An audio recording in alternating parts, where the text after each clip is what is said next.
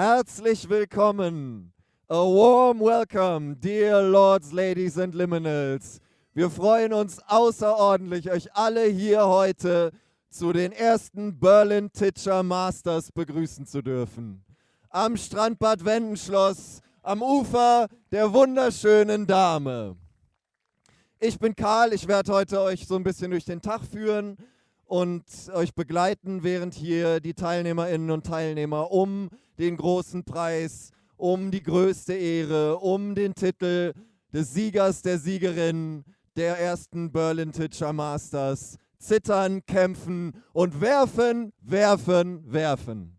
Bei mir ist Sebo, der wird euch jetzt noch ein paar Takte zu den Regeln erzählen, nach denen heute gespielt wird. Und dann geht es hoffentlich auch gleich los. Dankeschön, Karl. Also, liebe Leute, das ist die Arena, in der getitschert wird. Und wir sehen, da vorne ist der Abwurfpunkt, das Podest. Jeder Werfer hat in der Vorrunde 3 Steine und kann natürlich, also muss so weit wie möglich titschern.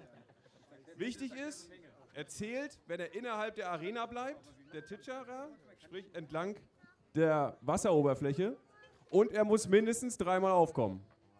Sonst ist er leider ungültig. So traurig ist das dann halt auch. Genau. Wer die Vorrunde übersteht, die ersten 40 kommen ins Viertelfinale. Davon die nächsten 20 dann, die besten 20 ins Halbfinale. Und davon die besten 10 ins Finale. Und die Besten, oder der Beste, die Beste, darf dann das Ticket nach Schottland lösen. Hier vorne gibt es auf jeden Fall noch einen Kinderstand für Kinderbespaßung, Steine bemalen und so weiter. Da vorne haben wir ein bisschen Merch stehen.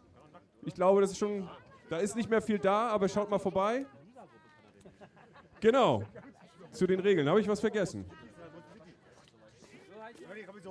Ah, Englisch auch nochmal, natürlich. We have 3 stones for the first round. We skipping after each other. And yes, you need 3 skips, and then it counts, and it's important to get as far as possible. So then you can get to the next final. Yes, you will see there's a little, it's a marked place where you can shoot from on this podest. And we will have 3 referees on this side. They will count how far the stone goes. And then we put it in the calculator, and you will have it also on the screen then later. Any questions? Thank you. Ich übergebe an Karl.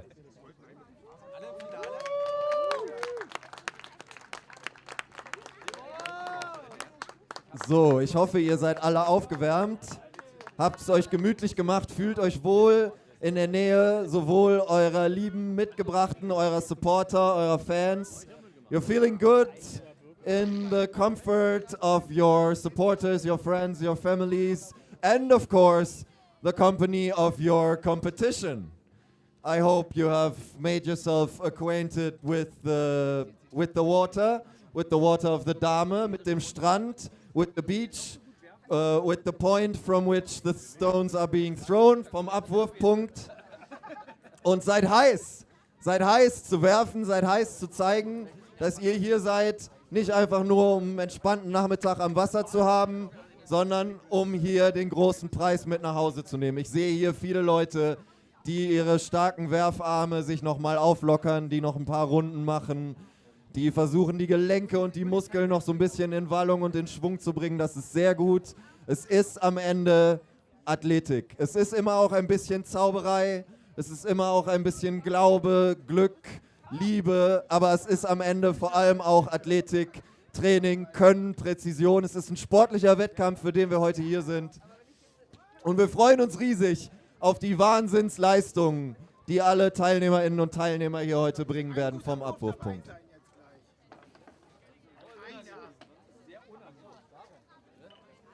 Hier links von mir, zu erkennen an den weißen Schirmen und den weißen Stühlen, befindet sich unser Player Village. In diesem Player Village können sich die TeilnehmerInnen aufhalten, während sie auf ihren Abwurf warten. Wir würden jetzt die ersten 10 TeilnehmerInnen aus der Liste bitten, sich schon einmal dort einzufinden, denn es geht in wenigen Augenblicken los. Die TeilnehmerInnen mit den Startnummern 1 bis 10 kommen bitte zum Player Village, um dann in Kürze bereit zu sein, vom Abwurfpunkt zu zeigen, dass sie hier sind, um in die Geschichte des Titchens einzugehen. Ab und zu gibt es hier natürlich auch ein bisschen Wellengang auf dem Wasser. Gerade hat auch der Wind einmal ein bisschen aufgefrischt. Ab und zu fahren Boote vorbei. Das sind alles Dinge, die WettkampftitscherInnen nicht beirren können, die einkalkuliert sind. Für alles haben unsere TeilnehmerInnen und Teilnehmer hier die richtigen Steine, die richtige Wurftechnik mitgebracht und sicherlich auch noch das ein oder andere Ass im Ärmel, um gerade unter besonderen Bedingungen zu zeigen, wie sie hier die WettbewerberInnen im Staub hinter sich lassen wollen. 3 Würfe gibt es in jeder Runde für jeden Teilnehmer, für jede Teilnehmerin. Und nur der weiteste dieser Würfe geht in die Wertung ein. Das heißt, wenn man einen Wurf einfach verhaut, wenn man einen Wurf aus athletischer Angabe einfach mal so ein bisschen läppischer zu werfen geneigt ist, das kann man alles machen, es ist alles kein Beinbruch. Es geht darum, dass einer dieser 3 Würfe die volle Distanz macht, so weit wie möglich fliegt und einem in die Möglichkeit bringt, in die nächste Runde einzuziehen. Die Vorrunde mit allen fast 80 TeilnehmerInnen, die jetzt hier sind, angemeldet sind, eingetragen sind, eingecheckt sind, wird in wenigen Augenblicken beginnen. Ich bitte nochmal alle mit den Startnummern 1 bis 10, die das vielleicht noch nicht gemacht haben, sich hier am Player Village neben dem Abwurfpunkt einzufinden und sich schon mal geistig, körperlich in den Tunnel zu begeben, an dessen Ende dann der Wurf auf sie wartet.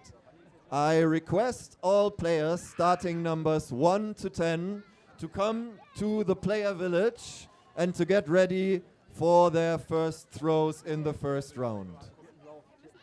All players starting numbers 1 to 10 to the Player Village next to the screen over there where the white umbrellas and the white chairs are to get ready for throwing. Das sieht aber schon ganz gut aus. That's looking very good. There's already a crowd of players assembled. Some even have their own jerseys. Some even have their own merch. A lot have their own fans and supporters here with them at the riverside of the River Dahme in the wonderful Berlin-Köpenick an diesem wunderschönen Herbsttag, an dem wir das ausgezeichnete Glück haben, alle zusammen einem historischen sportlichen Event beiwohnen zu dürfen. Den Berlin Titscher Masters, den ersten Berlin Titscher Masters.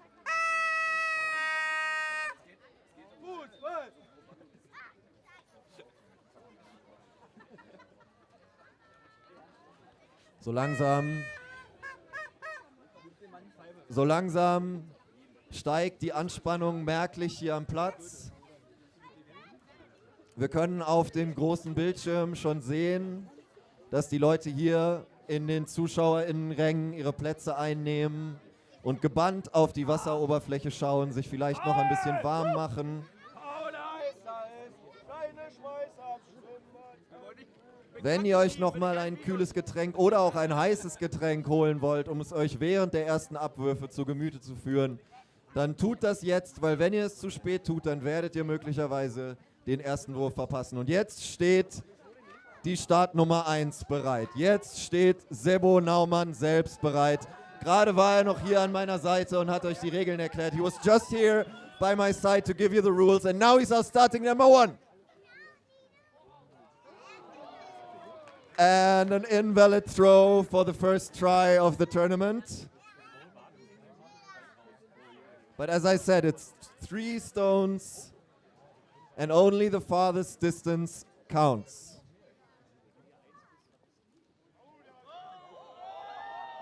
That was much better. I've seen that close to the 45 Meter line. Fast 45 Meter habe ich jetzt hier aus meiner laienhaften Beobachtungsperspektive sehen können. Kann er noch mal eins draufsetzen? Sebo Naumann, Nummer 3.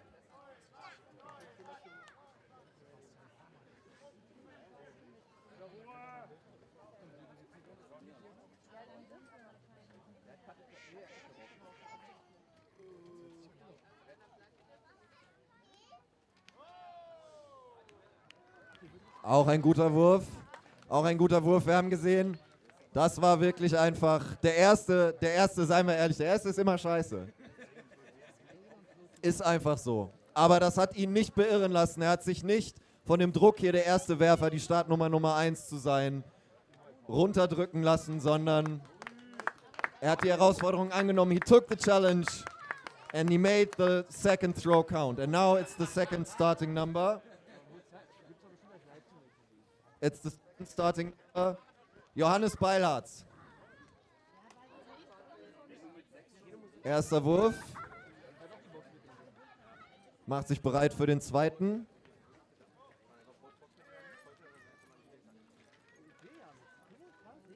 Das war nur ein Auftitscher. Johannes Beilharz, dritter und letzter Wurf.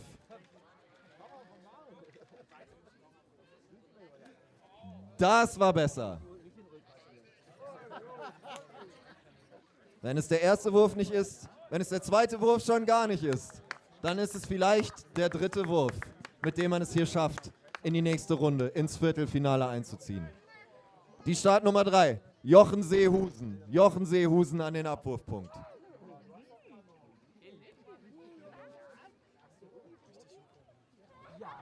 Seehusen macht sich bereit. Noch ein paar Hüpfer, um die Muskeln aufzulockern, um die Gelenke aufzulockern. Die Steine schon sicher in seiner Hand. Jetzt geht er in Position. Und wirft. Das war ein typischer erster Wurf, wie wir wahrscheinlich noch viele sehen werden. Aber das schadet nichts. Es kommt nicht auf diesen ersten Wurf an, es kommt auf den weitesten Wurf an. Seehusen zum zweiten.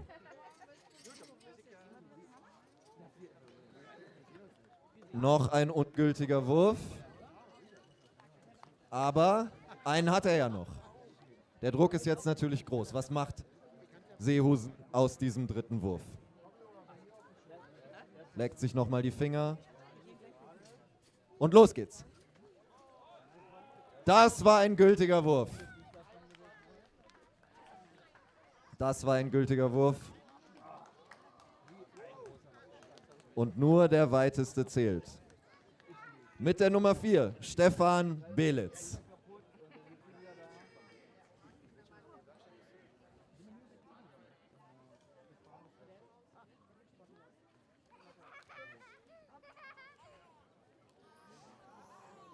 Gültig nach Anzahl der Titscher, aber nicht der weiteste Wurf. Was wird er aus seinem zweiten Wurf machen?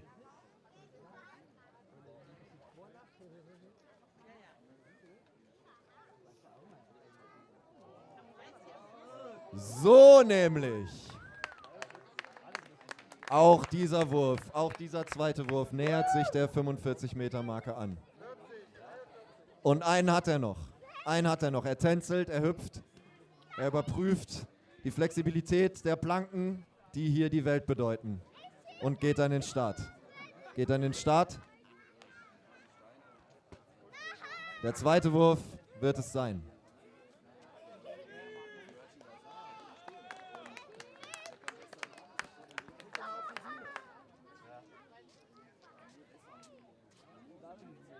Jetzt mit der Nummer 5, Christoph Schulz. Die Nummer 5, Christoph Schulz. Nicht lang fackeln, einfach rein. Da kann man auch mal einen versägen, das ist überhaupt kein Problem. 2 hat er noch. Schulz zum zweiten.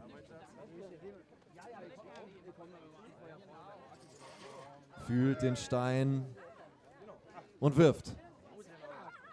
Das ist ein Wurf, der in die Wertung eingehen wird. Kann er sich jetzt für den dritten noch einmal steigern? Dritter und letzter Wurf, Schulz. Was werden wir sehen? Auch ein gewerteter Wurf, ob er weiter war oder kürzer als der zweite. Das wird uns die Jury gleich mitteilen. Das wird gleich auf den Anzeigen hier auch zu sehen sein.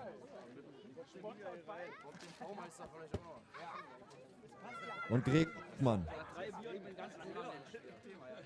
überlegt noch ein bisschen, schüttelt sich noch ein bisschen den Arm aus. Soll es dieser Stein sein? Soll es ein anderer sein? Er bleibt bei diesem Stein. Hoffmann zum ersten. Ein gültiger Wurf. Aber da möchte er wahrscheinlich jetzt im weiteren Verlauf noch ein bisschen mehr rausholen. Hoffmann zum zweiten.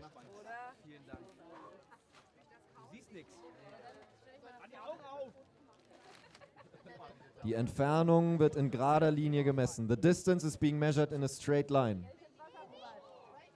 Und ich weiß nicht, ob das ein gültiger Wurf gewesen ist. Einen Titscher habe ich mindestens gesehen, ob es auch ein zweiter und vielleicht sogar ein dritter war. Ungültig. Ungültig. Und jetzt die Startnummer 7. Die Startnummer 7, Alex Lewis. Our starting number 7.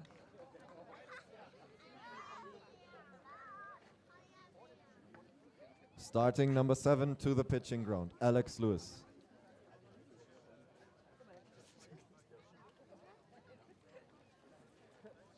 Wir haben jetzt die ersten 6 Werfer gesehen. Es ist natürlich ein harter Wettbewerb. Es ist ein steiniger Wettbewerb. Aber die schenken sich hier wirklich nichts.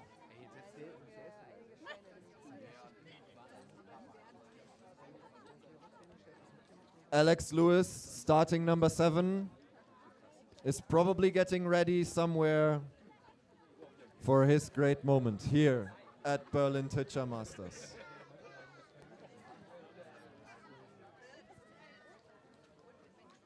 And once he's here, he'll show us what it means.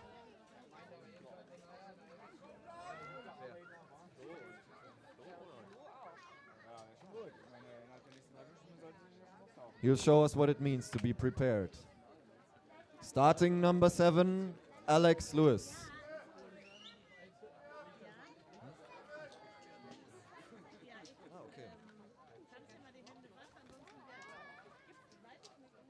Also, um den straff getakteten Zeitplan einzuhalten, wirft jetzt die Nummer 8, John Gall.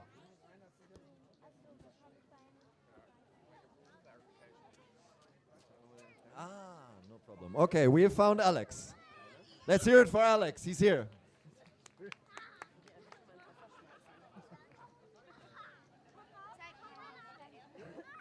But first,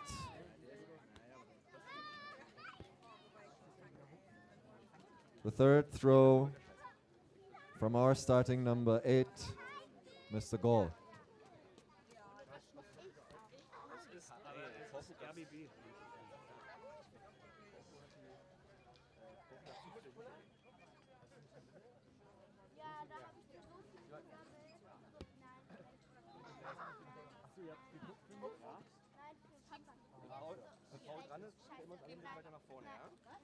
So, wenn wir in der Reihe, nachdem wir kurz warten mussten, so weitergemacht haben wie geplant, ist das jetzt Start Nummer 9. Alex Komides mit seinem ersten Wurf gewesen. Nein, wir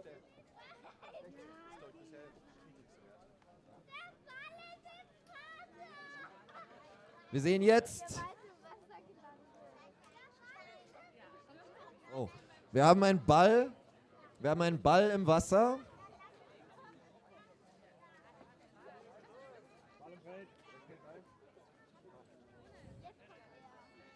Ein schnuckeliger kleiner Plastikball, der seinen Weg hier vom weichen Strand den ganzen Weg auf das kalte Wasser der Dame gemacht hat. Aber das ist kein Problem für Alex Lewis. Er wirft. Und was für ein Wurf. Was für ein Wurf, meine Damen und Herren. Erster Versuch. Und ich glaube, ohne mich zu weit aus dem Fenster oder über das Wasser lehnen zu müssen, sagen zu können, das war der weiteste Wurf, den wir heute gesehen haben. Aber 2 hat er noch. Kann er sich noch einmal verbessern? Can he improve on this already amazing performance?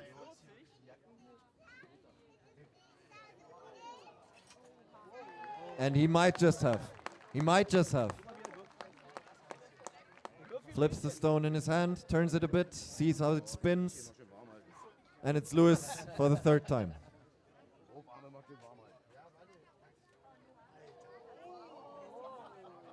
That was spectacular.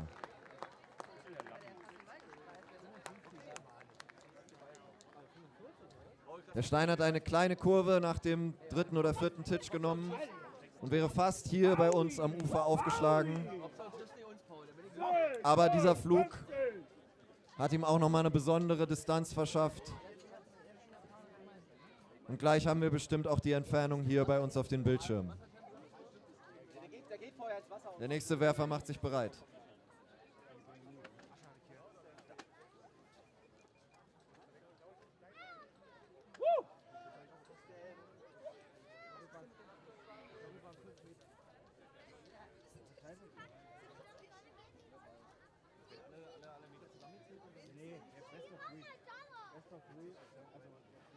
Und der zweite Wurf. Und da macht ihm doch wirklich unser ausgeblichenes Plastikbällchen einen Strich durch die Rechnung. Das ist natürlich bitter. Das ist natürlich eine unvorhergesehene Schwierigkeit der Strecke hier. Aber auch darum geht es im Wettbewerb, mit solchen unvorhergesehenen Schwierigkeiten umgehen zu können, improvisieren zu können, die richtigen Lösungen unter Druck und in kurzer Zeit finden zu können. Vielleicht hat er das schon und will 2 Tickets haben für seine Freunde.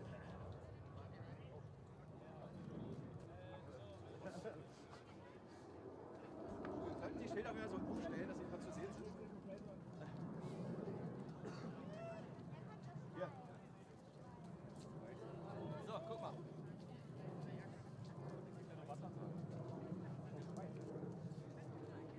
Wohl, oder? Gut gemacht.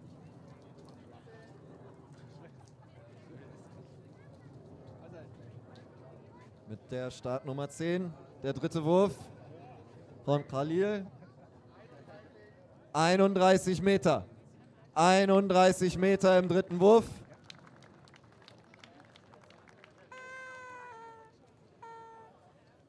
Und jetzt die Startnummer 11. Die Startnummer 11, Lukas Montag. Die ersten 10 haben wir gesehen. Und schon jetzt ist es ein spannendes, ist es ein ereignisreiches, ist es ein Turnier voller unvorhergesehener und großartiger Würfe. Ein Ball, der sich plötzlich im Wasser ein neues Zuhause sucht. Würfe, die plötzlich von der Bahn abkommen, aber auch Würfe, die alle Erwartungen der ZuschauerInnen hier übertreffen und die zeigen, was auf dem Wasser der Dame heute möglich ist bei den ersten Berlin Teacher Masters.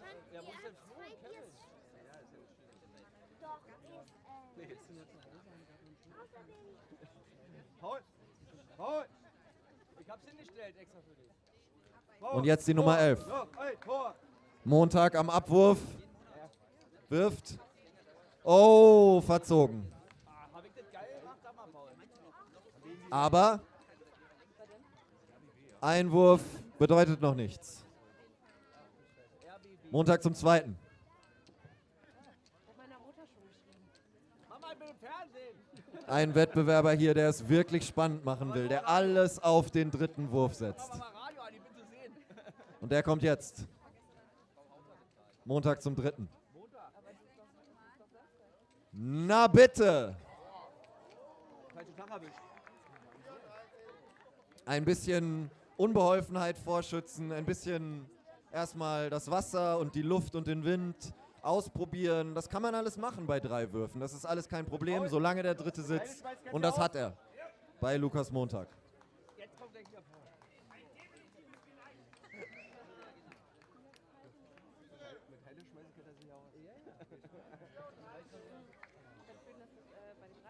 Die Nummer 12, Anas Nasa. Nasa zum ersten. Das hätte ich beim Interview sagen sollen. Ja, ich weiß nicht, hast du die A-Teile, da wird auch ein paar Steine drin sein. Uff, dass hier der Stein ins Auge schießt. Ja klar, der ist trocken. Steine fliegen tief. Sehr schön, sehr gerade.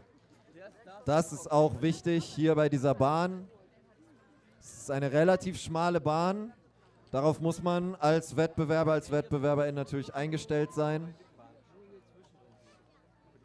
Der dritte Wurf leider mit zu wenigen Titschern, aber der zweite sehr schön, sehr gerade.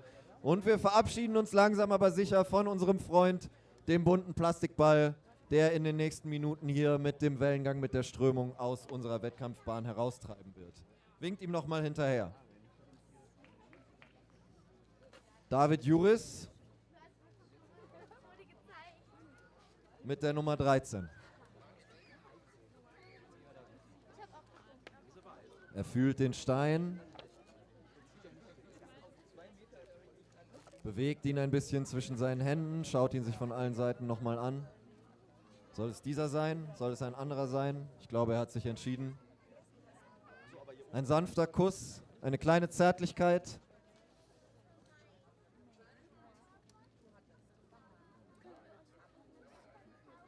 Zärtlichkeit gegenüber dem Stein und Härte gegenüber der Competition.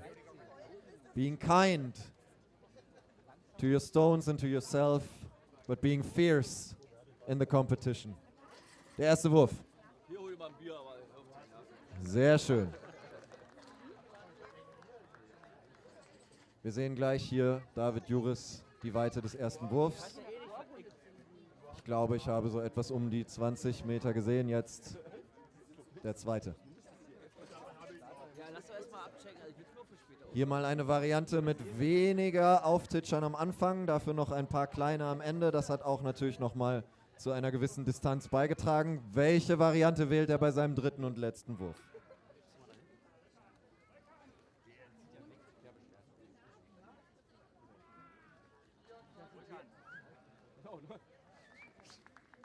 Ach, ist gar nicht Frisbee.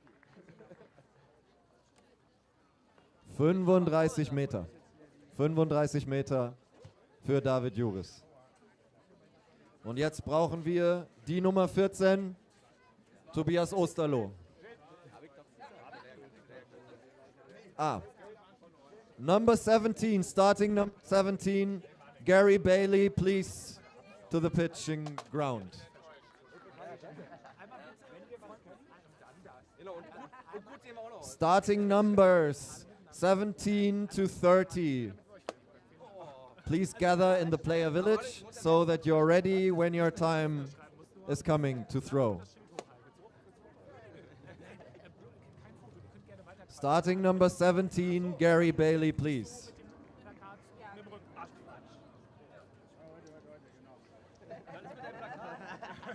Bernacke. Also nicht mit dem Rücken. Das ist mein Bier. Dein Schild. Das ist mein Schild.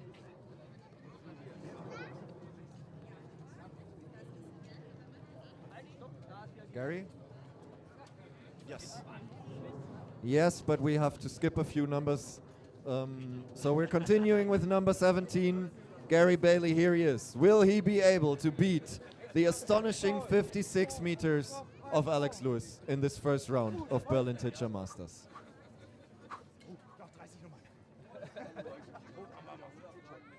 All players from number 17 to number 30, please gather in the player village. And now Ist der nervös? Gary Bailey gets ready. Picks out his stone and moves into position. Paul, schalt den Receiver auf Aufnahme. Takes a few steps and go. And what a throw! What a throw! It's still going! And now it's down. Phenomenal.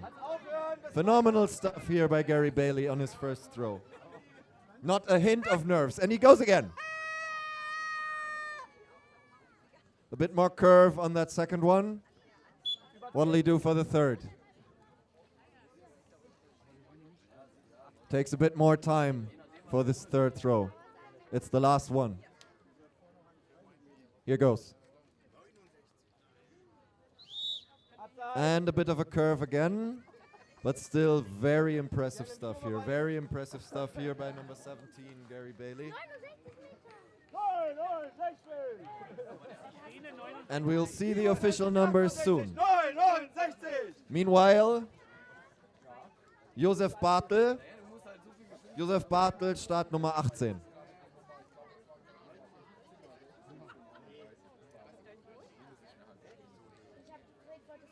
Bartel macht sich bereit. Und jetzt wollen wir doch mal sehen, wo er den Most holt. Der ist später hier für die Presse. Bei diesem ersten Wurf noch nicht. Aber 2 hat er. 2 hat er. Macht sich bereit. Bespricht sich noch einmal mit dem Referee, dass hier auch alles ordentlich ist. Und dieser Wurf zählt. Dieser Wurf zählt. Kann er sich im dritten noch einmal verbessern.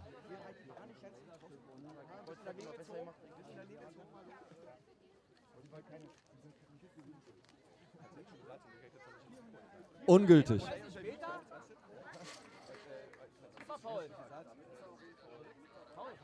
Nummer 19, Kevin Niklas.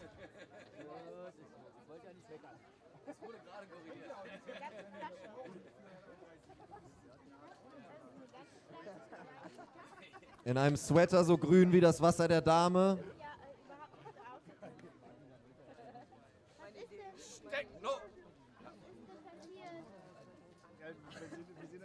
Der erste Wurf, auch hier keine Spur von Nerven, not a hint of nerves. He goes right into action. Another. Oh, das ließ sich sehr spektakulär an und verkürzte dann nach den ersten 2 Titschern. Was kann er aus seinem dritten Wurf machen? Schüttelt sich noch einmal den Arm aus. Beim dritten Wurf hat man immerhin nicht mehr die Entscheidung, welchen Stein man nimmt, denn es gibt nur noch einen, nur noch den letzten.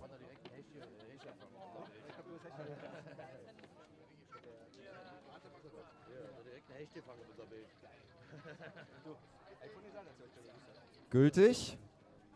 Und die offiziellen Zahlen werden wir gleich haben. Als nächstes Kevin Waltham. 35 Meter hatten wir hier bei Kevin Niklas. 35 Meter. Und dann warten wir auf die Startnummer 20, Kevin Waltham. Kevin Waltham.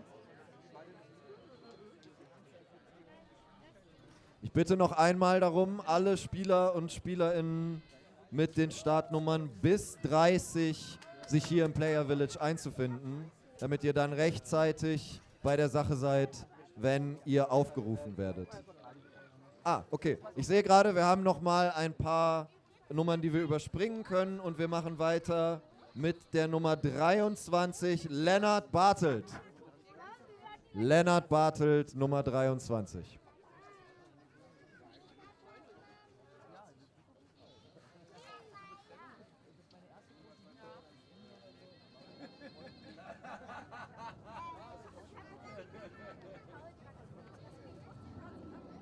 Bartelt macht sich bereit, hat sich für einen Stein entschieden und wirft. Der erste Wurf leider ungültig, aber 2 hat er ja noch.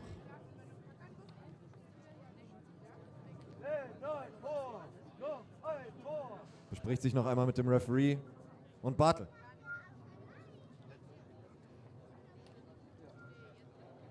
Noch ein ungültiger Wurf, aber es kommt ja nur auf den weitesten Wurf an. Das waren 3 Titscher, das war ein gültiger Wurf. Ein gültiger Wurf von Bartel. Und ob es da eine Familienverwandtschaft gibt, weiß ich nicht, aber ein weiterer Bartel, der hier mit der 24 an den Start gilt, Marcel.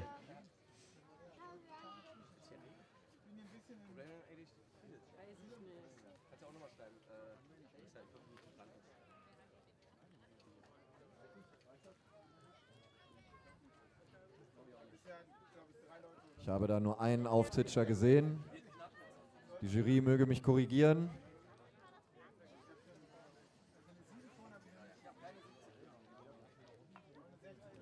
Da ist vielleicht ein zweiter gewesen, vielleicht war es aber auch nur aufspritzendes Wasser. Aber einen hat er noch. Das ist ein gültiger Wurf. Jawohl.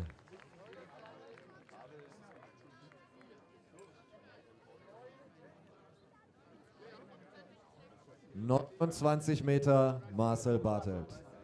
Und jetzt mit der Startnummer 25 Sebastian Berthold. Noah, hast du das doch noch geschafft. Besser ist es. Sebastian Berthold, Startnummer 25, macht sich bereit. Und geht gleich zur Sache. Das war schon mal ein gültiger Wurf zu Beginn. Aber kann er diese Wurfweite noch verbessern? Kann er in seinem zweiten oder dritten Wurf noch mehr rausholen hier? Der zweite fällt etwas kürzer aus als der erste. Er dreht den Stein noch ein paar Mal zwischen seinen Fingern, fühlt ihn, erforscht ihn und macht sich bereit. Schaut sich noch einmal den Wellengang an, die Kampfbahn hinunter. Das Wasser scheint hier vorne ein bisschen in langsameren, größeren, dort hinten etwas in kleineren, schnelleren Bewegungen zu sein. Das muss man alles faktorisieren, das muss man alles einkalkulieren, wenn es hier ums Gewinnen geht. 33 Meter. 33 Meter Sebastian Berthold. Und jetzt mit der Startnummer 26 Manuel Graupner. Manuel Graupner mit der Startnummer 26. Und da ist er auch schon. Was zeigt er uns? Was hat er uns mitgebracht?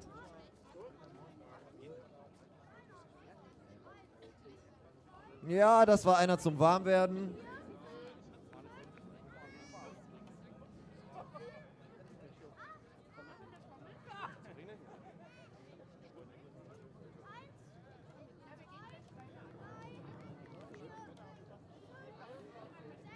Schon ein wenig weiter als der erste. Wenn er sich so weiter steigert, dann kommt er vielleicht hier noch in den zählbaren Bereich mit seinem dritten Wurf. Graupner zum letzten.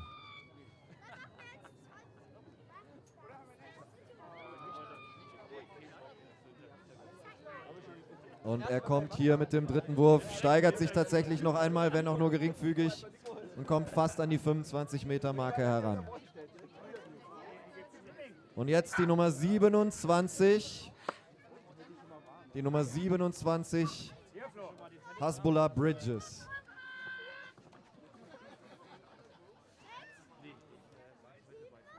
Number 27. Here goes. Krankmeldung, ja? It's valid, Ich bin hier mit but it's not that far. 13 Ich meters. bin hier mit dem gelben Darfschein.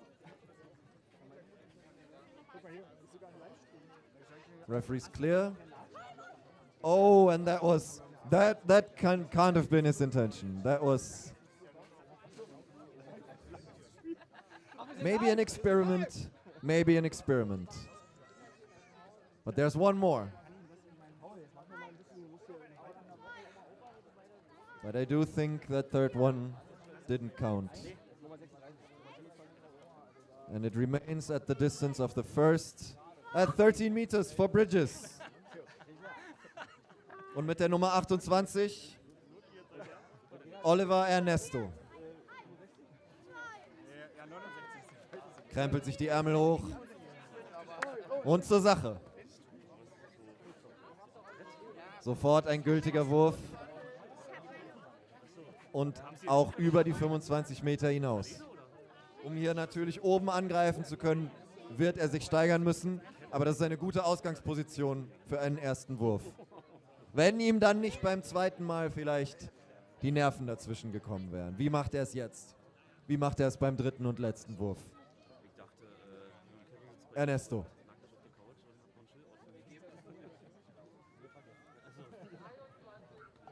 Und der erste Wurf bleibt der weiteste. Das ist etwas, das wir hier bei den ersten Berlin Teacher Masters bisher noch selten gesehen haben. Aber jeder Werfer, jeder Stein und jeder Wurf sind anders. No stone, no thrower, and no toss is like the other.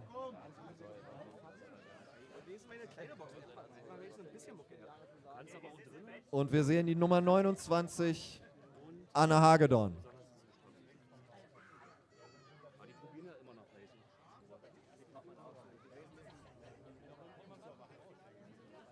Hagedorn macht sich bereit. Und los geht's. Schon mal ein gültiger Wurf zu Beginn. 15 Meter. Und sich noch einmal übertroffen hier. Das war nah an der 20. Oh, okay, es gab einen Fehler im Ablauf. Dieser Wurf war noch nicht freigegeben. Ich weiß nicht, ob Hagedorn dadurch jetzt einen Wurf verliert oder einen vierten Stein bekommt. Sie hat nochmal 2. Sie hat nochmal 2. Also, vergesst, was ihr gerade gesehen habt. Es ist nie geschehen. Hagedorn zum zweiten. Und sie nutzt ihre Chance. Sie nutzt ihre Chance.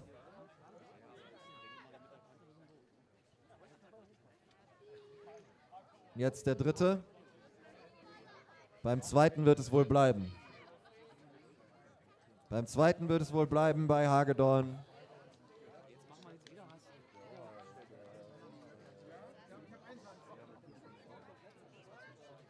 Und wir sehen die Nummer 31, Lars Kellinger. Ich bitte jetzt alle Werferinnen und Werfer mit den Nummern bis zu 40 sich im Player Camp einzufinden. Alle Spielerinnen und Spieler mit den Nummern bis zu 40 bitte. Kellinger dehnt sich noch ein bisschen, schüttelt sich aus. Ganz in Lachsfarben, als wäre er selbst ein Wesen des Wassers, das hier unter den Fluten großgezogen wurde.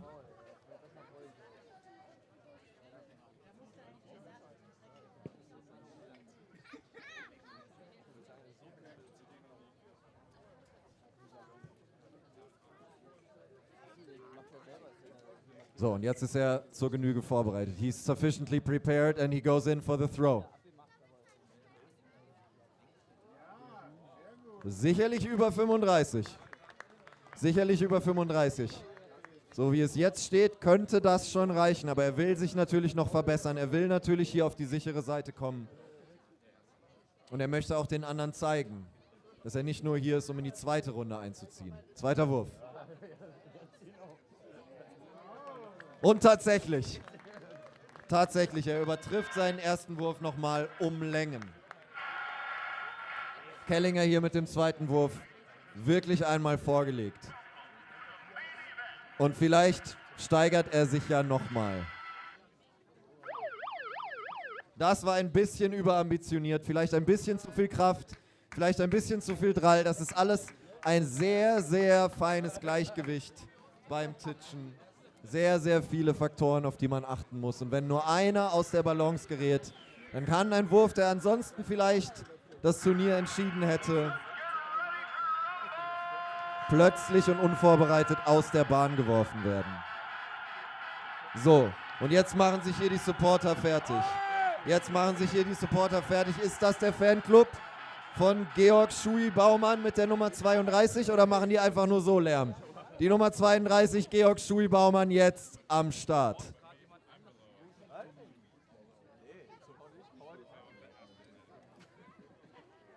Und Nummer 1. Mehrmal so ein Wurf zum Kennenlernen. Was macht er aus dem zweiten?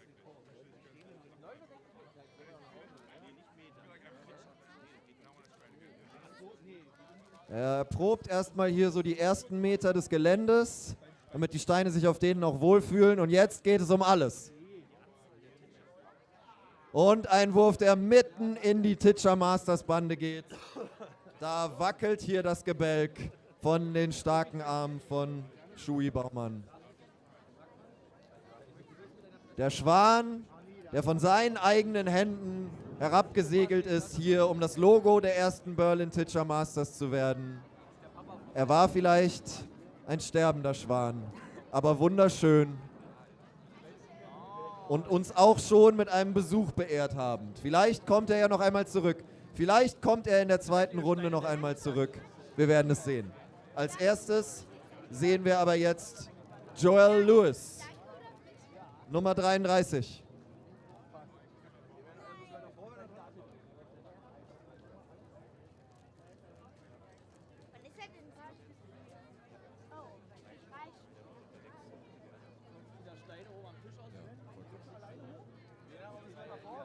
Lewis again. That's more like it, Mr. Lewis. That was well past 40. But there's one more for Joel Lewis.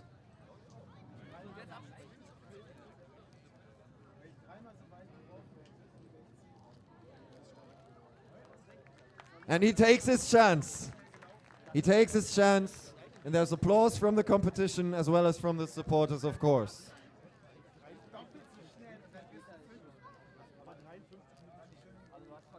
...40 Meter.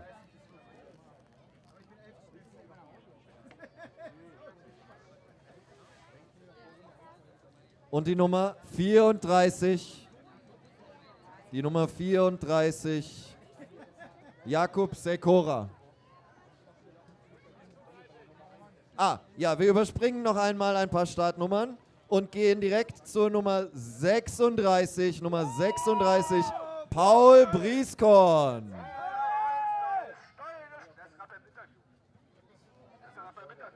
Ja, dann muss er das Interview abbrechen. Der Wettkampf geht hier über alles. Eitelkeiten, Selbstdarstellung, dafür gibt es keinen Platz, wenn es um alles geht, wenn es um die Trophäe geht. Hier wird jetzt Pyro gezündet von den Anhängern.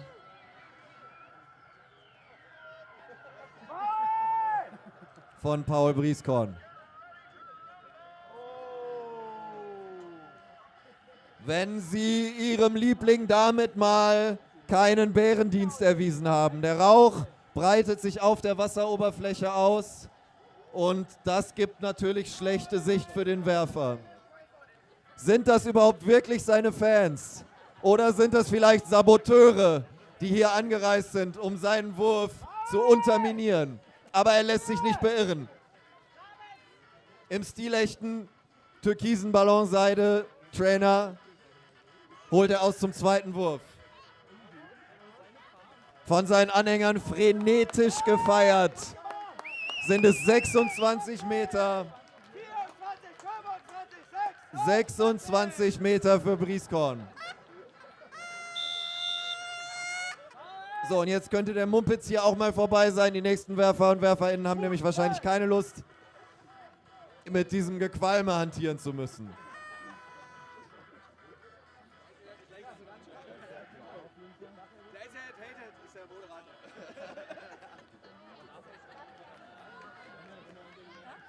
Die Nummer 37. Die Nummer 37. Und das ist Finn Schirba mit der Nummer 37. Da gibt es Applaus, da gibt es Applaus. Ein gültiger Wurf. Ich habe den knapp unter 25 Metern gesehen. Der Rauch hat sich inzwischen fast verzogen. Es ist eine athletische Disziplin. Man braucht klare und saubere Atemluft, wie wir sie hier am Ufer der Dame natürlich haben. Und deswegen freut es uns, dass der Rauch sich jetzt, wo unsere Startnummer 37 Finn Schirba sich zum zweiten Wurf bereit macht, verzogen hat. Mit ein wenig mehr Wellengang hat die Startnummer 37 hier umzugehen. Aber das sind alles Dinge, auf die ein Wettkämpfer, eine Wettkämpferin vorbereitet sind. Und zum dritten. Sehr schön. Dem dritten Wurf wächst er nochmal über sich hinaus und kommt über die 25 Meter. Die 38, Hannes Winkler. Hannes Winkler an den Start, bitte mit der Nummer 38. Er wäscht nochmal seine Hände, er wäscht nochmal seine Steine. Die Hände in Unschuld. Und wer frei von Steinen ist, der werfe die erste Sünde. Winkler zum ersten.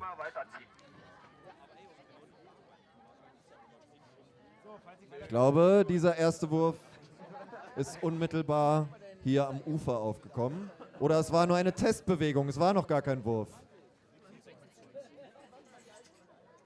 Aber wenn wir es positiv sehen wollen, geben wir heute nicht so viel Geld aus. Aber ich will auch nicht mit so einem Loser befreundet sein. Vor allem international. Wir können aber jetzt noch Martin Genau. Martin heißt, ne? Machen wir von dir noch ein Foto? Kann man da von dir Da gibt es nochmal eine kleine Besprechung mit dem Referee. Der Referee kriegt noch etwas durchgefunkt. Und jetzt aber. Winkler in Position. Wir haben 9, wir haben 9. Ja, Martin! Komm mal, Führung mit! Knapp unter 20 versunken. Ob da ein dritter Titscher war, das habe ich nicht genau gesehen. Aber unsere Jury hat sicherlich 2 und mehr Augen auf dem Geschehen. Und Winkler again. Ein weiter Wurf, aber ich glaube kein gültiger Wurf. Jetzt gibt es nochmal eine kleine Besprechung mit dem Referee. 19 Meter ist der stehende Wert für Winkler mit der Nummer 38.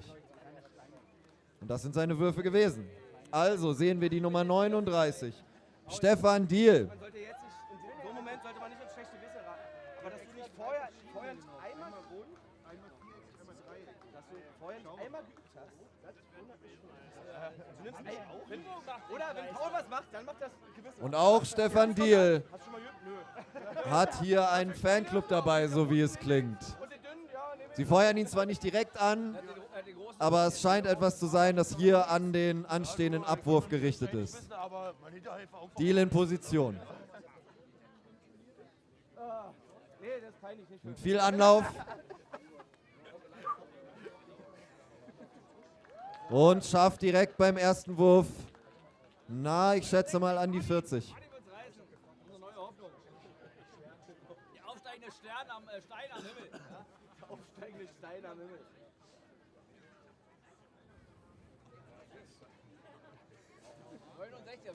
Da hat er sich ein bisschen zu viel vorgenommen. Das war vielleicht ein bisschen zu steil im Auftouchwinkel. Aber einen hat er noch. Einen hat er noch. Diehl zum letzten.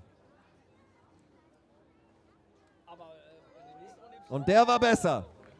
Der war besser. Ob er so gut oder besser war als der erste, das wird uns die Jury in wenigen Augenblicken mitteilen. Aber wir gehen erst einmal weiter zur Startnummer 39.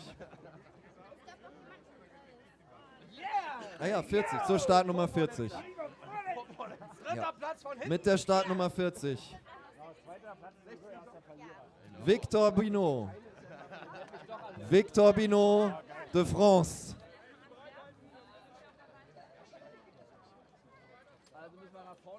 Victor Binot from France with his first throw, testing the waters. Schönen guten Tag, ich bin der Neue. Accompanied by the flight of a magnificent waterfowl. He goes in.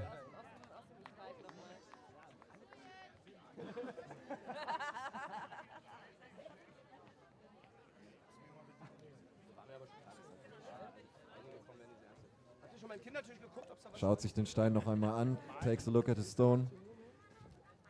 Vielleicht macht ihr Paul nette 26. Binot zum zweiten. Das war kein gültiger Wurf.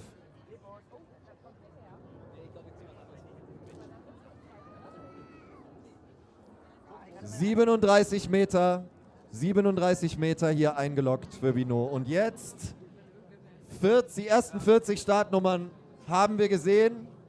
Es wird Zeit für eine kleine Schalte auf die Live-Tabelle. Wie sieht es denn aus nach dieser ersten Hälfte unserer Wettbewerberinnen und Wettbewerber? Wer hat denn bisher hier die Nase vorn bzw. den Stein? Nummer 19. Jetzt kann man ruhig mal klatschen.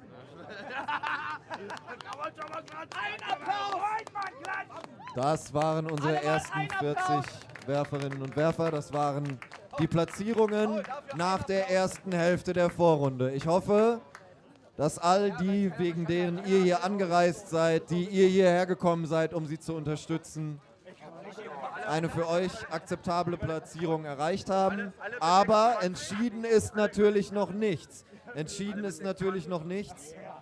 Denn wer wirklich in die nächste Runde einzieht, wer wirklich den Sprung aus der Vorrunde in das heiß umkämpfte Viertelfinale schafft, das entscheidet sich erst, wenn alle geworfen haben. Und auch die, die jetzt ganz vorne sind, können sich am Ende noch zu weit hinten wiederfinden. Unwahrscheinlich mag es scheinen, denn mit spektakulären 69 Metern thront Gary Bailey an der Spitze, scheinbar uneinholbar. Aber viele sind hier, die genau das versuchen werden.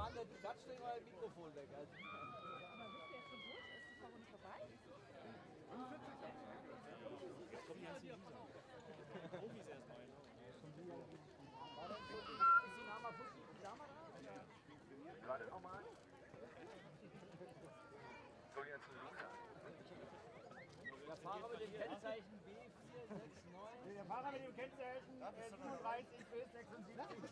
Startnummer. Codename hässlich. So, wir werden natürlich, bevor es hier gegen Ende der Vorrunde ernst wird, noch einmal einen Blick auf die Tabelle werfen. Aber jetzt geht es unmittelbar weiter mit der Startnummer 41. Und die Startnummern 41 bis 50 sollten sich auch schon einmal im Player Village bereithalten, sofern sie das noch nicht tun. Die Startnummer 41, Nico Spruck, bitte an den Abwurfpunkt. Nico Spruck, wie hat er diese kleine Pause genutzt? Hat er sich von den Werten auf der Live-Tabelle einschüchtern lassen oder ermutigen lassen? Wir sehen es jetzt, erster Wurf.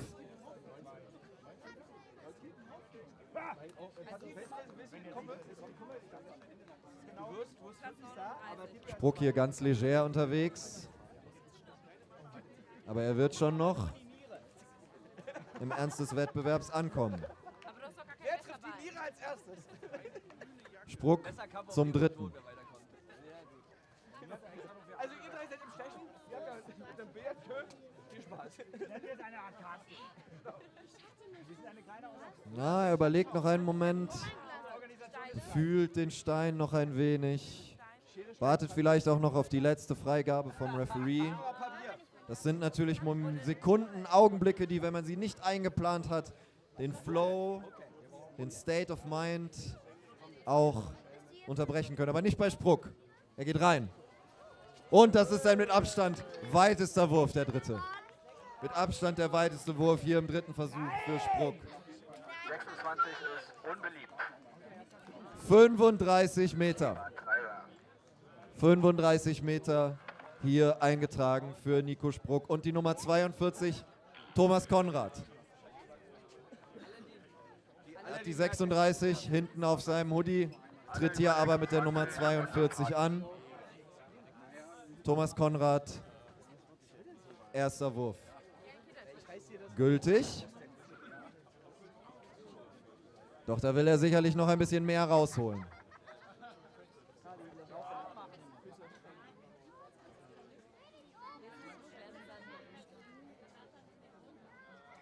Konrad zum dritten. Und auch Konrad macht wie Spruck vor ihm seinen weitesten Wurf mit dem dritten Stein. Manchmal braucht es einfach einen Stein oder zwei, um sich an Wind, Wasser, Temperatur und natürlich auch den enormen Druck, der hier bei den ersten Berlin Teacher Masters von der Möglichkeit, alles zu gewinnen und auch von der großen angereisten Zuschauerzahl ausgeht.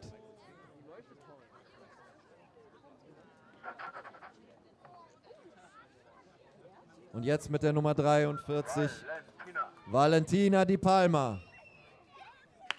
Der erste Stein eher ein Experiment. Doch das will alles wohl erprobt sein hier.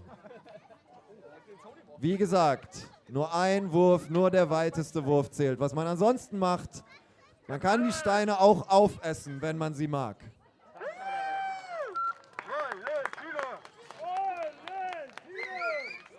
Und auch die Palma hat hier einen veritablen Fanblock mitgebracht. Ich frage mich, ob diese Fans vielleicht bei so vielen Teilnehmern und TeilnehmerInnen, für die sie cheeren, einfach käuflich sind. Vielleicht kann man denen ja einfach eine Bratwurst holen oder einen Kaffee und dann feuern die dich an. Vielleicht als Tipp für die, die noch kommen und sich freuen würden, auch ein wenig angefeuert zu werden. Aber zuerst sehen wir jetzt Starting Number 44, Emily Bailey.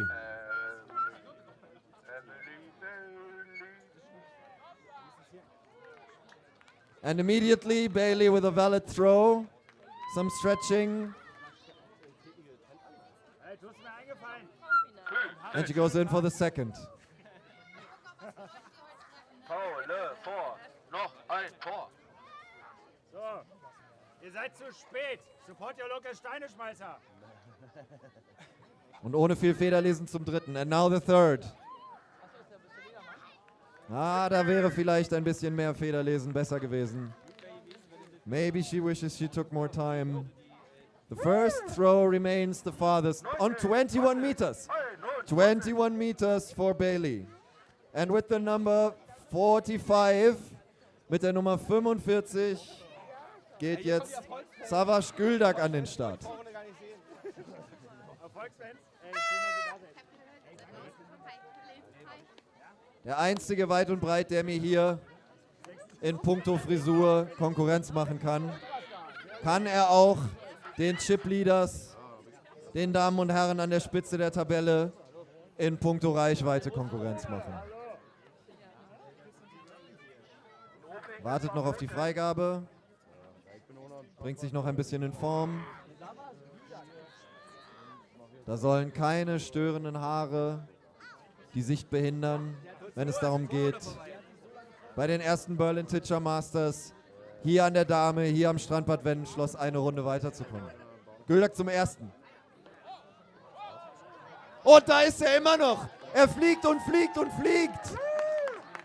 Der zweite Hüpfer war so weit, dass ich ihn schon aus den Augen verloren hatte, meine Damen und Herren. Was für ein Wurf.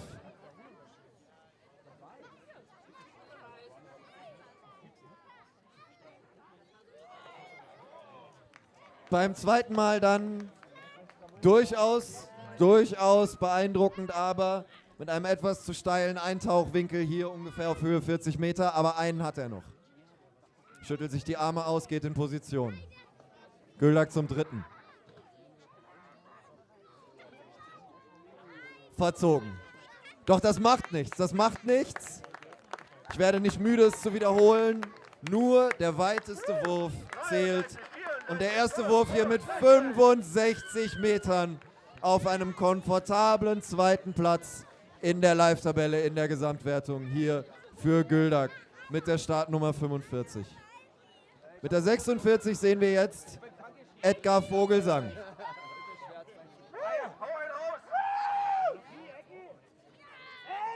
Und der erste Wurf sofort gültig und sofort über die 20. Vogelsang lässt hier gar nichts anbrennen. Da wird nicht lange überlegt, nicht lang gedehnt, nicht lang ausgeschüttelt, wartet nur noch auf die Freigabe und wirft.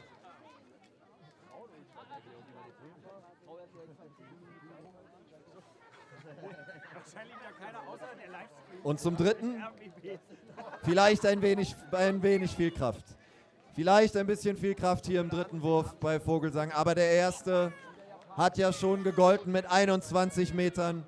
Bringt ihn das in eine gute Ausgangsposition. Und jetzt die 47, Arjun Niranjan. Niranjan mit der 47 zum ersten. Kein gültiger Wurf im ersten Versuch.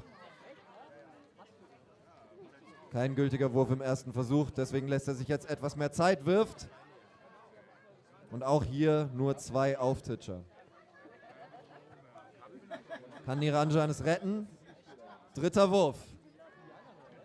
Ich glaube, das waren 3 Titscher. Also doch etwas Zählbares hier zu vermerken für Niranjan im dritten Wurf. Und wir sehen die Nummer 48, Samuel Simons.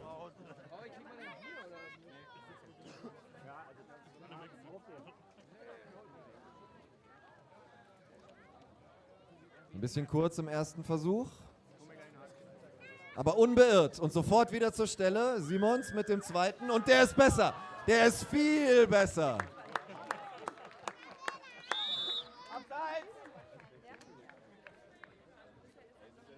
Jetzt hat er natürlich Blut geleckt. Aber kann seine Wertung aus dem zweiten Wurf hier im dritten nicht noch einmal steigern.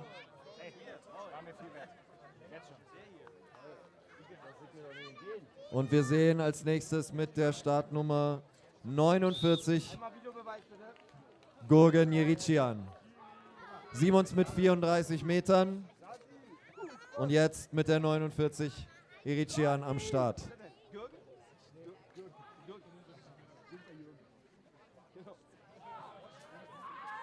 Der geht immer noch. Der geht nah an die 40 oder zumindest über die 35. Zum zweiten. Da fühlt man sich nach einem so gelungenen ersten Wurf vielleicht auch manchmal ein bisschen zu sicher. Aber jetzt sollte er aufgewacht sein. Yerichian zum dritten. Es bleibt bei seinem sehr guten ersten Wurf. Die genaue Entfernung werden wir gleich eingeblendet bekommen. 35 Meter hier für Yerichian mit der Startnummer 49. Und jetzt die 50, Flo Richter. Richter mit der Nummer 50 macht sich bereit.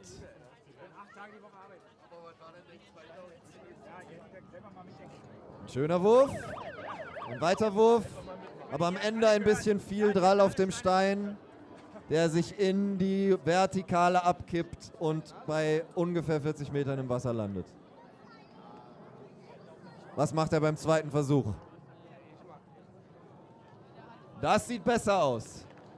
Das sieht besser aus bei Richter im zweiten Versuch. Steigert er sich noch einmal. Richter zum dritten.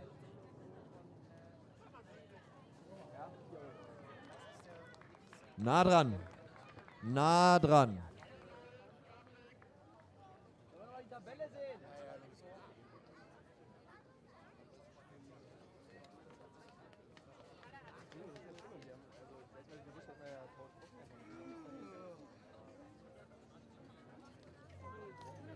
Und jetzt die Nummer 51. Die Nummer 51, Ben Dyson. Starting number 51, Ben Dyson to the throwing point. Small chat with the referee. And Dyson is ready for his turn. Has his stones with him already. Gets the signal. Gets ready. Throws.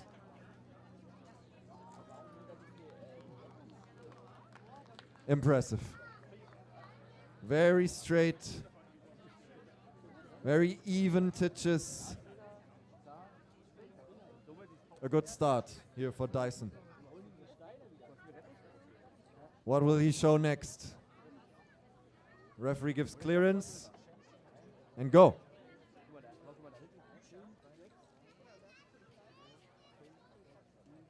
Not the same kind of verve, not the same kind of distance on the second throw for Dyson. What will he make of the third?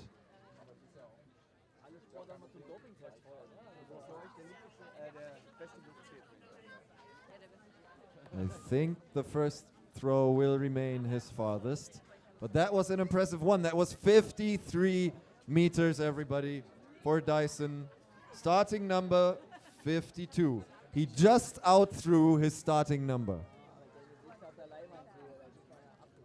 And now, very proud to present with the starting number 52, the man himself who brought us the wonderful bags that you can use to collect your stones in, with his signature movement, Susumu Kataoka. Gesundheit. Unter 25. And he goes again. Ah, auch 26, wieder Meister. Improving his first throw by, I'd say, at least 10 meters. Can he improve like that again? If he does, he'll have this one in the bag. But that was too high. He had some bad luck here with the waves from the big 37, 38, 39, 30. transporter ships that came on just in this moment. But 39 for Kataoka. It's a very good start here in the first round. And we'll have number 53 next, Bridget McNay. McNay to throw.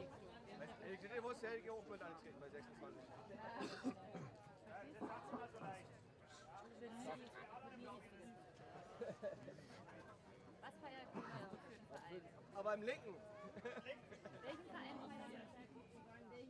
Guck mal, ist eine Frau. And one last stone. Will she be able to decide it all? Here goes McNay. And that's a valid throw.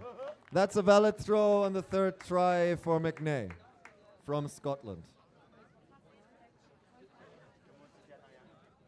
Als nächstes die Nummer 54, Uwe Dick.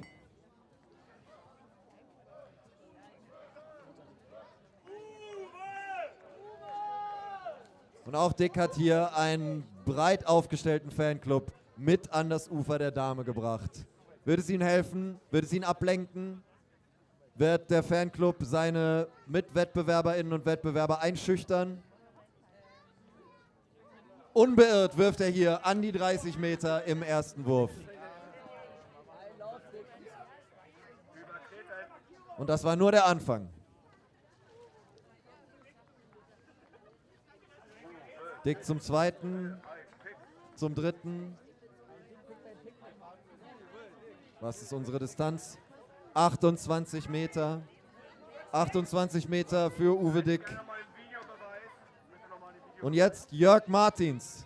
Jörg Martins mit der Startnummer 55.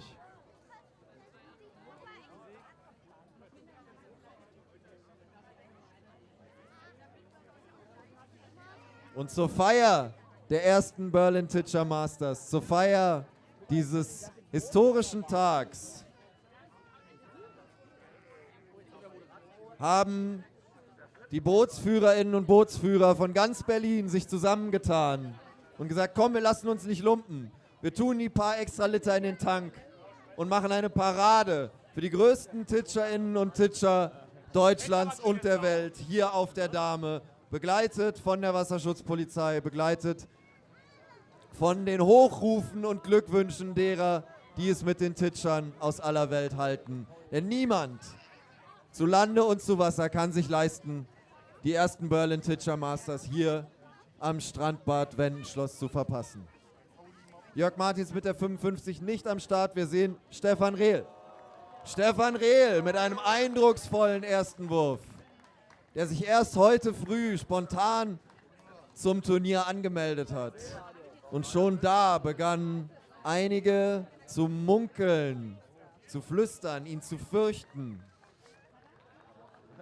Kann er diese Furcht jetzt Wahrheit werden lassen? Was ist die letzte Zahl? 39 Meter. 39 Meter für Rehl mit der Startnummer 56. Und die 57, Michael Schulte. Die 58, ich korrigiere. Die 58, Fabian Fehlberg.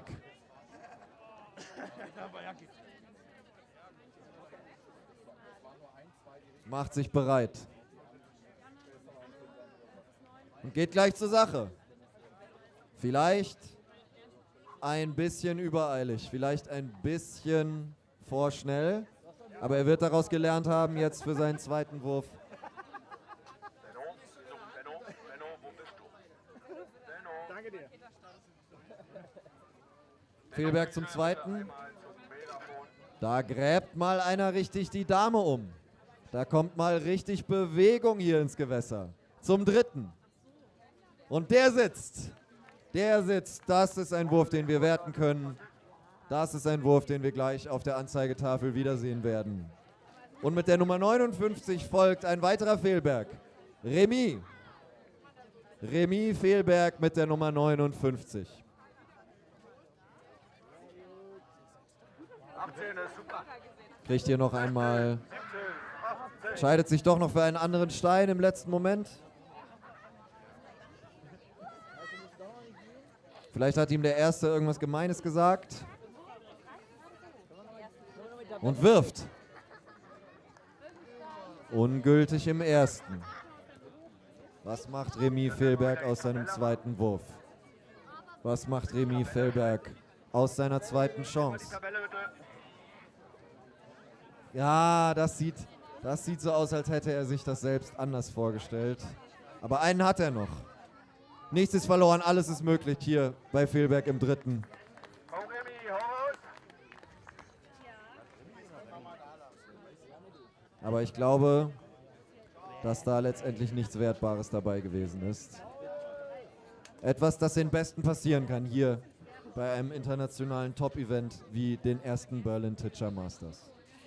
Und wir sehen Martin Petlev mit der Nummer 60 als nächstes am Abwurfpunkt.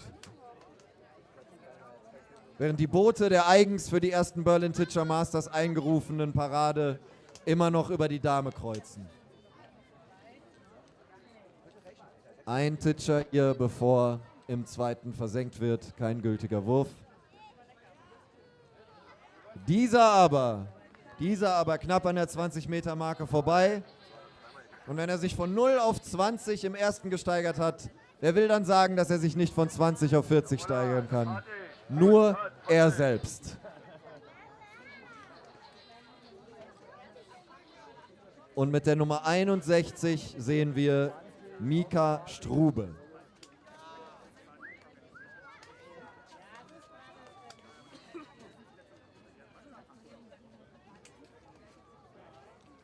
Strube macht sich bereit. Wird er die Kapuze aufsetzen oder nicht? Entscheidet sich für einen freien Kopf. 67, 68, 69. Aber muss hier noch einmal ein bisschen das Wasser erproben und erforschen. Weiter geht's.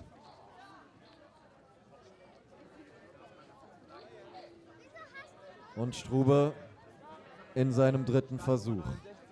Der dritte und letzte.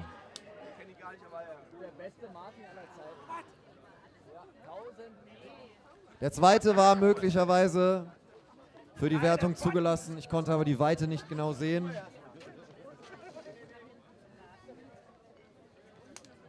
Wenn wir gleich eine Anzeige kriegen. Aber erstmal bereiten wir uns jetzt vor auf Gustav Mühle.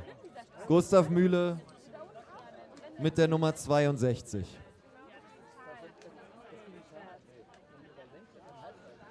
Mühle hat schon einmal geworfen. Zum zweiten. Da ist jetzt hier durch diese Bootsparade, die extra für uns, für die ersten Berlin Teacher Masters hier von dem Verband der berlinischen Bootsfahrerinnen und Bootsfahrer gesponsert wurde, die natürlich alle bei diesem Event dabei sein wollen, echt ein bisschen Bewegung ins Wasser gekommen.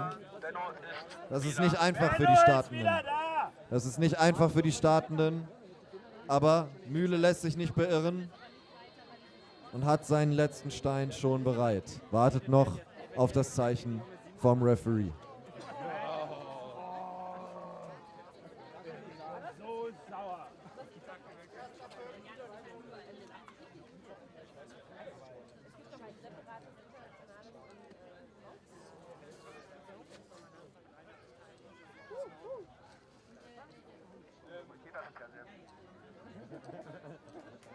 Worauf aber wartet der Referee? Gibt es eine Kommunikation zwischen den Anleitern und Anleiterinnen der Bootsparade und hier unserer Entschuldigen Sie. Und hier unserer Turnierorga?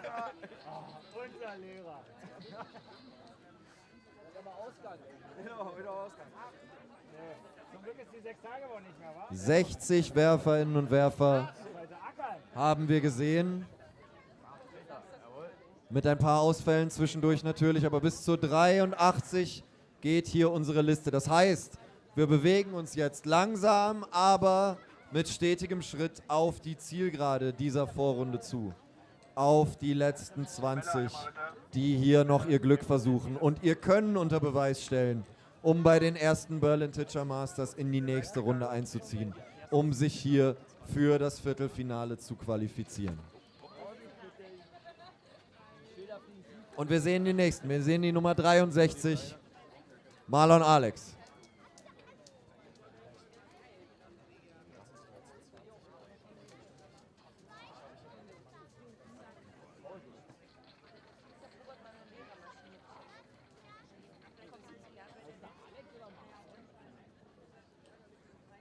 Nimmt sich seinen zweiten Stein, hat sich ein wenig Zeit gelassen bei der Auswahl. Jetzt ist er bereit, wirft. Einmal aufgetitscht. Einmal aufgetitscht hier bei Alex im zweiten. Wir wissen leider alle, was das heißt. Aber ein Versuch bleibt ihm.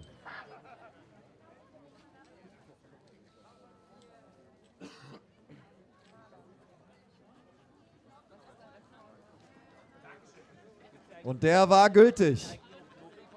Da habe ich es sehr deutlich titschen sehen. Ich weiß nicht, ob es für Sie alle hier, liebe Zuschauerinnen und Zuschauer, genauso sichtbar gewesen ist wie ich. Aber das war ein einwandfreier, ein lupenreiner Wurf. Und jetzt mit der 64 Oke Stilo. Mit viel Kraft, mit viel Wucht und sofort im ersten Versuch über 30 Meter.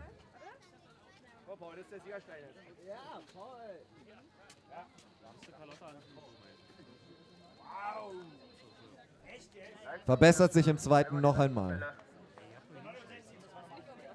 Kann er sich noch einmal übertreffen. Stilo zum dritten.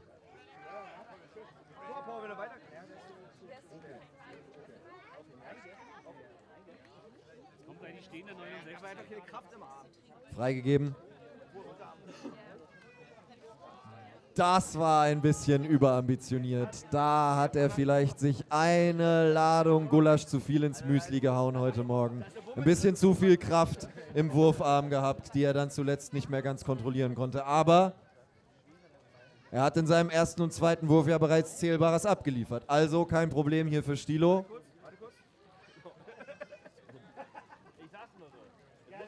Kein Problem hier für Stilo mit 31 Metern. Martin Sittek, bereits hier von dem fernen Ende der Zuschauerränge angefeuert. Noch bevor ich seinen Namen gesagt habe, erscheint er jetzt in strahlend gelber Hose auf dem Abwurfpunkt. Und zeigt direkt mal, was hier gebacken ist. 22, 24,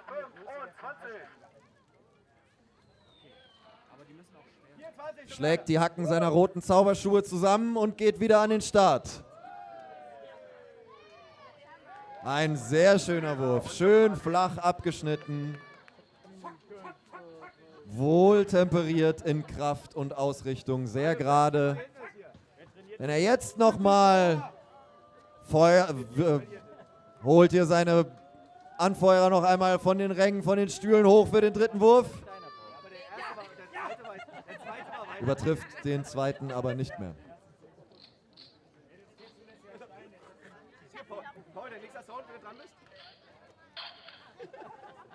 Und wir sehen mit der Nummer 66 Mönks. Florian Mönks mit der Nummer 66.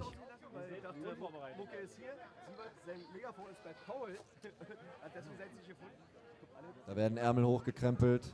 Da wird das Teilnehmerkärtchen nach hinten, dort wo es nicht stört, auf den Rücken gedreht. Der Stein noch ein paar Mal hochgeworfen, um Gewicht, Form, Haptik wirklich im Rückenmark zu spüren. Und jetzt wartet er auf sein Zeichen. Wartet auf sein Zeichen und bekommt die Freigabe. Mönks zum ersten.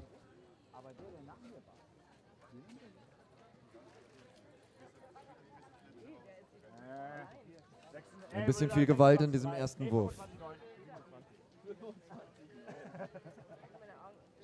Einmal Videobeweis bitte. Ryan. Die sahen ganz toll aus. Der wird aber gewertet werden. Der wird gewertet werden, ist hier am Ende dem Strand gefährlich nahe gekommen. Für Sie vielleicht durch die Leinwand nicht so gut sichtbar, aber ein eindeutig gültiger Wurf. Und einen hat er noch, der kommt hier. Aber auch der taucht beim zweiten Mal ein. Im Videobeweis bitte.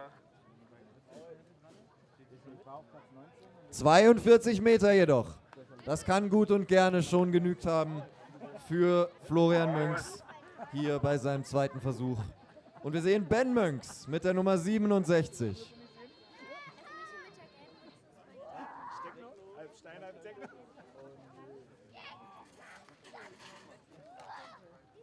Ein guter erster Versuch.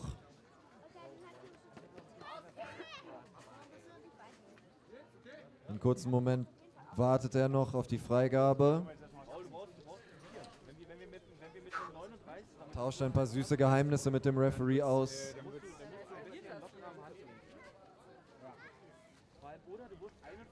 Macht eine Markierung auf seinem Stein, ein kleines Herzchen, damit er ihn später beim Tauchen wiederfindet.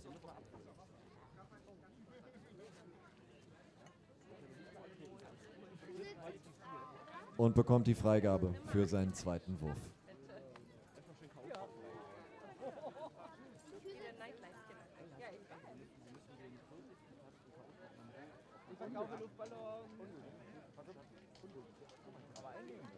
Dritter Wurf für Münks. Sympathisch. Unter 26. Ungültig. Und auch dieser Wurf wird nicht gewertet werden. Wir sehen mit der Nummer 68 Angela Schallenberg. Nummer 69. 69! 67, 68, 69! Angela Schallenberg mit der Nummer 68. Dann warten wir noch mal kurz. Einmal zurückspulen. Red Cap!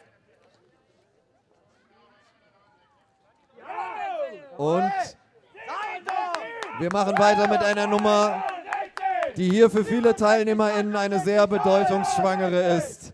Die 69. Das liegt natürlich nur daran, dass sie der weiteste Wurf des bisherigen Turniers ist. Die 69 ist die Zahl, die es hier zu schlagen geht. Und wird die Startnummer 69, wird Martin Rekowski es uns zeigen. Sauber. Aber bestimmt 5 Meter! 37. Komm, jetzt in die Hälfte. Nochmal? Jo! Er nähert sich an, er nähert sich an. Für die 69 fehlt noch ein bisschen was. Aber zärtlich berührt er den Stein mit seinem Mund und geht für den nächsten Wurf. Ja, aussieht auf dem Bild. Er geht rein. Nein, da steht er. Stehen mehrere an der. Auch hier die Variante, erst 2 weite Titscher und dann noch ein paar kleine, um noch ein bisschen extra Distanz herauszuholen. 44, 45. Von der 67, 68, 69. Und wir sehen die Nummer 70, Aber hier gerade die auf die 69 folgt. oder? Wir sehen Mara Stäbert. Schäm dich! Ansonsten anderer Radiosender. Irgendwas mit Techno! Startnummer 70, Stäbert. Wir springen zur Startnummer 72. Wir springen zu Russell Bousfield. Das wirkt ein bisschen. With the number 72, it's Russell Bousfield. He checks the wind. He has checked the waters and he goes in. A testing throw maybe. And Bousfield for the second. Live-Tabelle. Nee, Live-Tabelle. Live-Tabelle bitte. That was better, Live-Tabelle! Läuft! but he'll need more. Bousfield will need more to attack the top. So, wir hoffen es alle, wa? Danke. Das ist der Einzige, der mich supportet gerade. So. Mein größter Fan ist ein Kind. Er wartet auf die Freigabe. Sie hat einen Stein angemalt. Sie hat einen Stein angemalt. Und er bekommt sie. Bousfield for the third throw. Und da zeigt er es uns. There he shows what kind of wood he's carved from. Very good for the third throw here by Bousfield. And we have another one of those. We have Finn Bousfield with the number 73. It's Finn Bousfield. Beweis bitte.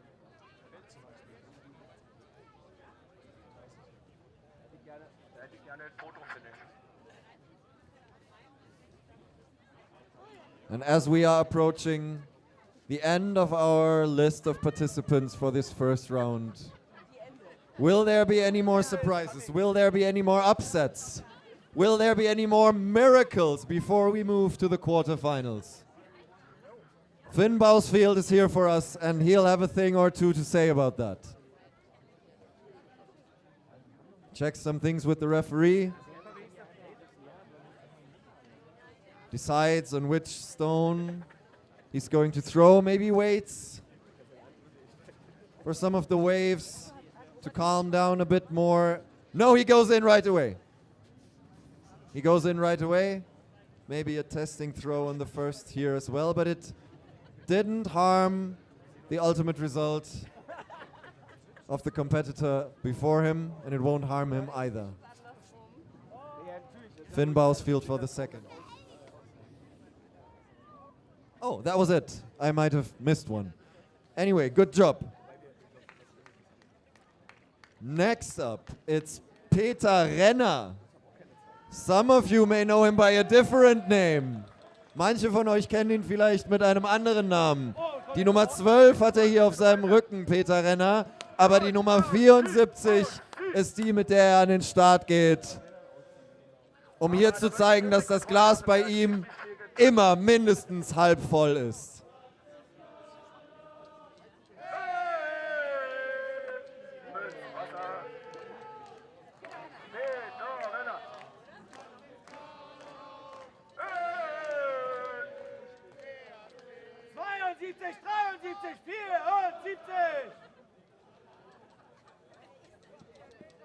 Und wenn hier in den letzten 10 keine Wunder geschehen, dann hat er auf jeden Fall einen Titel, den des größten Fanblocks schon sicher. Erster Wurf Renner. Und sofort gültig. Renner sofort gültig im ersten Wurf. Sofort über die 20 Meter hinaus. Legt hier eindrucksvoll vor. Was wird er uns beim zweiten Wurf zeigen?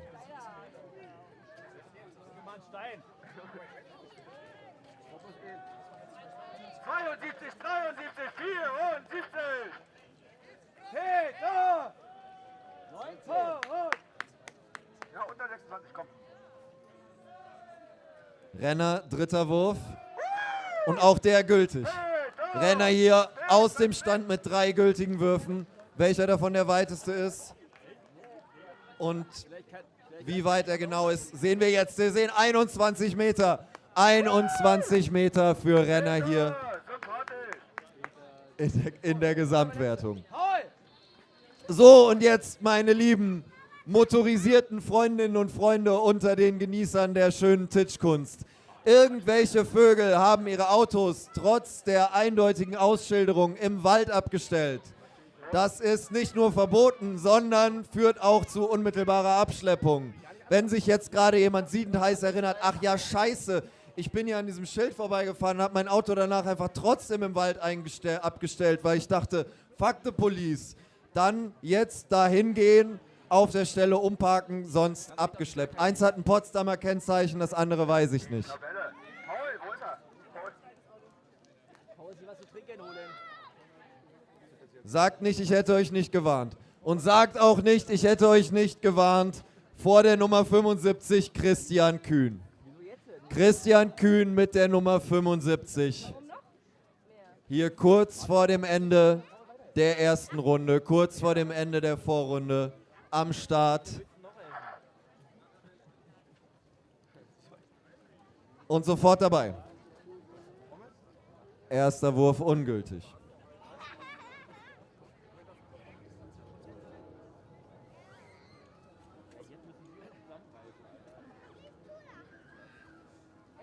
Christian Kühn vor seinem zweiten Wurf.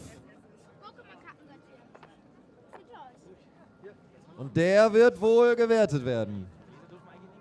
Der wird wohl gewertet werden. Die Jury überprüft die Reichweite, während Kühn sich hier zum dritten und letzten Wurf bereit macht.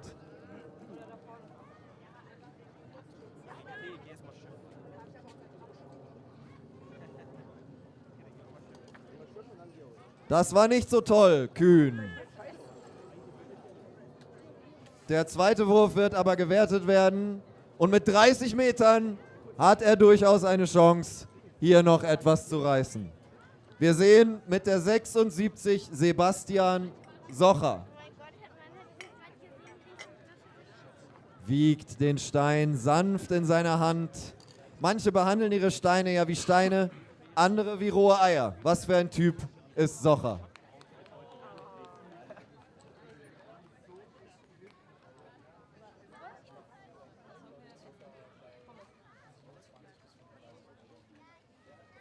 Zweiter Versuch. Und der wird wohl gewertet werden. Sicherlich versucht er jetzt, sich für den dritten noch einmal zu steigern.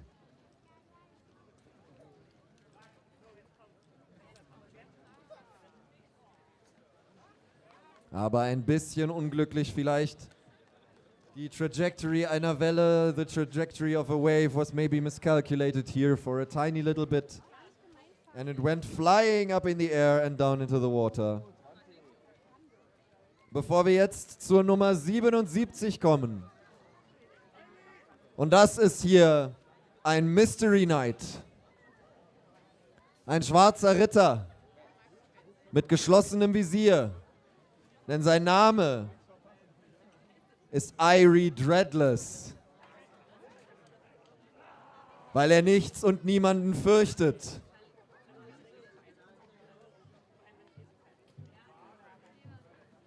So, was ist jetzt hier? 83 sind es insgesamt. Kann ich doch mitmachen? Nee, es ist 11 Uhr. Dreadless packt seine Klamotten ein, legt die überzähligen Steine zur Seite. Behält nur den einen, behält nur den, mit dem er hier in seinem ersten Wurf zeigen möchte, wofür er da ist. Nämlich zum Titschen. Und wir haben auch sofort einen gültigen Wurf im ersten Versuch hier für Dreadless.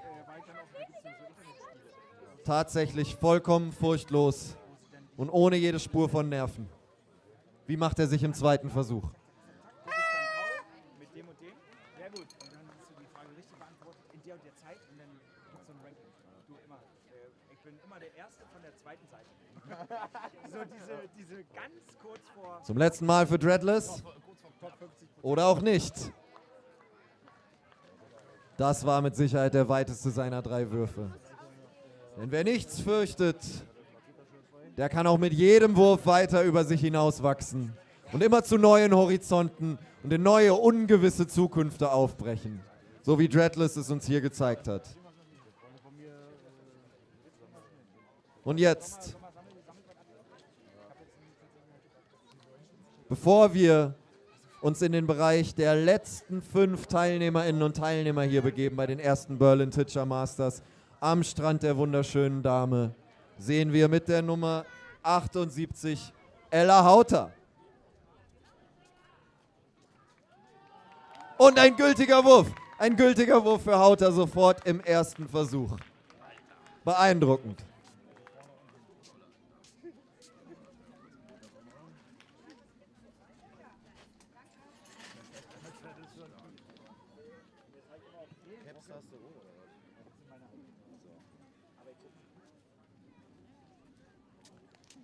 Und auch dieser Versuch wird gewertet werden. Ich habe den Verdacht, der erste wird trotzdem der weiteste gewesen sein, aber wir sehen die offiziellen Zahlen gleich hier bei uns auf dem großen Bildschirm. Ich mach mal eine Sommerbestellung. War im Dezember, glaube ich. Und wir kommen jetzt zu den letzten 5 Werferinnen und Werfern in unserer Vorrunde, in unserer ersten Ausscheidungsrunde bei den ersten Berlin Teacher Masters hier am Strandbad Wendenschloss. Und wir sehen mit der 79 Ingo Posselt.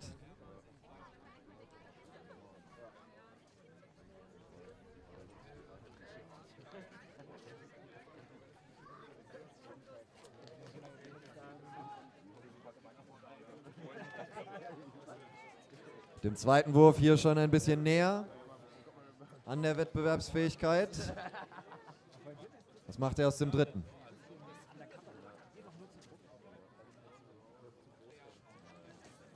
Der zweite wird es sein, hier für Posselt, der in die Wertung eingeht. Und jetzt die Nummer 80, Bene Schulz.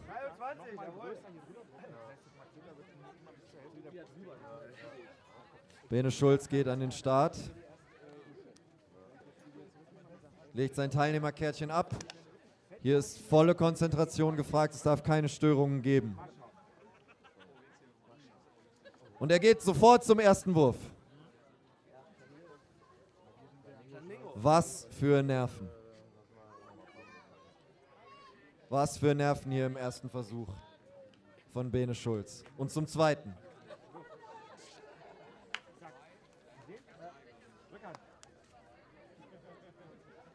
Wartet auf die Freigabe.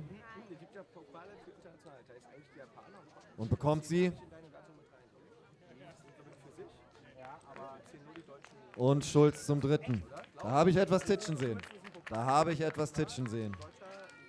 Nur die Jury weiß, wie und wie viel. Wir machen weiter. Eingewerteter Wurf war dabei. Wir machen aber weiter mit der Nummer 81, Harry Kendrick. Auch er küsst den Stein sanft vor dem Abwurf. Das scheint etwas zu sein, das hier bei den ersten Berlin Teacher Masters möglicherweise Schule macht. Ob es auch etwas bringt, sehen wir jetzt beim ersten Wurf von Kendrick. Brauchen wir eine Tabelle langsam hier. Zumindest in die Gültigkeit Sicher weiter, ne? hat der zarte Kuss diesen ersten Wurf schon einmal befördert. Wie ein echter Mann. Toll. Ich bin nur Zuschauer, aber er hat 26 geworfen. Das Lieblingsalter seiner... Auch der zweite wird etwas Zählbares abwerfen. That second one too will be counted like the first. Ist ja. Nee, ist But vorbei. can he do more than that? Was sagst du, Freddy? No! Ah, that's bitter. That's bitter for Kendrick here with the starting number 81. But 21 meters on the scoreboard. Also kann man sich nicht mehr anmelden. That's not shabby. That's not too shabby at all. And So ein Hübscher... second to last in the order of starting numbers of our first round of Berlin Teacher Masters. Wir sehen die Nummer 82, Nico Hauter. Ja, wen haut er denn? Paul wird's nicht schaffen. Außerhalb. Ins Aus haut er. Aber er hat noch ein paar Versuche. Da ist ja auch Außer. Nee, Papa kann sich nicht mehr anmelden. Hätte er gerade eben noch gegründet. Haut den weg. Den hätte ich mir auch nochmal gemacht. Schade. Nächstes Jahr. Hauter macht sich bereit. Ja, auf jeden Fall. Nächstes Wirft. Jahr noch ein bisschen anders. Wenn ihr jetzt diese ersten 80 Werferinnen und Werfer gesehen habt und euch gedacht habt, verdammt, ich habe mich nicht getraut, mich anzumelden. Ich dachte, ich schaffe es nicht und es ist alles irgendwie, der Druck ist so groß und die Leute sind so gut und jetzt habt ihr die gesehen und denkt euch, ja nee, warte mal, das kann ich auch. Dann keine falsche Scheu. Geht zum Einschreibeamt, geht zum Board und lasst euch jetzt noch in der allerletzten Minute, in der allerletzten Chance eintragen, bevor die Vorrunde vorbei ist. Wir sind so nett, wir sind so großzügig, wir machen die Einschreibung noch einmal für 5 Minuten auf, bevor die erste Runde vorbei ist, falls noch jemand Gelüste bekommen hat. Und ich weiß, dass die einen oder anderen von euch Gelüste bekommen haben. Nee, sollte ja Spaß haben und gewinnen. Ich sollte ja ohne Scheiß haben. Aber das wird ja jetzt hier. Sind wir jetzt in der nächsten Runde oder nicht? Ja, das wird jetzt dann gesagt. Wir sind ja die 83. Ja, jetzt kommt jetzt hier am besten noch... 18, wieder sympathisch. Wir sind Platz 40 und jetzt können sich noch... Ich habe gesagt, stechen. Wir wollen stechen. Nee, aber Jetzt wird zuerst die Leber. auch mal, weil wir gar nicht angeklickt sind. Bei mir wurden jetzt 2 Nummern übersprungen. In der 60 wurden 2 Nummern übersprungen. Ja, 72 statt 69. Hier gab es das Wir haben noch Zeitstrenge. Kleine Löwe. Leg noch mal einen Schal bei dir hin.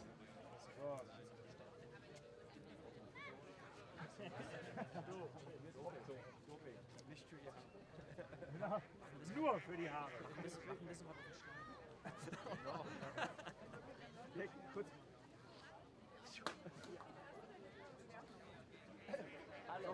Oh, wenn die Mutti die Pokémon kommt, raten. Unser letzter Werfer in dieser Vorrunde. Wenn nicht noch jemand die Last Call Chance für eine Anmeldung. If nobody used the last call, the last chance for entering the lists, this will be our last throw. Fabian Clemens.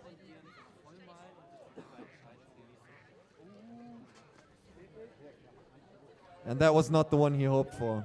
Das war nicht der Wurf, für den er gehofft hat, auf den er gehofft hatte, hier am Ende der Vorrunde der ersten Berlin Teacher Masters. Mit 20 Metern trägt er sich in die Wertung ein. Und meine Liste aktualisiere ich gerade nochmal. Wer weiß, ob die abgeschlossen ist. Ja, jetzt kommt die Nummer 84. Ich weiß nicht, ob das eine Anmeldung war, die gerade eben erst passiert ist, oder ob ich einfach nur zu lange meine Liste nicht aktualisiert habe. Aber wir sehen mit der Startnummer 84 Lena Alex. Aber beim Rave nicht dabei sein. Ne? Alex macht sich bereit, hat ihren Stein schon mitgenommen in den Wurfbereich. Ein paar letzte Absprachen noch. Was für ein Druck ist es, hier die Letzte zu sein? Ein größerer als der Erste zu sein?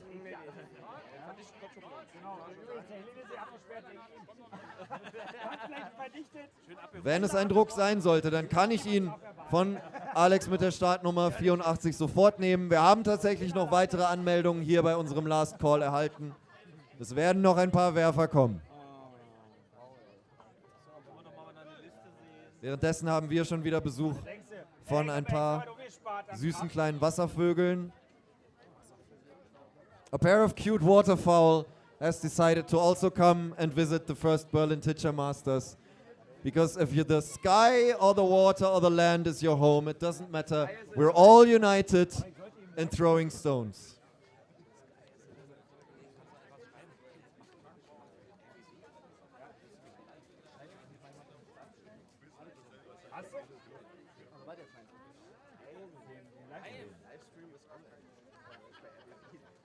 Bei RBB live übertragen.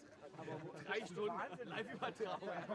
Ey, aber ganz ehrlich, aber wo ist denn der Live-Stream? Wo läuft denn der Live-Stream? Hab ich hier, warte. Schick ich den Link. Das Ding ist, nächstes Jahr wird es nicht verlieren. Ja, wird mehr sein. Hast du ja gelernt. Ja, da jetzt noch ist aber wenn es nicht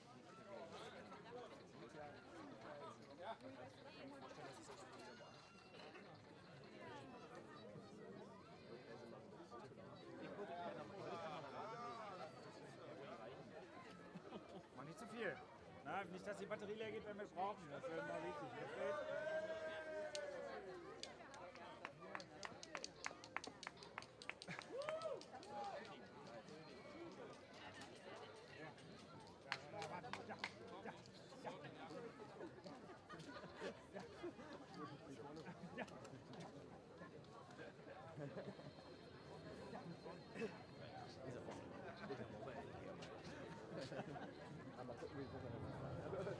Scheinbar erstmal runterbringen. Sei mal nicht so voreilig.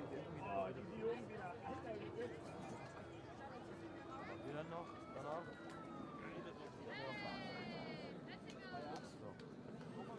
Und in einem wolkenverhangenen, in einem grauen Morgen sind wir alle hier heute an das Ufer der schönen Dame zusammengekommen. Und es gab im Aufbau noch ein oder andere Mal angstvolle Schreie, plötzliches Aufschrecken. Oh nein, da kommen Tropfen runter. Oh, verdammt, was, wenn es doch regnet. Aber schaut euch den Himmel jetzt an. Genau über uns, genau dort, wo wir stehen und Steine schmeißen, beginnt sich das strahlende Blau durch die Wolken durchzudringen und zu uns herunter zu blitzen. Denn, meine sehr verehrten Damen und Herren und alle anderen hier bei den ersten Berlin Teacher Masters am Wendenschloss, wir haben die Sonne rausgetitschert. Wir haben sie hier zu uns geholt aus ihren hohen Heimstätten, um uns Gesellschaft zu leisten. Denn niemand, auch die Sonne selbst, kann verpassen, was hier heute passiert am Strand der Dame. Was passiert bei den ersten Berlin Teacher Masters. Wo die Champions gekürt werden, die für immer in die Geschichte dieses jungen, dieses sich schnell entwickelnden und doch dieses uralten Sports eingehen werden.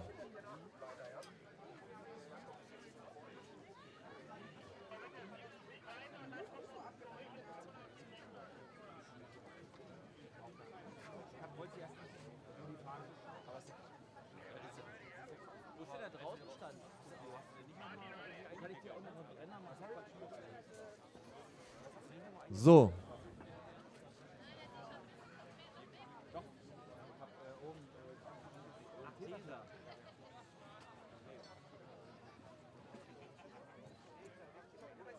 Lena Alex steht bereit.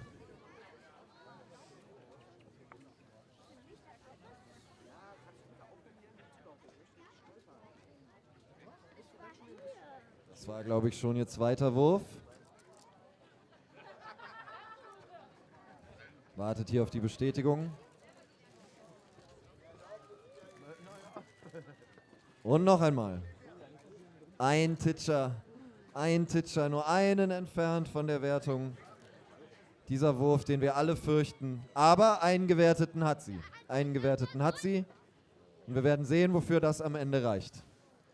Und jetzt kommen unsere Nachmeldungen. Diejenigen, die die Performance der Teilnehmerinnen und Teilnehmer hier gesehen haben. Those who saw you throw your stones and thought, well, maybe I can do better. Or at least as good. And the first of those, der erste von diesen, ist mit der Nummer 85, Jakob Herrenberger. Irgendjemand, ich hatte vorhin noch Kabelbinder. Fred, du weißt ja sowas. Und ich hatte vorhin noch 2 Kabelbinder zu liegen. Wo sind die? Machst du noch mit? Bist du überhaupt noch da? 2 Würfe ungültig. Was macht er aus dem dritten? Der wird gewertet werden. Ein süßes Streicheln über das Wasser, das der Stein da auf den letzten Metern hingelegt hat.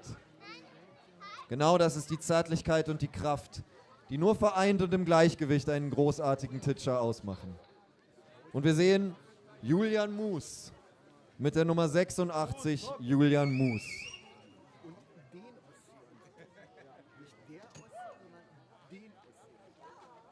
Da ist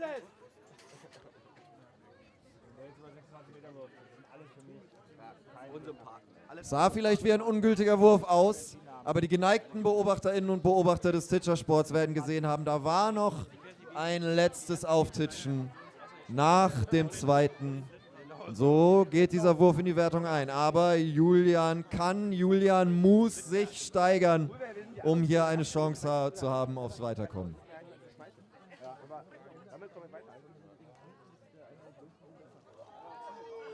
Ja, genau! Und das hat er gezeigt, dass das in ihm steckt, dass er sich steigern kann, wenn er muss.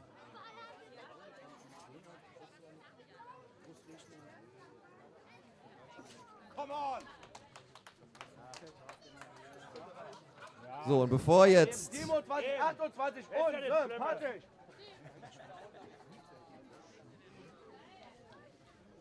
die letzte Werferin für unsere Vorrunde antritt, aktualisiere ich noch einmal mein Sheet, ob es auch wirklich die letzte ist, aber es scheint dabei zu bleiben, dass wir mit der Nummer 87 Alicia Herreis sehen als unsere letzte Werferin. We're seeing with the number 87 Alicia Herreis as our last thrower of the first round. Invalid. Second throw for Herreis. And one last chance. The very last throw. And also invalid that one.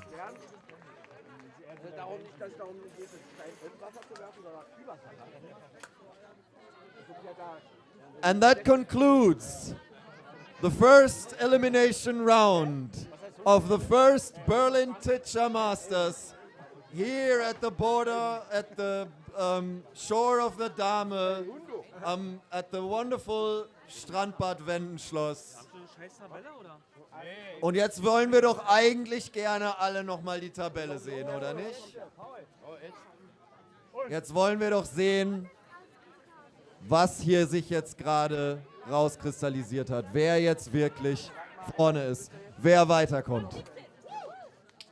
uneingeholt, uneinholbar möchte man fast sagen, auf dem ersten Platz ist Gary Bailey mit spektakulären 69 Metern. First place Gary Bailey with spectacular 69 meters.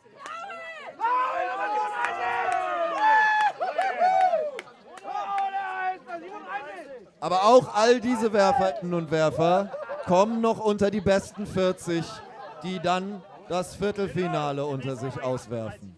Hast du es noch geschafft? Ja? Sehr gut. Und weiter. Viertelfinale. Nummer 7. Und die Werferinnen und Werfer,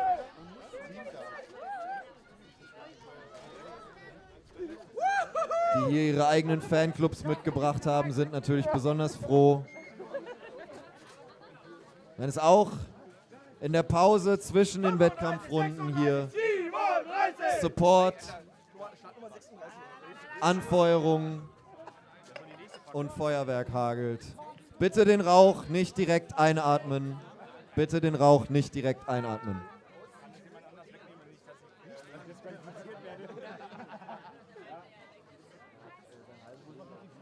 Endlich hast du was erreicht in deinem Scheißleben. Ja! Endlich ein neuer Eintrag im Lebenslauf. Genau. Ja, auch mehr Leben. Sauber, Kinder, seid ihr Schwanzsauber. Neuer Eintrag im Lebenslauf. Ja! Polizeiliches Führungszeugnis. Und das ist ein sehr weit gefächertes Feld hier. Jetzt los. Die Jetzt ersten los. Jetzt sind wir drin. Und jetzt? 20, die wir auf der Anzeigetafel sehen. Hol dir deine Steine. Hol dir deine Steine schon mal. Da sind wirklich aus aller Herren Länder TitscherInnen und Titscher dabei. Das wird jetzt einfach mal so weiterlaufen. Ihr könnt euch das gut merken, wie ihr abgeschnitten habt, wann es für euch weitergeht. In einer halben Stunde nämlich werden wir mit der nächsten Ausscheidungsrunde beginnen, mit dem Viertelfinale. Bis dahin sabotiert eure KontrahentInnen, dehnt eure Gelenke, esst was, trinkt was, sitzt was, macht euch gemütlich, aber nicht zu gemütlich. Denn bald, schon ganz bald geht es weiter mit dem Viertelfinale der nächsten Ausscheidungsrunde der Berlin Titscher Masters.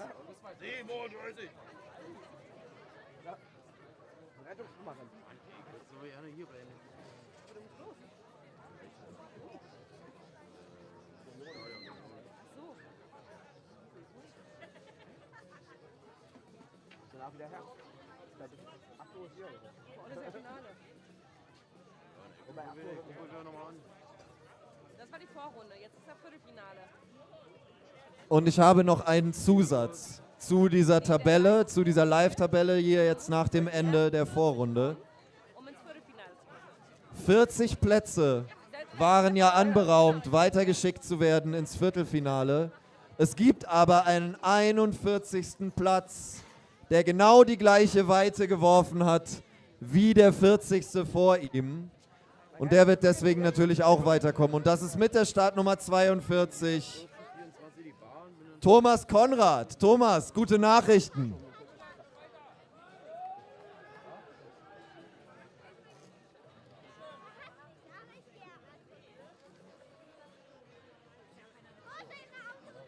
Geil, weiter trinken.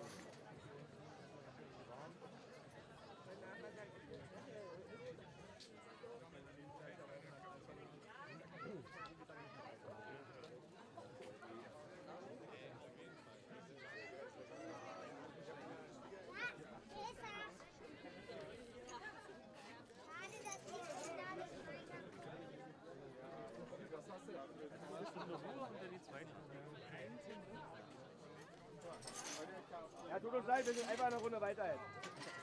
12 bis 20.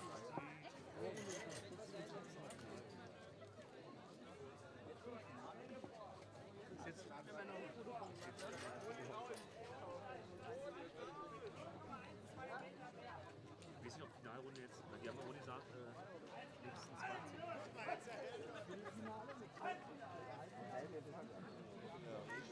Also da war ich quasi im Alles andere ist Kür. Falls jemand keine Alle ohne Training, ohne Vorbereitung. Und mit einem schwachen Arm.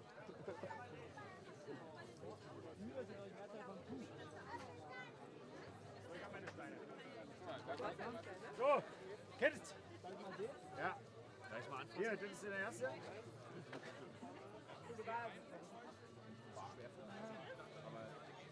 Also ich würde mal ausprobieren. Wenn Robert unmächtig wird, dann hast du nicht. Ja, aber hier, guck mal her. Ja, aber wenn die nicht auf der Seite triffst. Ja, du musst das so schmeißen. Ja, wir gehen jetzt am Strand vorne die Latt schleifen. Wir sind der zu schlecht. Den musst du lackieren. Den musst du richtig. Ich brauch den besprüht mit irgendwas, was der Natur richtig schadet. Paul, den musst du richtig mit Schwung. In Öl. Leg ihn doch erstmal in Öl ein. Ich habe keinen Ton. Magensäure. Magensäure ist ja gut. Ja. Nö. Erstmal immer schnell ausgeschissen. So, ich habe meine Steine, ich gehe mir jetzt was zu trinken holen. Hallo, hallo, hallo. Ja, ich glaube, ich bin wieder da. Zeit zum. Ist ein bisschen schwummerig immer noch.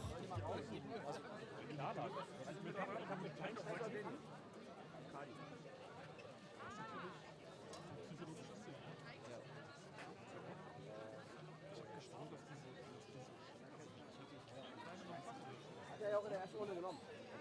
Ich habe in der ersten Runde klein. Kleiner als diese du jetzt hast. Also mit Kleinstein hast du 26. Flo hat mir das erklärt mit Geschwindigkeit und bla bla bla. Da hat er sein Studium wieder ausgebracht. Ja, aber das sind ja voll die 4 Wochen. Den will ich mir jetzt aufgeben, weil jetzt kommst du weiter. Ja. Das wär's. Aber ich würde, Kali, danke dir. Der ist auf an. Kali, darf Paul dein benutzen? Darf ich dein Glückstein? Echt? Was seid ihr damit? Nicht mit dem. Das war doch die Frage gerade. Das soll ein Aber Glückstein. das ist der Stein, der ins Finale bringt. Ja, genau. Also, ey. Naja, nicht nur das, sondern pass auf. sind endlich mal falls ich weiterkomme. Das sind endlich mal umweltschädliche Farben.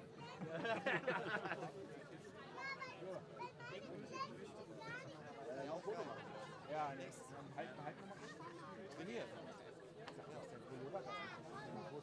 Also, ich stelle das an der Stelle noch mal kurz klar.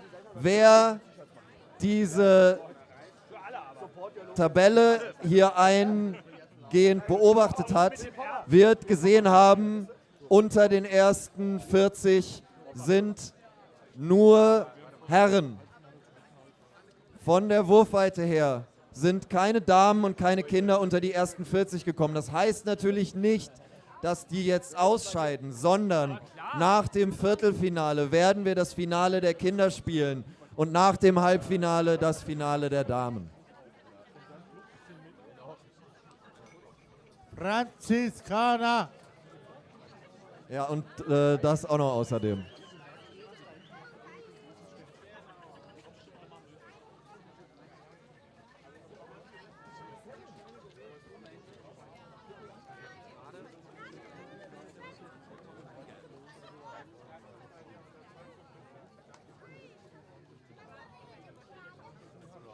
Kevin kommt halt ohne. Wünsche ich. Das ist wahrscheinlich der Herzträger.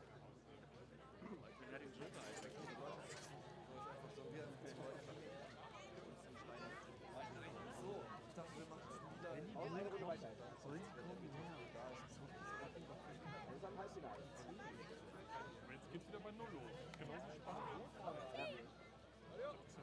Hat man dann in der Reihenfolge gespielt von uns? Ja, da sehen wir uns gleich in der nächsten Runde. Viertelfinale.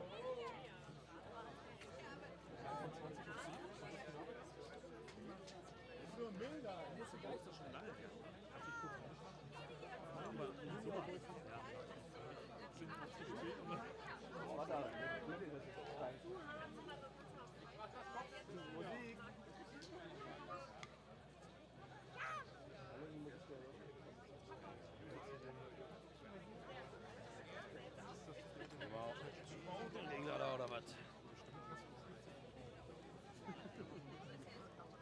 Titschen ist ein steinalter Sport. Wahrscheinlich so alt wie die Menschheit, wahrscheinlich so alt wie unsere Fähigkeit, Tiefenwahrnehmung zu verarbeiten und opponierende Daumen benutzen zu können. Also im Grunde seit wir von den Bäumen gekommen sind. Aber es ist auch ein Sport, der sich in letzter Zeit sehr schnell und sehr viel entwickelt und immer mehr Zuschauerinnen und Zuschauer anzieht. Und wir freuen uns ganz besonders, dass wir heute hier 2 Leute vom BTFB dabei haben, die sich entschieden haben, sich auch näher mit diesem Sport zu beschäftigen. Ist das richtig? Das ist vollkommen richtig, ja. BTFB, ich komme ja nicht von hier. Ich bin ja nicht mal zugezogen, sondern wirklich nur zugereist. Vielleicht erklärst du mir kurz, worum es dabei geht. Ja, der BTFB ist der Berliner Turn- und Freizeitsportbund und ist der zweitgrößte Sportfachverband hier in Berlin mit 100.000 Mitgliedern in über 300 Vereinen. Und ja, wir sind ganz froh, dass Titschern jetzt mit einem Verein auch bei uns gerne dazustoßen möchte. Und deshalb gucken wir uns das heute mal an. Klasse. Das freut mich wirklich riesig, weil also es sind die ersten Berlin Titscher Masters hier. Es ist ein Wahnsinnsandrang, eine Wahnsinns-Competition. Wir haben irre Würfe gesehen schon. Und wir werden noch viel irrere Würfe sehen, dessen bin ich mir ganz sicher. Und das Ganze einfach in so einem Verband, in so einer Struktur zu wissen, in der man auch Zugriff auf die Vorteile hat, die andere Sportarten vielleicht schon länger genießen, das finde ich stimmt mich als Freund und Liebender des Titschersports jetzt schon mal noch hoffnungsvoller, als diese Veranstaltung es ohnehin schon getan hat. Was sind denn eure Pläne für die Zukunft? Genau, also wir sind die Pläne für die Zukunft. Das unmittelbare Kurzziel ist die neue Abteilungsleiterin der Titscher-Abteilung vom THC Franziskaner vorzustellen. Susanna, großen Applaus für Susanna.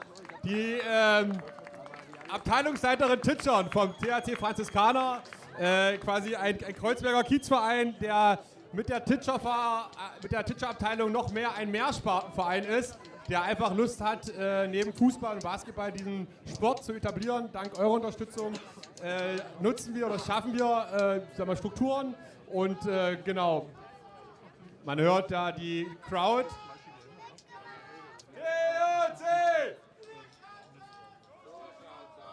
Genau, also die Titscher-Abteilung ist beim THC dabei. Vielleicht Susanna, zu dir 1, 2 Worte und zum Titschern. Wie kommt es, dass ihr bei uns seid? Genau, das übergebe ich an dich. Hallo erstmal. Ja, es war alles aus Versehen. Ich habe was gesehen und habe gesagt, das müssen wir alles viel, viel größer machen. Und hatte dann zum Glück 2 leidenschaftliche Herren neben mir, Bono und Sebo, die das auch so weitermachen wollten. Und dann dachte ich, das machen wir so. Und deswegen vielen Dank, dass ich eure Abteilungsleiterin sein darf. Genau, so wird es gemacht. Also wir freuen uns, dass der Verein irgendwie sich erweitert, dass der Verband mit dabei ist. Und ich hatte das in einem anderen Interview schon gesagt, wir machen es einfach wie die Love Parade. Die hat irgendwie auch angefangen mit 150 Leuten auf dem Kudamm, so wie wir heute hier. Und dann wird das von Jahr zu Jahr ein bisschen mehr, ein bisschen größer. Und ich glaube, wir machen das gemeinsam und haben Lust, nächstes Jahr zur Weltmeisterschaft zu reisen und uns und den Verband und Berlin zu repräsentieren. Und ich glaube, da geben wir uns die Klinke in die Hand. Also vielen Dank, dass das möglich ist, dass ihr da seid und auf eine weitere schöne Veranstaltung. Ja? Dann genießt weiter die Pause. Es ist nochmal so ein 20 Minuten Break und dann geht es, glaube ich, mit dem Viertelfinale weiter. Bis dahin versorgt euch mit Speisen und Getränke. Es gibt weiter den Kinderstand, wo man Steine bemalen kann. Es gibt weiter oben ein bisschen Merch zu kaufen und uns allen einfach eine gute Zeit. Und was wir noch als ganz besonderes Highlight in der Pause auch nutzen wollten, ist uns zu bedanken bei unseren Sponsoren, die weit angereist sind. Susuna, he actually is Da ist deine Nummer sogar. he actually, not actually, he comes from... 32, 33, 36. Also auch nochmal hier, vielen Dank fürs Möglichmachen des Turniers. An unsere Sponsoren, aber auch an Strandbad Wendenschloss in erster Linie, die uns hier diese wunderschöne Location zur Verfügung stellen. Und genau, ich übergebe nochmal an Mastermind Sebo, der nochmal die Sponsorenvorstellung macht, aber auch nochmal einen ganz besonderen Gast hier begrüßen kann, der mit der weitesten Anreise hier ist. Und Karl moderiert das gekonnt weiter. Ja, erstmal noch einmal Lärm, noch einmal Jubel für den BTFB und die Mitarbeit und die Zukunft des Titschersports. Und jetzt gebe ich hier weiter an Sebo. Hello, and I like to introduce Susumu. He's coming from Japan, Hiroshima, and we found each other on Instagram. So because I'm following a lot of guys around the world doing teacher, and he's one of these guys. And he came all the way from Japan, Hiroshima, and he's also a sponsor of the event. He is producing. We now see some pictures from Japan. They do it like the tournament stuff, like we here. So they have like a very special way, and like more than 5 or 6 tournaments per year. So what would you say about the situation about Tichan in Japan? 水切り is cut is water cutting. Yeah.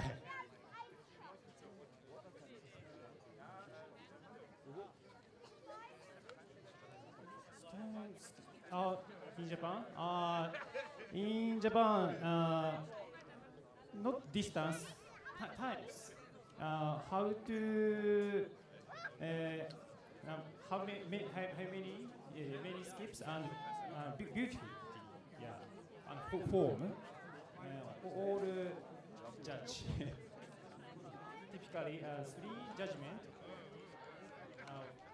Judge. Also Susumu erklärt gerade, dass sie vor allem die Teacher-Anzahl zählen, nicht wie wir hier auf Länge gehen. Und dass sie das als eine Sportart bezeichnen, die nennt sich Wasserschneiden und es vor allem um die Schönheit geht. Um die Schönheit der Bewegung, um die Schönheit der Bewegung des Steins über das Wasser. Und genau, das macht die Tradition da aus und die gibt es auch schon seit sehr vielen Jahren. And you are producing bags, right? You have a family company running over there in 5th generation.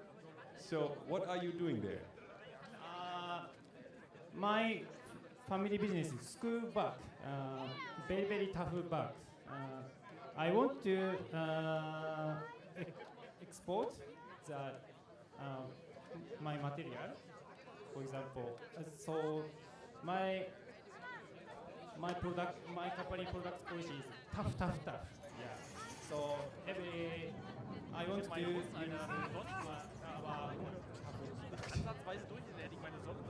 Susumu hat eine nicht Fabrik, sondern Manufaktur und die produzieren Schultaschen eigentlich. Und sie haben für uns oder für die Teacher-Generation Steintaschen aus alten Reissäcken, nicht aus alten, sondern aus dem Material, was übrig bleibt von der Produktion von Reissäcken, gebaut. Und ich hoffe, wir kriegen vielleicht noch 2, 3 Bilder aus der Produktion. Ja, da sehen wir sie gleich. So this is your production company, this is your brand, and this is the material you're working with. So this is the machine. Like in 5th generation, like you have very big tradition, right? So is your father still working in the company? Father is working, yeah.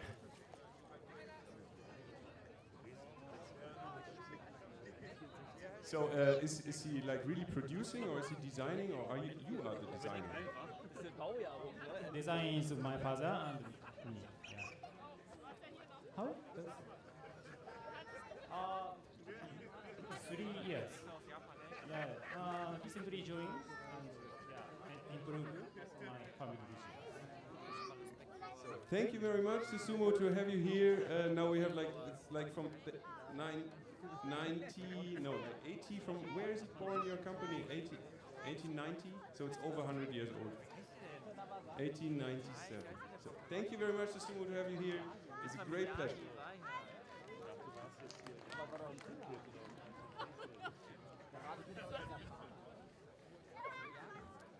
Sebo Naumann und Susumu Kataoka. Von beiden werden wir gleich auch noch mal etwas im Viertelfinale sehen, denn beide Werfer haben sich mit ihren Würfen für die nächste Runde qualifiziert. Herzlichen Glückwunsch.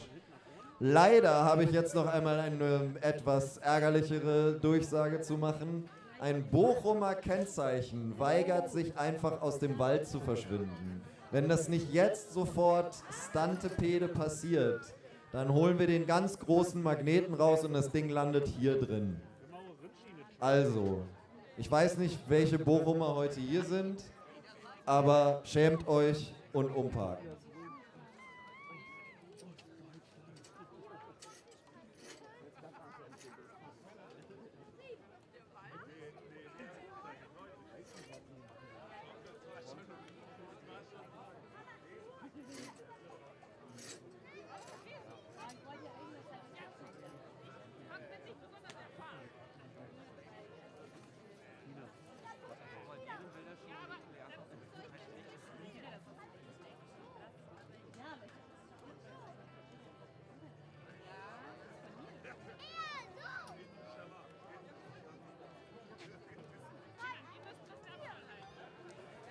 Das Viertelfinale, von dem ich gerade gesprochen habe, beginnt auch schon. In nur 10 Minuten finden sich die ersten Werferinnen und Werfer bitte wieder vorne am Abwurfpunkt an.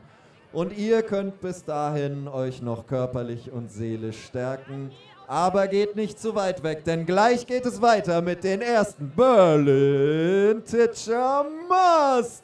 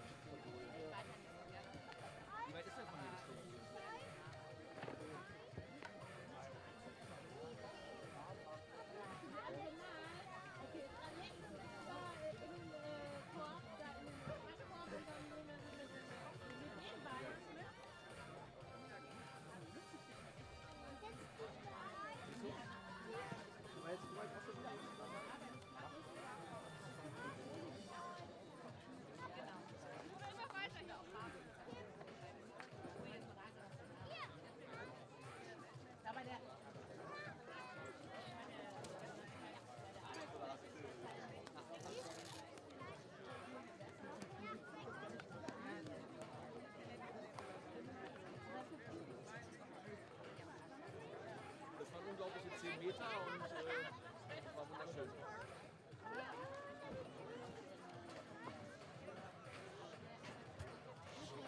Wo habt ihr die Dinger her? Geil.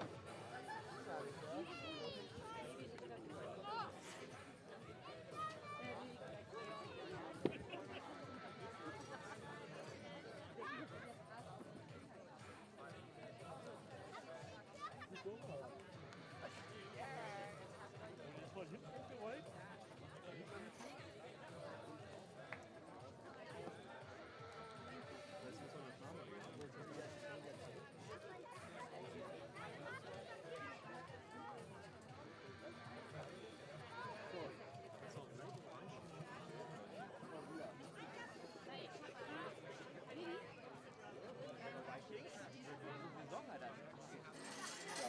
Dann bitte auch wirklich halt, ich habe schon ein paar Bildchen gesehen, kann das sein?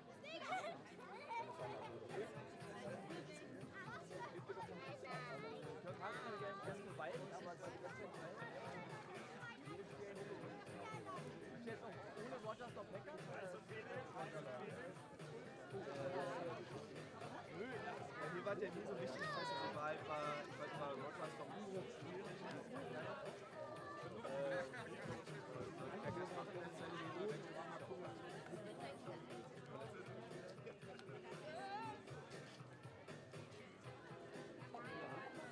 Ja. Sorry.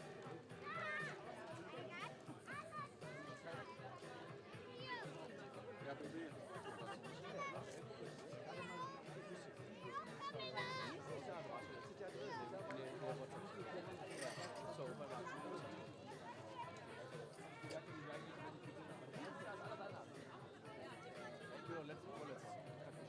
Aber die Saison ist auch wild. Ja, die Saison ist richtig. Michi ist vorne. Michi tippt Sachen, wo du denkst, das geht ja nicht mehr. Die kommen aber. Unüberschaubar. Ich sehe, die Schüsse mal so ein bisschen.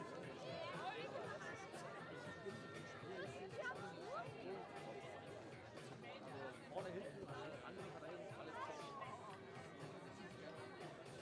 10 Minuten jetzt los. Was Münchland hat, ist morgen 6 Ja.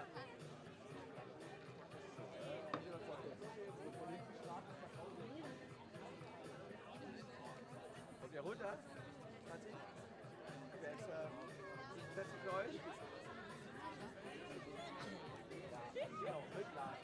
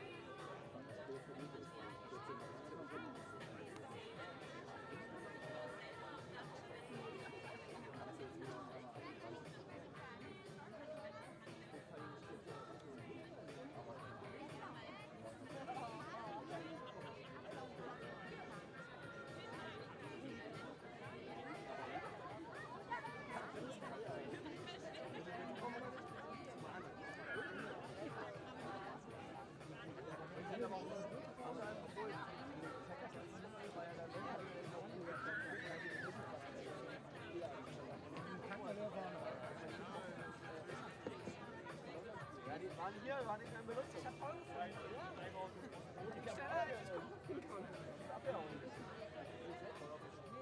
oh, bis der Rand.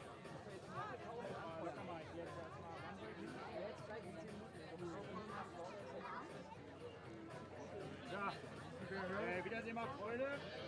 Risiko 150 Euro. Wieder so vormittags sonst, aber ja.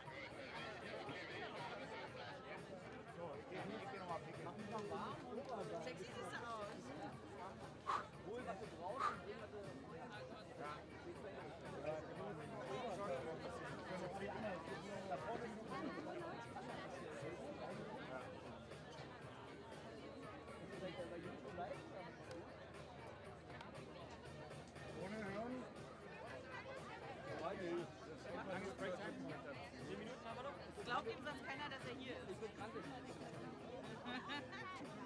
Wer es soweit schafft,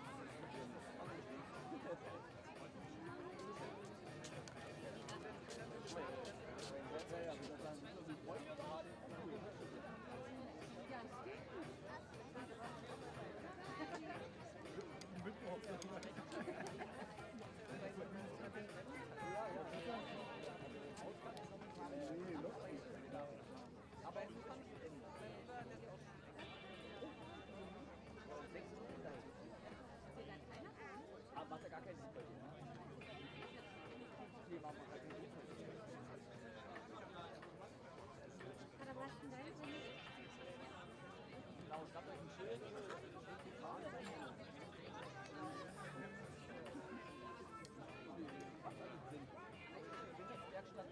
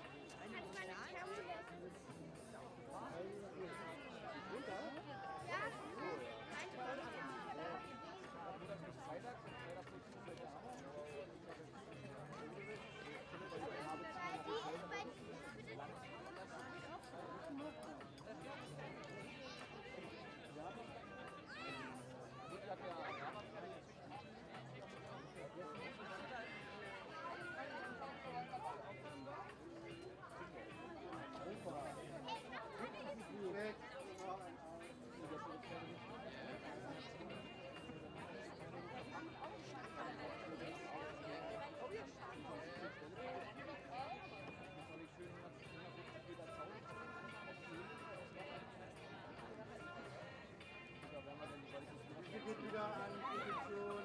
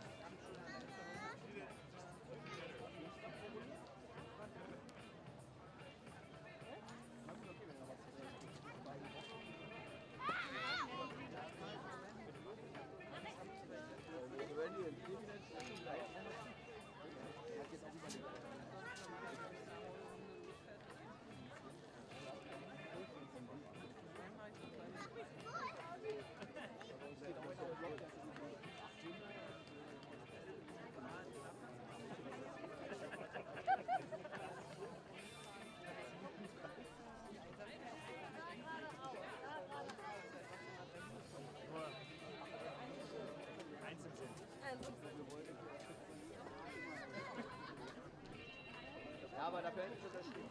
Aber da braucht man viel. mithört. Erstmal Schwamani. Gazi, wenn ihr mithört, ist aber besser.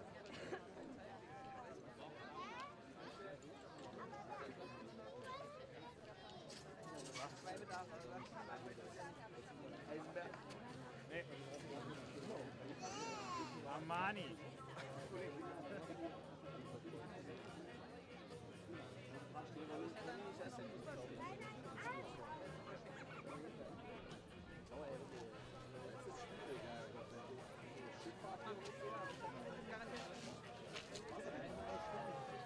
So, Beine.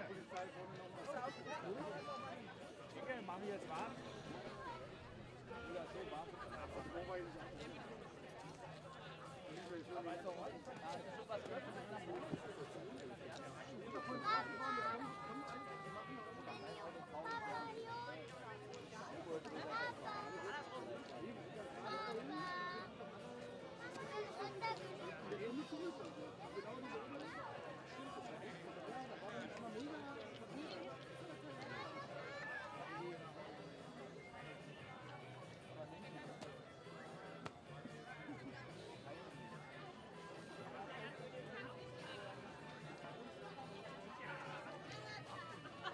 Richtig geil.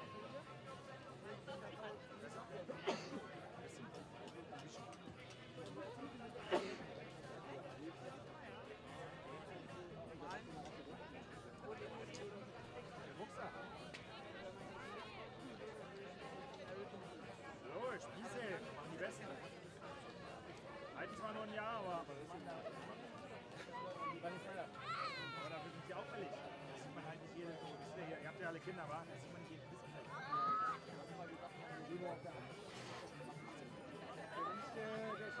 Just saying.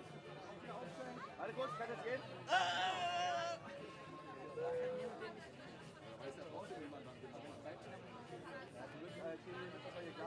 Weiß man nicht, den nichts. Oh, Glasabschneiden. Ja, wir haben den Glas. Oh, ist sogar auf Video.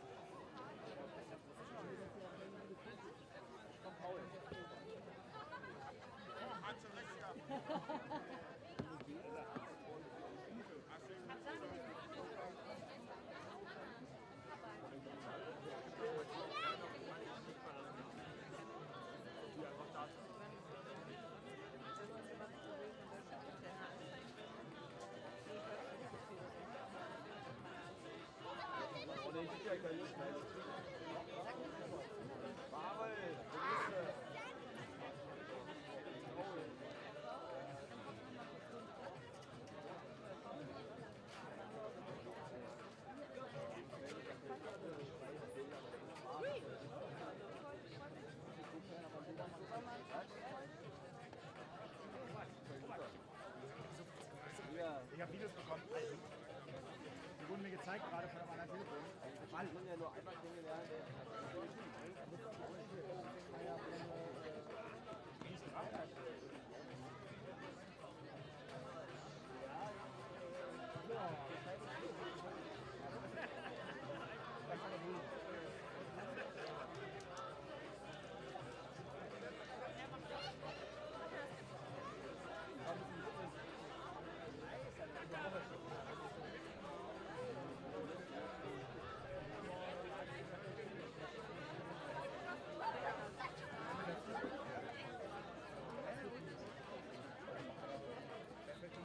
Hallo. Bin ich wieder back on track? Bin ich hier?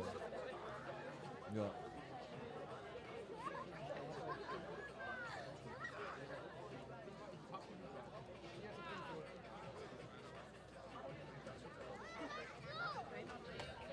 Wir gedenken gemeinsam den ruhmreichen Ausgeschiedenen. Jene 40, die es nicht über die Vorrunde hinaus geschafft haben. Ihr habt alles gegeben, ihr habt gezeigt, worum es geht. Ihr seid für immer im Herz und in der Seele der Berlin Teacher Masters eingemeißelt. Nichtsdestotrotz geht es jetzt natürlich nur mit denen weiter, die sich unter die ersten 41 geworfen haben. Und dafür bitte ich, in die Player Area zu kommen. Sebastian Naumann, Johannes Beilharz, Stefan Belitz, Gregor Hoffmann, Alex Lewis, Ahmad Kumides, Mohammad Khalil, Lukas Montag, Anas Nasser, David Juris und Gary Bailey. Das sind die ersten 10, die sich bitte in der Player Area versammeln, um dann gleich mit dem Viertelfinale anzufangen. Auf der Liste sehen wir alle Teilnehmer und Teilnehmerinnen des Viertelfinales, bis auf, weil die Liste nur 40 Leute anzeigen kann, Julian Moos. Der ist auch noch dabei. Der hier ist ja auf meiner Liste jetzt ganz unten. Das hat natürlich über die Qualität gar nichts auszusagen. Und auch die Würfe aus der Vorrunde haben jetzt nichts mehr auszusagen. Unvergessen auf ewig in der Geschichte der Titscher Masters werden die legendären 69 Meter von Gary Bailey bleiben. Aber wettkampftechnisch sind sie hiermit hinfällig. Sie haben ihm einen Platz im Viertelfinale gesichert. Aber jetzt müssen alle wieder von Neuem zeigen, aus welchem Stein sie getitscht sind und was sie hier in dieser nächsten Runde mit entsprechend höherem Druck, mit vielleicht auch schon beginnender einsetzender Erschöpfung in der Lage sind, auf das Wasser zu bringen. Also, die Karten werden neu gemischt, das Spiel geht von vorne los. Es beginnt das Viertelfinale der ersten Berlin Titscher Masters.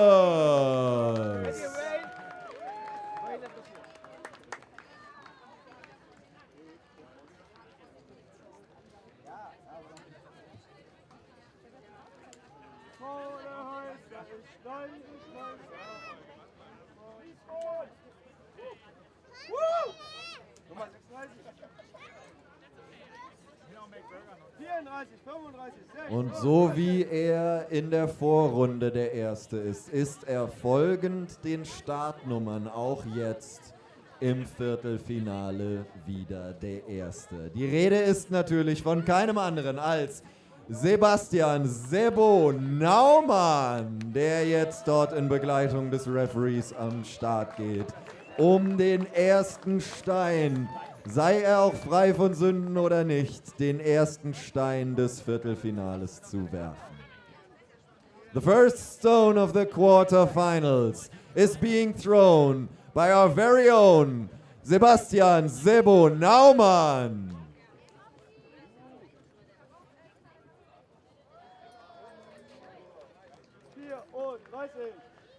And we immediately see the improvement in performance, and that's the mark of a true professional, that they get better under pressure.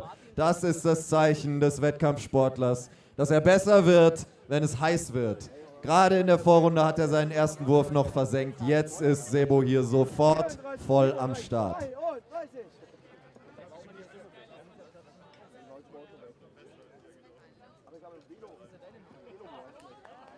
Und ich glaube, das war nochmal eine kleine Verbesserung gegenüber des ersten Wurfs. Aber was kann er zeigen jetzt in seinem dritten und letzten Stein dieses Viertelfinals? Sebo Naumann, dritter Wurf. Ah, das ist ärgerlich, das ist ärgerlich. Da schleudert er den Arm einmal in einer Ausladenbewegung um sich herum und zeigt auch damit an, das ist nicht das, was er sich von diesem Wurf, vielleicht nicht das, was er sich von diesem Viertelfinale erhofft hat. Aber 34 Meter sind hier durch Sebo vorgelegt. Und die wollen auch erst einmal geschlagen werden. Zum Beispiel jetzt von Johannes Beilharz.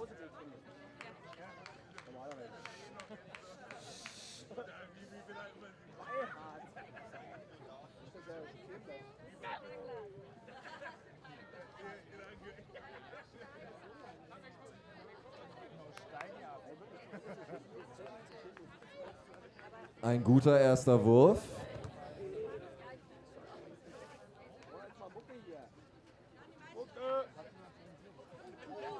Und ein sehr guter zweiter Wurf. An die 50 sehe ich da in dem ersten ungemessenen Augenblick. Die Jury wird das gleich konfirmieren oder widerlegen, aber ich glaube, hier hat jemand wirklich Ansprüche angemeldet. Johannes Beilharz. Den dritten kann er leider nicht über die volle Distanz bringen, leider ungültig. Aber es geht sofort weiter. Es geht sofort weiter mit Stefan Belitz. Stefan Belitz in den ikonischen Orange-Schwarz des THC geht er hier an den Start. Ärgerlich. Ein ärgerlicher, ungültiger erster Wurf. Nicht die Art und Weise, wie man hier in das Viertelfinale der Berlin Teacher Masters starten möchte. Aber es ist nichts verloren. Belitz zum zweiten. Und dieser Wurf ist gültig. Dieser Wurf ist gültig, aber er muss sich hier noch einmal steigern.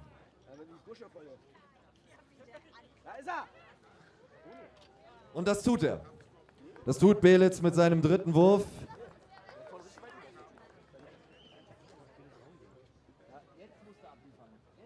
Und als nächstes geht an den Start Gregor Hoffmann.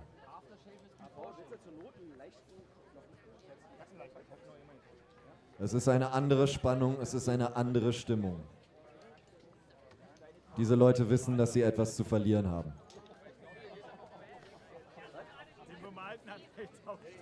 Hoffmann zum ersten. Den bemalten.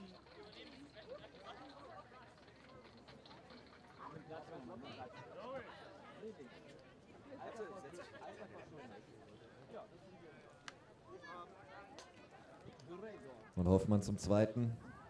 Und der dritte und letzte Wurf, an dem jetzt möglicherweise alle seine Turnierhoffnungen, alle seine Titscher-Träume hängen. Hoffmann zum dritten. Der Martin und seine Frau. Leider nicht gewertet, dieser dritte Wurf. 20 Meter werden eingetragen für Hoffmann. And next on the list is Mr. Alex Lewis. Will he take his sweet time like he did in the first round? Or is he hungry? Is he itching to compete? There he comes now.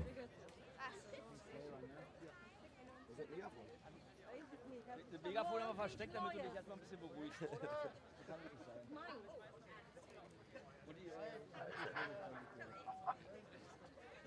Guck mal, ein Finne ist auch dabei.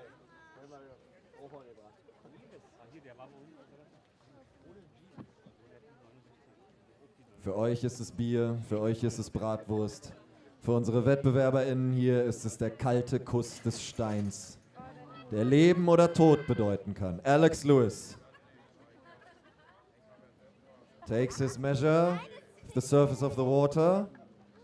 He's performing with an injury on his right arm, but that's not going to stop him. And a magnificent first one from Alex Lewis. But he's seen what other people were able to do in the first round, and he wants to show that he can do better. With this second throw.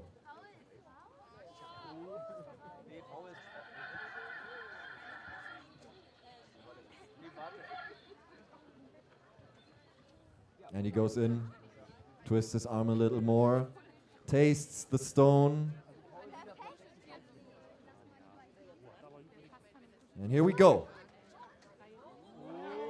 And it goes and goes and goes. And another absolute bluter from Alex Lewis.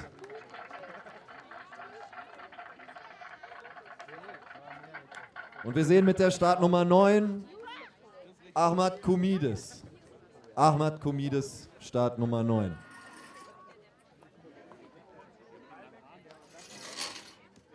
In der ersten Runde leider ein Competitor, zu dem ich wenig sagen konnte, weil er in einer Lücke aus nicht angetretenen TeilnehmerInnen mir so ein Stück weit durchgerutscht ist. Umso mehr freue ich mich jetzt, ihn euch präsentieren zu dürfen mit seinem ersten Wurf.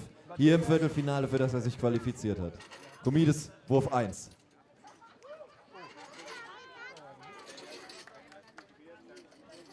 Wir haben alle die besten Steine zum Verlieren.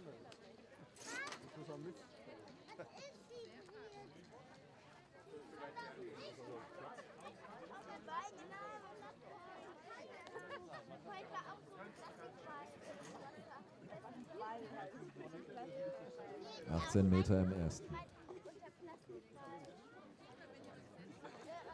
Das ist sicherlich nicht der Wurf gewesen, aus dem Träume sind.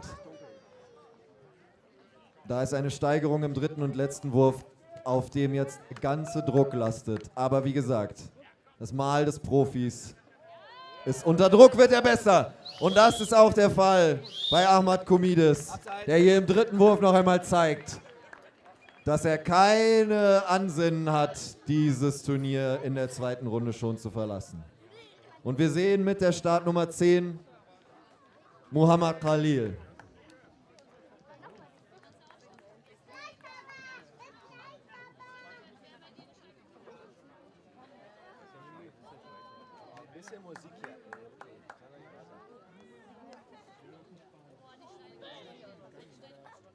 Er schreitet einmal den Werferpunkt auf und ab, fühlt die Planken, fühlt den Stein, fühlt den Wind und wirft. Ein sauberer erster Wurf.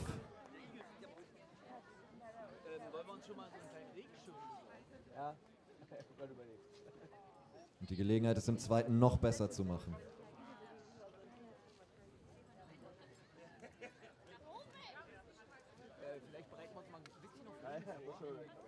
Jetzt zieht mal weg.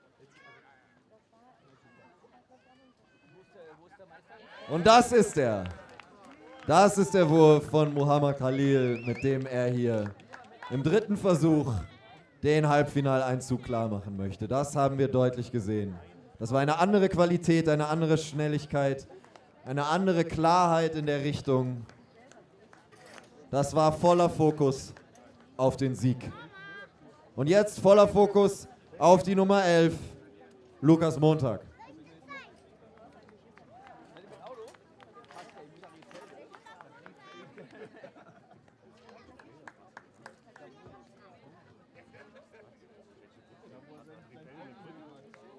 Ein gültiger Wurf, direkt zum Einstand. Es ist ein anderes Level an Qualität hier im Viertelfinale. Das muss man neidlos und ohne Spott einfach mal so anerkennen.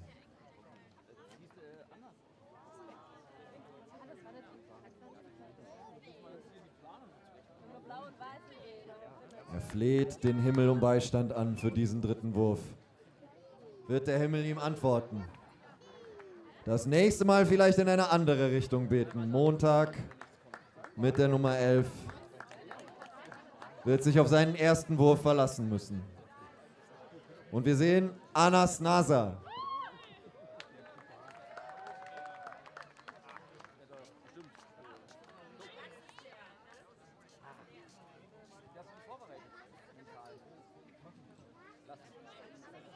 Bereit und wirft.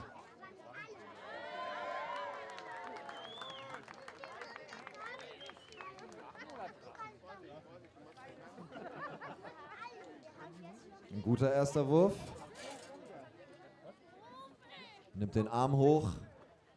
Das sehen wir ja oft bei FußballspielerInnen vor einem Eckstoß.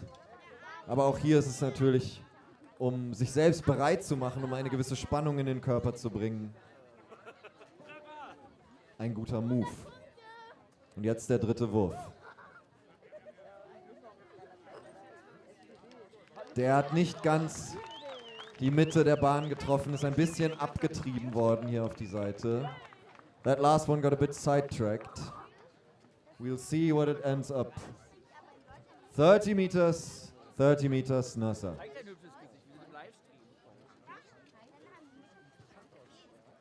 David Juris. David Juris ist der nächste Titscher, der hier im Viertelfinale an den Start geht. Er flüstert seinem Stein noch ein paar letzte Tipps zu und wirft. Eindrucksvoll.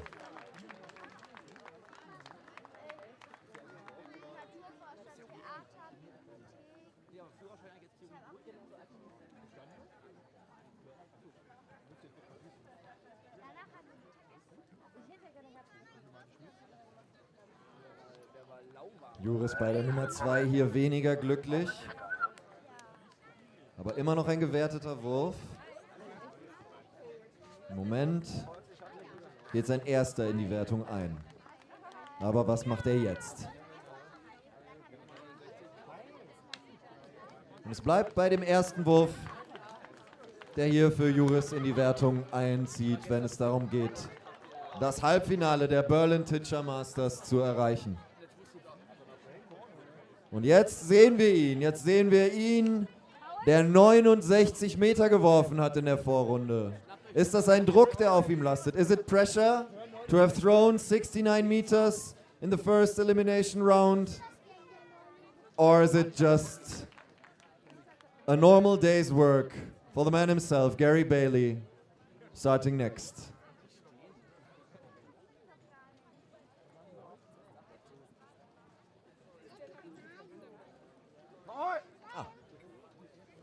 No problem. Here he comes now.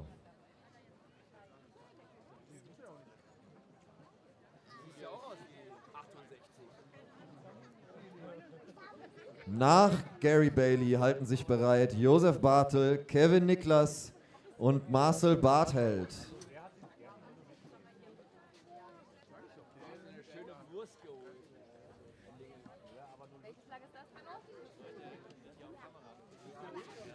Gary Bailey. He used the short break maybe to contemplate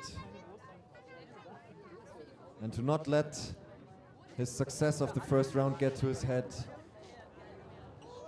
He takes a low spin, goes deep with his arm on the first throw, and it's an impressive distance. But how many skims? How many skims?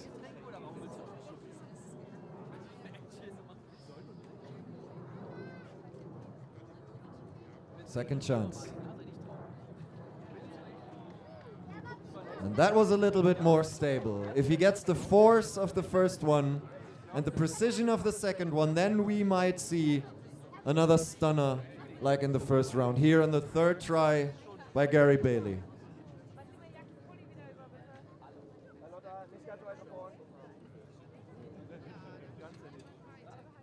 Er lässt sich Zeit. He takes his time. But now he goes in.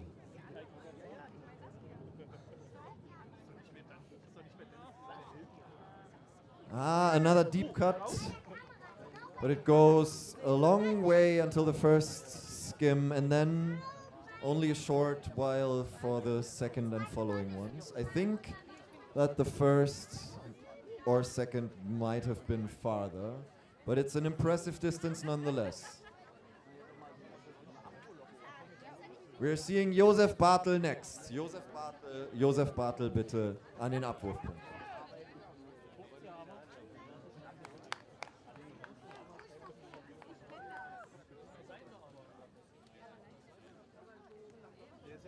Kommt zusammen, bündelt eure Energie am Wasser, mit der Hand am Stein oder zitternd um eure Favoriten in der Hand eurer lieben Nächsten und hofft mit uns allen zusammen, dass die Wolken noch einmal aufbrechen oder vorüberziehen. Titschen wir uns die Sonne noch einmal heraus hier am Damestrand, am Wendenschloss. Während wir Josef Bartel zusehen bei seinem zweiten Wurf.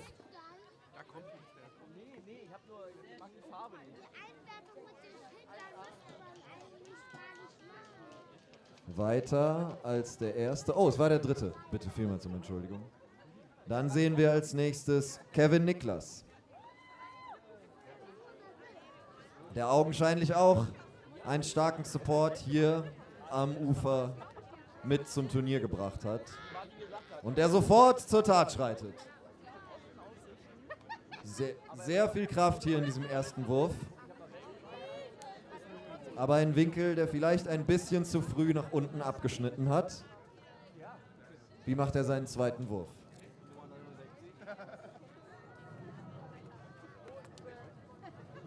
Besser als den ersten. Und jetzt der letzte. Das könnte ungültig gewesen sein. Ja, es bleibt bei 27 Metern für Kevin Niklas und wir sehen Marcel Bartheld. Und es machen sich bereit Sebastian Berthold, Oliver Ernesto und Lars Kellinger.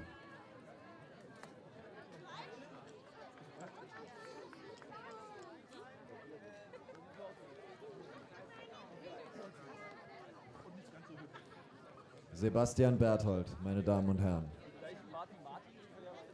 Trotz dem auffrischenden Wind, trotz den aufziehenden Wolken, so voll Hoffnung ist er hier, nicht nur darauf, dass wir vom Regen verschont bleiben, sondern auch auf seinen Sieg, auch auf sein Weiterkommen in diesem Viertelfinale. Sebastian Berthold.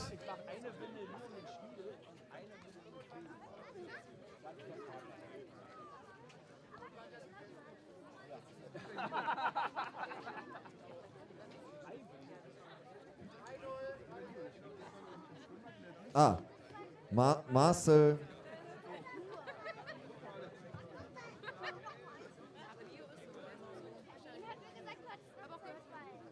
Oh, der Himmel verdunkelt sich. Paul ist gleich dran.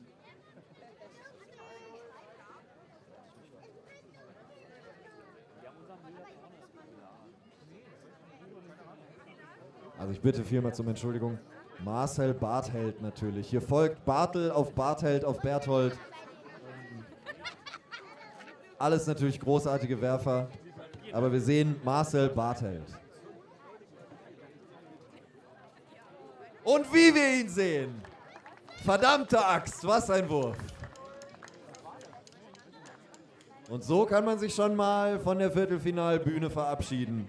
In guter Hoffnung, dass es noch für eine nächste Runde reicht. Als nächstes Oliver Ernesto. Oliver Ernesto, bitte auf die Bretter.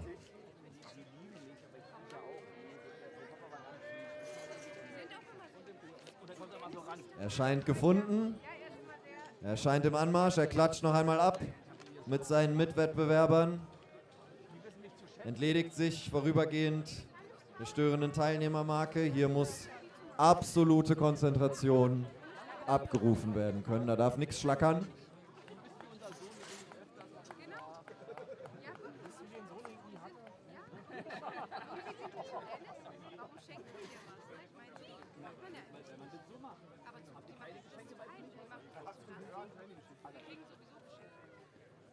Wo ist der Stein?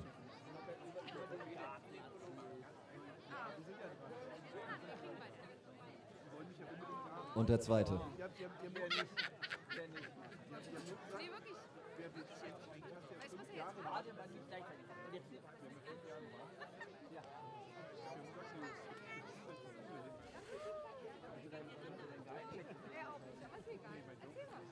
Und noch einmal.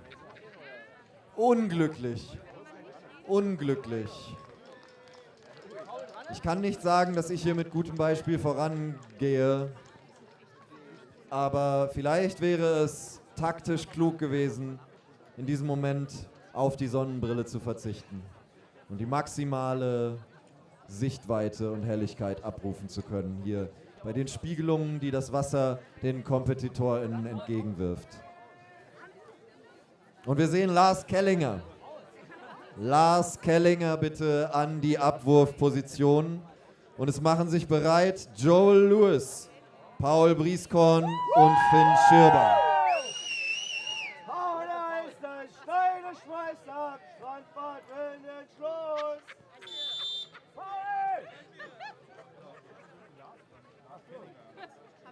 Der lachsfarbene Lars ist wieder zurück.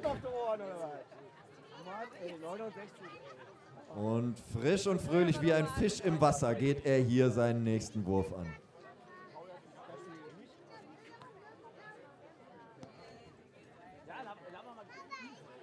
Weniger Wellengang jetzt als noch in der ersten Runde. Was machen die Werfer daraus? Das zum Beispiel, meine Damen und Herren. Ein erster Wurf, der sicherlich an der 30 gekratzt hat. Hier vom lachsfarbenen Lars Kellinger. Aber er ist noch lange nicht fertig. Er hat noch 2 für uns mitgebracht. Wie werden die aussehen? Ein wenig ein angeschrägter Winkel des Steins hier beim zweiten. Das kann natürlich dann dazu führen, dass er eher ausrollt, als weiter titscht auf dem Wasser. Entsprechend der Geschwindigkeit. Schüttelt sich noch einmal aus, dies ist der letzte Wurf. Der letzte Wurf von Lars Kellinger in diesem Viertelfinale. Und der ist leider verzogen. Es wird wahrscheinlich bei der Wertung des ersten Wurfes bleiben, die aber durchaus eindrucksvoll war und möglicherweise schon reicht. Joel Lewis. Joel Lewis jetzt auf die Startposition. Joel Lewis to the starting position for his first quarterfinal throw.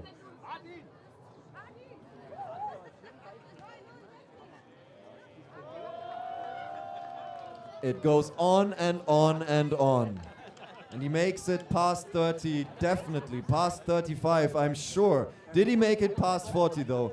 We'll see in the end, but now we'll see a second throw. And that one might just have been even better by Joel Lewis here. Can he improve on it a second time?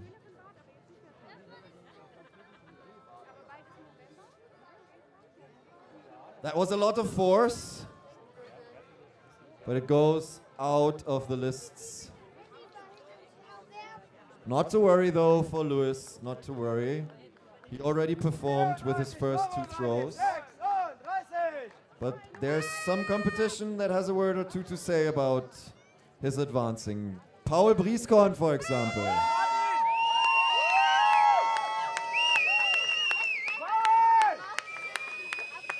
Brieskornens Paule geht hier an den Start. Auch er entledigt sich seines Spielerkärtchens. Vorher noch einmal den Rücken streckt und wirft. Etwas verzogen. Wenn der gültig war, ist er wahrscheinlich nicht über die 20 hinausgekommen.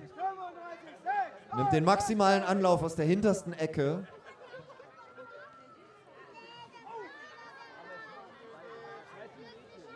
Und während hier von seinen Supportern in jeder Runde Pyro in einer anderen Farbe abgebrannt wird, was sind eigentlich eure Farben? Also, wer soll sich denn da zurechtfinden? Gut gegeben. Und den kann er aber zählen. Den kann er zählen lassen.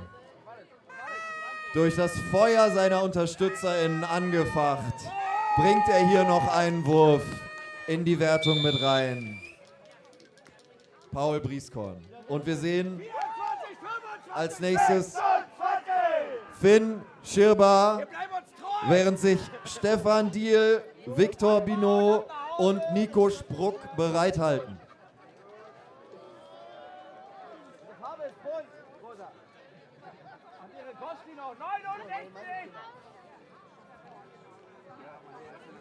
Finn Schirber. Ein gültiger Wurf im ersten Versuch. Aber das wird er ausbauen wollen.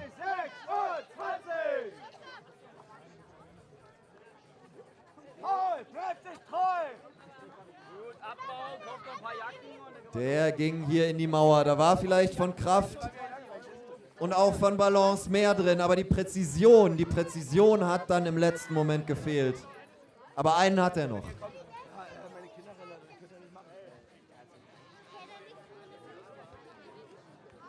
Und da, meine Damen und Herren, und alle weiteren, verließen sie ihn.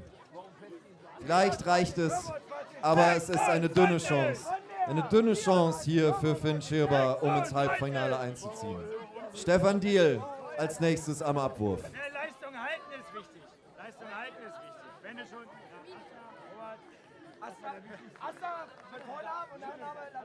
Stefan Diehl. What will Stefan Diehl be dealing? Will he be dealing death or will he be dealing desire?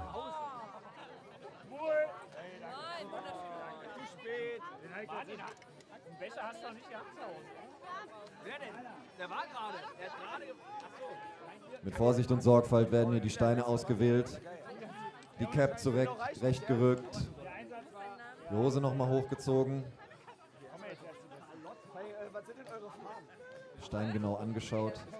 Auch hier maximaler Anlauf, ganz in die hinterste Ecke und los geht's. Bewegung. Ja, ihr habt verpasst. Schöner Wurf hier im ersten Versuch. Schöner Wurf im ersten Versuch von Deal.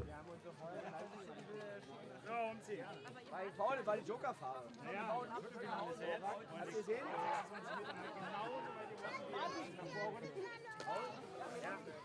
Lila und grün. Joker-Farbe. Lila und grün.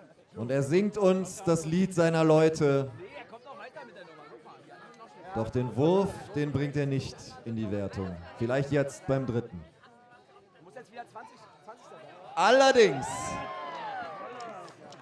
Allerdings, Stefan Diehl. Im dritten Wurf sicherlich über die 35, vielleicht nah an der 40. Die Jury wird es gleich bekannt geben. Et maintenant, Victor Binot, all the way from France. He told me yesterday that in the beginning he thought skimming was magic, but then he learned it's physics, it's exercise. But magic can come from that, and he's here to show us. Das war der Wind und die Wellen, das war Beschuss. Trotzdem hast du uns enttäuscht. Jeden Abend Mühe, das Nächstes Jahr suchen wir uns einen anderen. Eine Wurftechnik, die wir so hier nicht oft gesehen haben. Fantastisch! Er bringt den Stein an der Vorderseite ein bisschen nach oben und vermeidet so jedes Risiko abzutauchen und in das Wasser hineinzuschneiden. Und mit der entsprechenden Kraft und Präzision, die in diesem zweiten Wurf ja mal wirklich gebündelt vorrätig gewesen ist, schafft er eine beeindruckende Distanz. Aber er ist noch nicht fertig. Binot pour la troisième fois.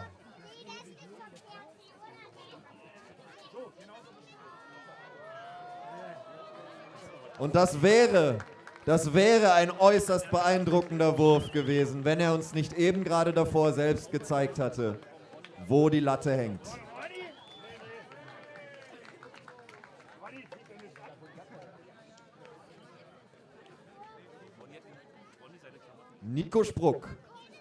Nico Spruck als nächstes an den Abwurf.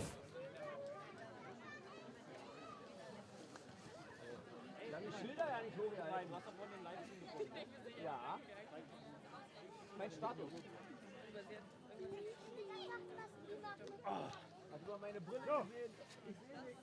Ja, er versucht eine ähnliche Technik wie Binot vor ihm, versucht dem Stein einen leichten Winkel zu geben, um ihn am Eintauchen zu hindern. Die Kraft hat aber gefehlt. Das muss er jetzt im zweiten Wurf besser machen. Ja, und er holt weiter Anlauf und schafft auch eine weitere Distanz. Allerdings hat es jetzt ein wenig an der Balance gemangelt. Und über 3 Titscher, die natürlich für die Wertung reichen, kommt er hier nicht hinaus. Weswegen er seine Kraft nicht wirklich auf die Straße bringen konnte. Oh, und das war ein Wurf, der sich sehr schön angelassen hat. Der auch eine gute Distanz erreicht hat. Aber der auch einem mit dem Geschmack im Mund zurücklässt, da wäre mehr drin gewesen. Weil er im letzten Moment ein Stückchen nach rechts abgebogen ist. Wir sehen Thomas Konrad. Und es machen sich bereit Savas Güldak, Samuel Simons und Gurgen Yericyan.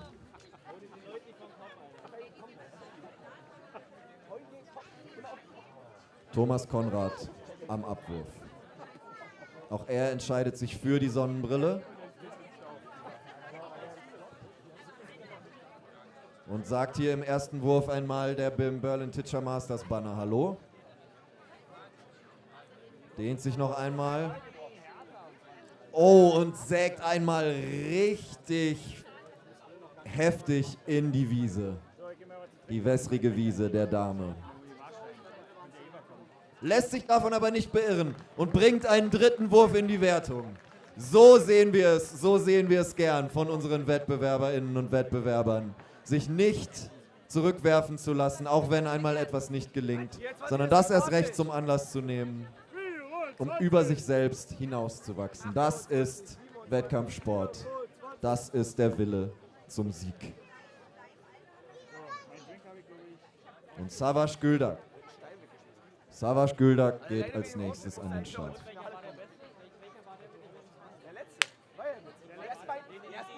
Auch er mit einem beeindruckenden Wurf in der Vorrunde. Jetzt wird er uns zeigen müssen, ob es Können oder vielleicht doch Glück gewesen ist. Seine Technik und seine Selbstsicherheit sprechen für sich. Ich glaube, es ist unzweifelhaft, dass wir es hier mit einem Profi zu tun haben. Aber kann er es abrufen? Ja, ja, das kann er.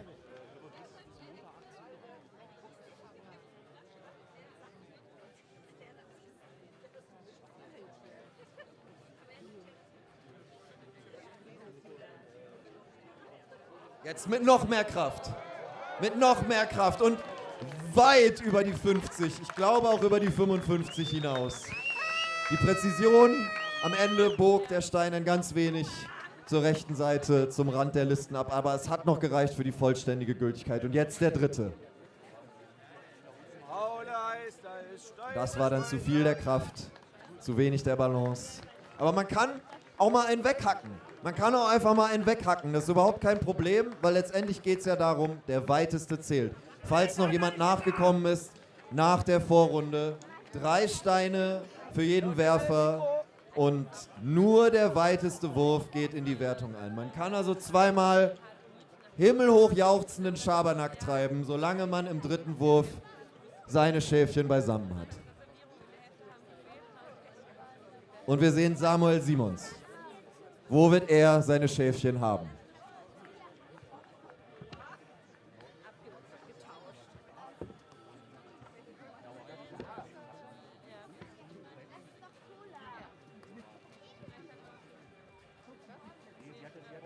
Ein vorsichtiger Versuch hier im ersten Wurf von Samuel Simons.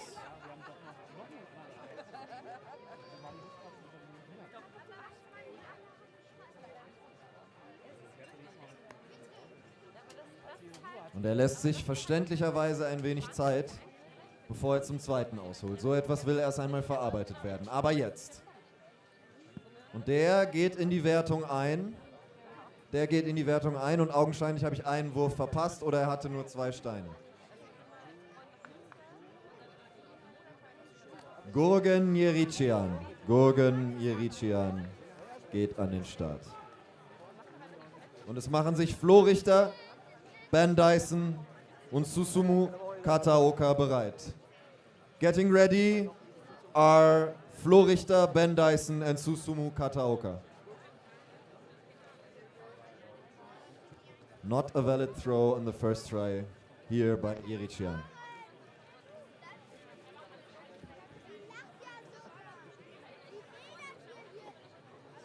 He's waiting for the confirmation. Er wartet auf die Bestätigung, bekommt sie. Mit einem Lächeln auf dem Gesicht holt er aus.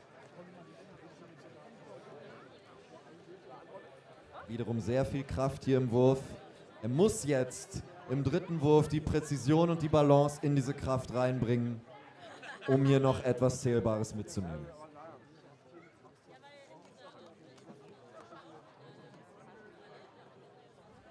Das ist schade. Aber auch so etwas kann auf dem höchsten Level des Sports passieren. Flo Richter. Flo Richter an den Start. Mit deinem Bruder mal üben gehen, der kommt wahrscheinlich weiter. Kommt wahrscheinlich weiter. Kannst du mit dem mal üben gehen? Komm weiter. Ja, super. Nicht viel über 26%. Kein Bedarf an einer Jacke. Kein Bedarf an einer Sonnenbrille. Alles, was er braucht, ist ein Stein und das Wasser. Und er zeigt uns, wofür er es braucht. Flo Richter, meine Damen und Herren, und alle übrigen.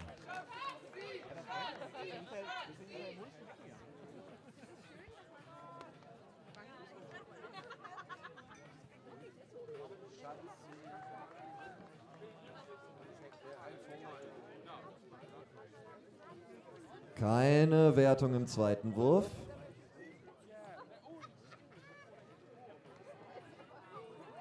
Aber eine Wertung im dritten.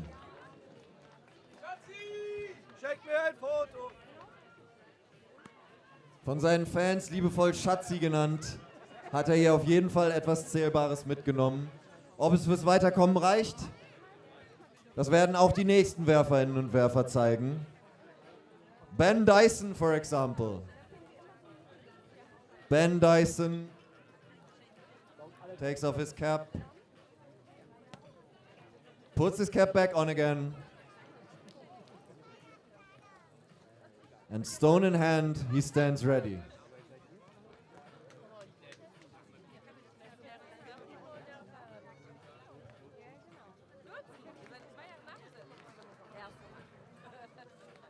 And not a hint of nerves in this man. Stone cold.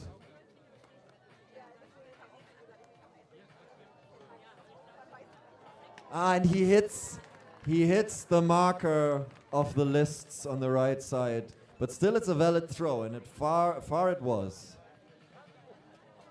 Another try. The last one for Ben Dyson in this Berlin Teacher Masters quarterfinals.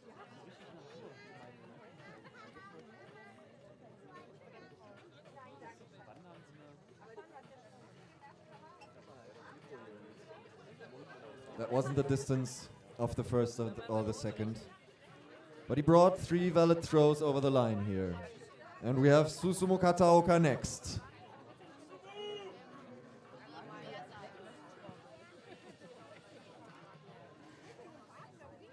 More than 100 years of tradition in his family business. And the beauty of the sport that he brings to the riverside.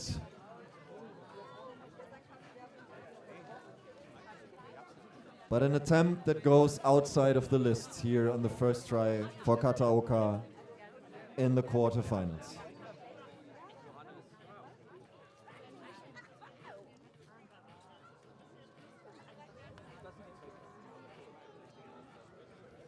And another invalid one. He has to bet it all on this third and last stone of the quarterfinals, Kataoka does. That's bitter. That's sad to see from the man who traveled so far, but that's also the fate of the sport, that it's not always in your hands, and a small disturbance of the water surface, a gust of wind at the wrong point of time, can make it all come crumbling down. Wir sehen Uwe Dick. Und es machen sich bereit Stefan Rehl, Oke Stilo und Martin Sittek. 67, 68, 69. Nee, kommt jetzt, die sollen sich bereit machen. Uwe Dick. Nein, Martin soll sich bereit machen. Uwe Dick ist der Dick im Geschäft, Mann.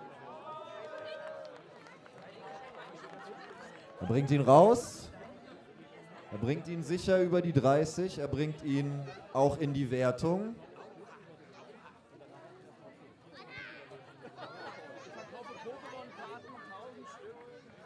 Und auch er entscheidet sich für eine Variante mit einem langen ersten Abwurf und vielen kleinen Titschern danach,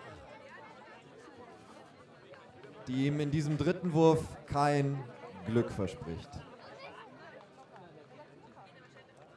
Stefan Rehl.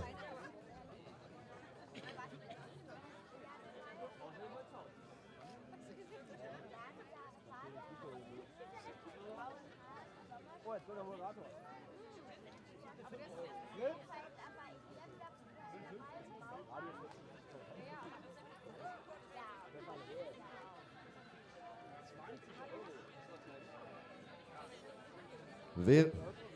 Während Stefan Rehl sich hier fertig macht und auf die Freigabe seines Wurfs wartet, einmal der Hinweis an alle Kinder und solche, die es werden wollen.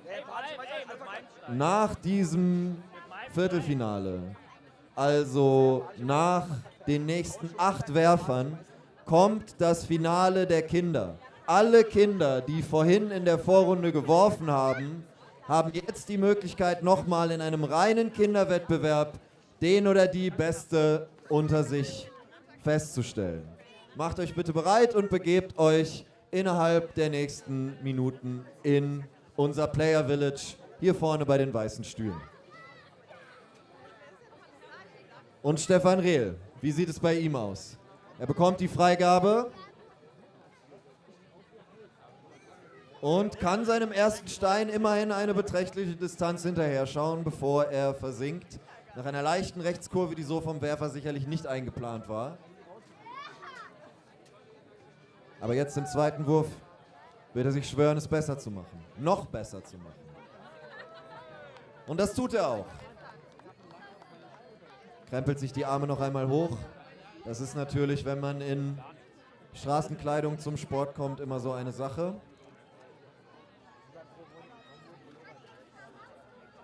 Und den dritten, den verzieht er leider ein bisschen. Es kann sein, dass er trotzdem gültig war. Weiter als der erste oder zweite war er leider auf keinen Fall für Stefan Rehl. Und wir sehen Oke Stilo. Oke, wo bist du?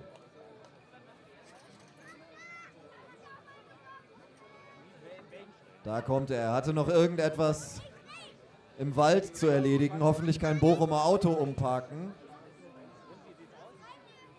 Legt seine Jacke und seine zweite Jacke ab. Und geht in Position. Auch er ganz casual. Das Hemd nicht in der Hose.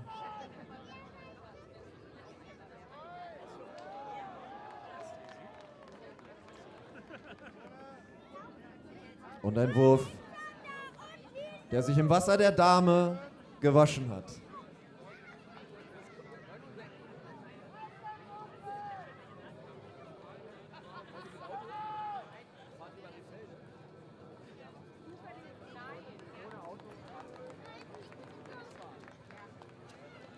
Und jetzt der letzte Wurf von Oke Stilo.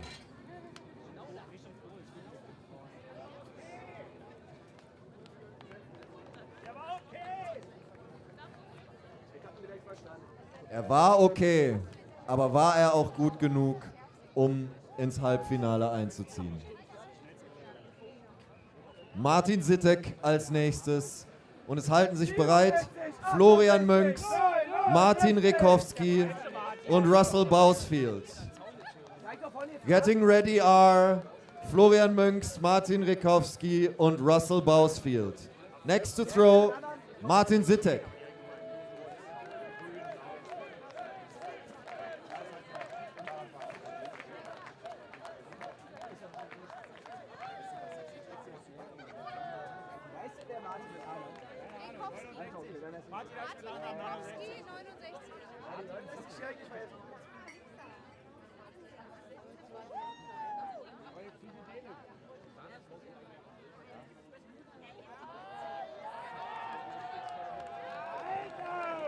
Ein Wurf, der in seiner Kraft vielleicht seine eigene Qualität Lügen gestraft hat, bei dem man dachte, der macht vielleicht noch 2, der macht vielleicht noch 3 und dann machte er noch 4, noch 5, noch 6 und hörte einfach nicht auf zu titschen. Das ist die wohltemperierte Dosierung von Kraft, von Präzision und von Balance, die hier in diesem Sport so wichtig ist. Die hat uns Martin Sittek in seinem zweiten Wurf gezeigt. Aber Florian Münks wird versuchen, diesen Wurf alt aussehen zu lassen.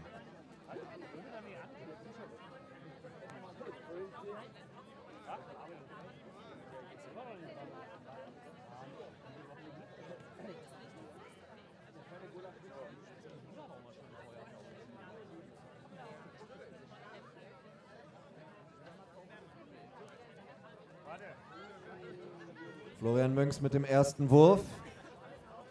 Nah an der 30, vielleicht etwas drüber.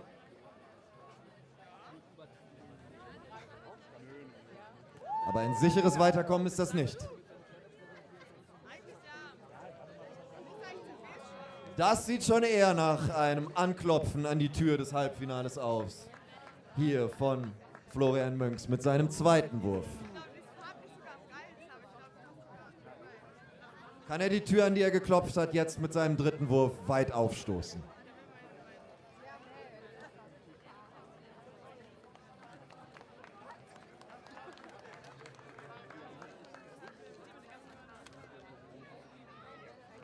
Martin Rekowski.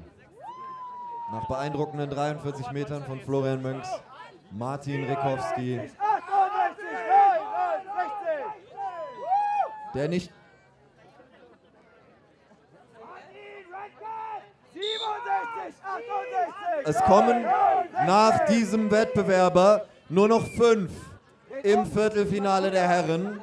Deswegen bitte ich noch einmal darum, dass alle Kinder, die in der Vorausscheidungsrunde mitgetitscht haben, sich jetzt im Player Village hier bei unseren weißen Stühlen versammeln.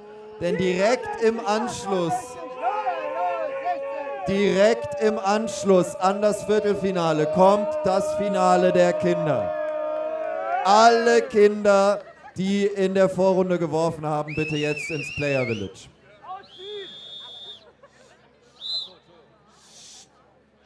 Silenzium.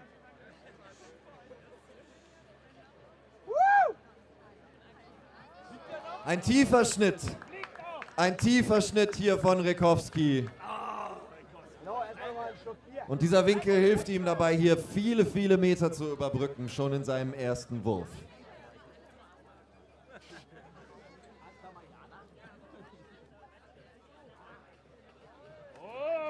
Vielleicht ein wenig hart das erste Auftitschen hier bei Rekowskis zweitem Wurf.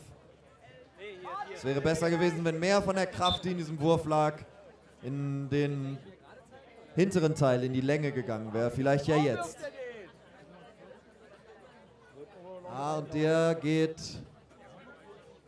trotz einer beachtlichen Weite, glaube ich, ungefähr bei 35 Metern aus der Begrenzung heraus.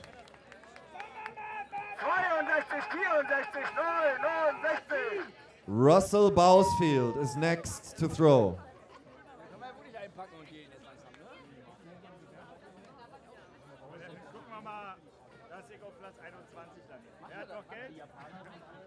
Russell Bousfield with his first quarterfinal stone. A very casual kind of throw. He'll want to do better in the second.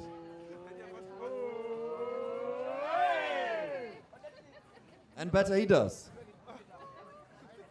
But he'll need a further improvement for the third and last throw in order to survive in this fiercest of skimming competitions.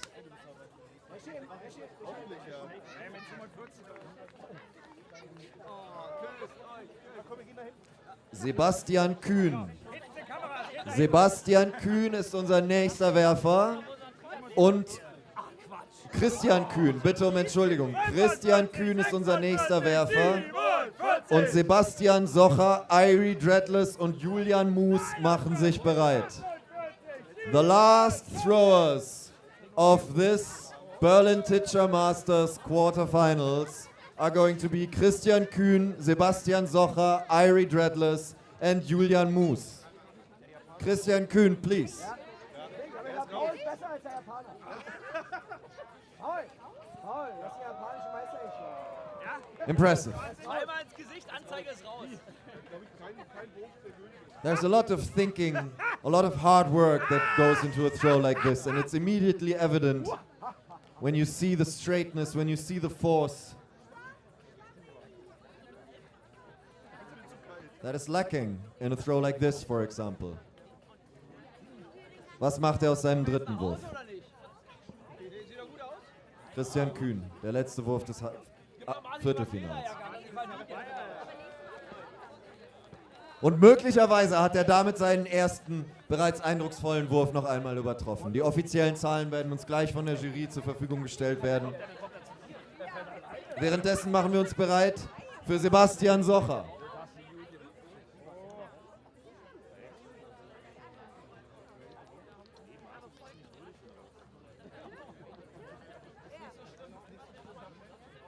Ja, da gibt es noch ein paar Takte mit dem Referee zu besprechen. Vielleicht wartet man noch auf die Endwertung des vorherigen Werfers, aber jetzt ist er bereit. Ich habe ein Auftitschen sicher gesehen. War da ein zweites? Das spielt keine Rolle, denn 2 Würfe hat er ja noch, um hier etwas Zählbares mitzunehmen. Sebastian Socher.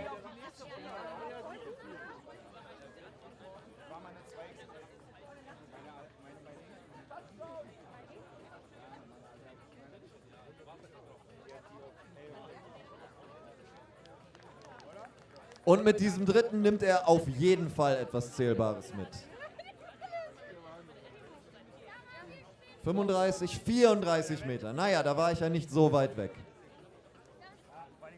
Irie Dreadless. Er war furchtlos in dem Vorausscheid. Wird er furchtlos durchs Viertelfinale gehen?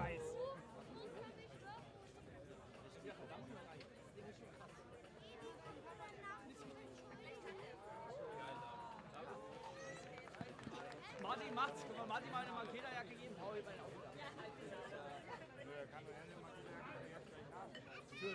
Für 26 € haben wir gesagt. 26.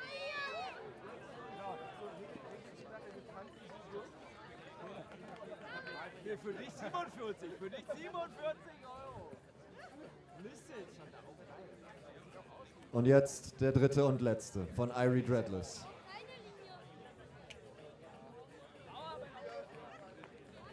War das ein Zähnezusammenbeißen aus Freude oder eines aus Frust? Bei einem so furchtlosen Wettbewerber ist es manchmal nicht so leicht zu sagen. Und jetzt, als letztes, während des Viertelfinals der ersten Berlin Titscher Masters, sehen wir die Würfe von Julian Moos.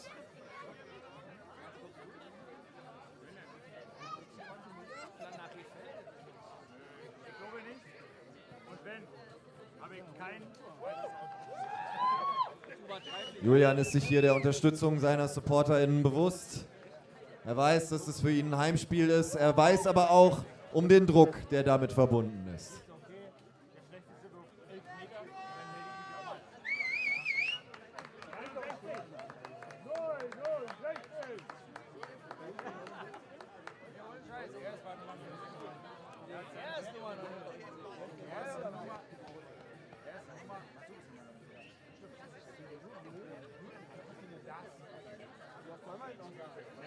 Pass auf, ist die Frage ernst gemeint?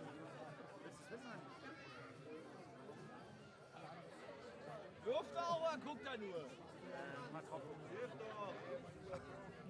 Nach Julian Moos beginnt umgehend das Finale der Kinder. Ich hoffe, dass wirklich alle Kinder, die in der Vorrunde mitgeworfen haben, jetzt im Player Village hier bei unseren weißen Stühlen zusammengekommen sind, damit wir sie dann sofort beim Werfen bewundern können, wenn Julian Moos fertig ist, dessen erster Wurf jetzt kommt.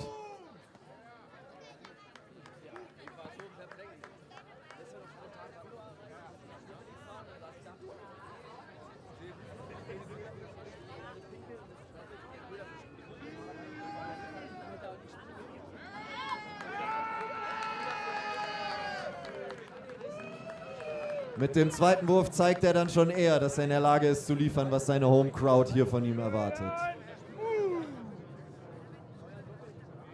Aber einen hat er noch. Und da ist er vielleicht ein Stückchen zu weit über sich selbst hinausgewachsen, ist vielleicht der frenetische Support seiner Anhängerinnen und Anhänger ihm ein ganz klein wenig zu Kopf gestiegen.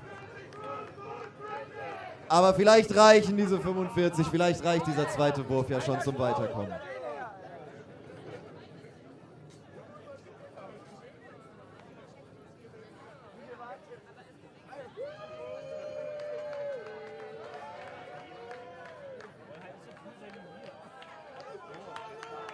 Und jetzt kommt unser erstes Finale vor dem Finale. Ihr müsst nicht warten, bis die Sonne sich langsam gen Horizont über den Wäldern der Dahme senkt, sondern jetzt und hier werden wir gleich eine Gewinnerin oder einen Gewinner küren, nämlich im Finale der Kinder. Und der erste Werfer, der in diesem Finale an den Start geht, ist Lennart Bartelt. Ist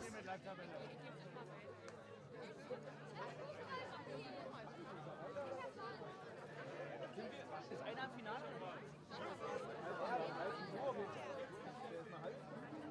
Wir wechseln jetzt zur 69. Ja. Wir brauchen neue Bild. Aber ich bin oben. Also alle meine Freunde suchen neuen Freunde. Was ist denn los bei dir? Lennart Bartelt hat seine Steine bereit. Aber ohne dieses so, genau. Und es ist eine andere Anspannung Ohne Schwungarm. als im Vorausscheid. Gleichzeitig kann er sich darauf verlassen, schon etwas erreicht zu haben, überhaupt hier in diesem Finale dabei zu sein.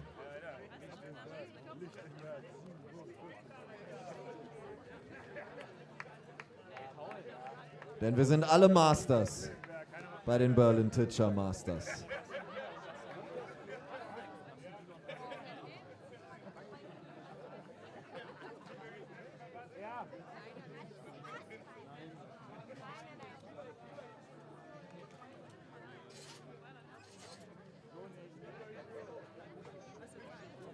Mir ist gerade hier von HQ eine Nachricht durchgesteckt worden. Es sind immer noch nicht alle Kinder, die wir für das Kinderfinale brauchen, in der Players Area angekommen. Also, gerade auch liebe Eltern, wenn ihr jetzt den Lennart da vorne stehen seht, wie er auf seinen ersten Wurf wartet, dann denkt an seine und eure Gesundheit und geht mal los und geht eure Kinder suchen, wenn die im Vorausscheid mitgeworfen haben, weil wir brauchen die hier. Und wenn sie sich entscheiden sollten, an diesem Finale nicht teilzunehmen, was völlig in Ordnung ist, dann brauchen wir darüber eine eindeutige Mitteilung am Orga-Zelt. Währenddessen halten wir einfach noch ein bisschen die Vorfreude hoch darauf, was hier gleich passieren wird. Nämlich auf den ersten Sieger oder die erste Siegerin dieser ersten Berlin Teacher Masters. Und jetzt ist Bartelt bereit und sein erster Wurf trifft das Wasser.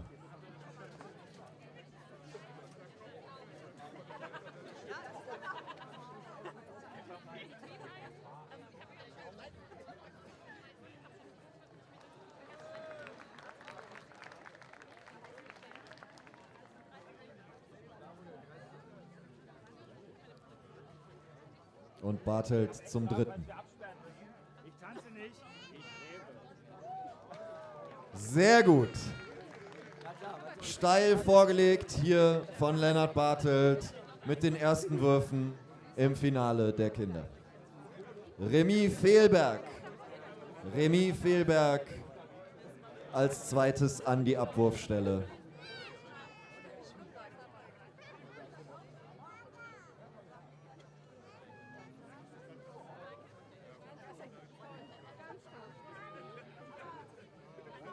Vergesst nicht Trinkgeld zu geben. Hast du auf jeden Fall die Logik auf deiner Seite. Oh, Paul ist hier. Und wenn Remy noch einen kurzen Moment braucht, dann bedanke ich mich nochmal bei euch allen dafür, dass ihr gehofft habt, geglaubt habt, durchgehalten habt und die dunklen Regenwolken an uns, an der Dame, am Strandbad Wendenschloss und an den Berlin Teacher Masters habt vorbeiziehen lassen. Und auch wenn der Himmel nicht gänzlich aufgeklärt ist, auch wenn wir noch nicht die Sonne rausgetitscht haben, sieht es hier schon alles ein bisschen hellgrauer aus für den kommenden Nachmittag. Oh, Baby! Zu heiß, runter vom Platz. Ja, auf Afterweg sexy.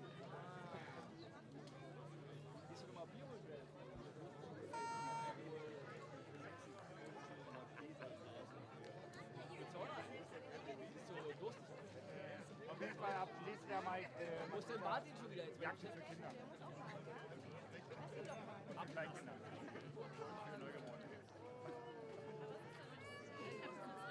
Rum-Cola.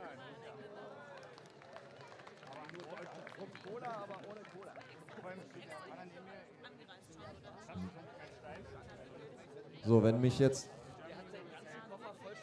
Wenn mich jetzt nicht alles täuscht, ist das Gustav Mühle. Remy Fehlberg hat von seinem Recht auf Fehlen Gebrauch gemacht.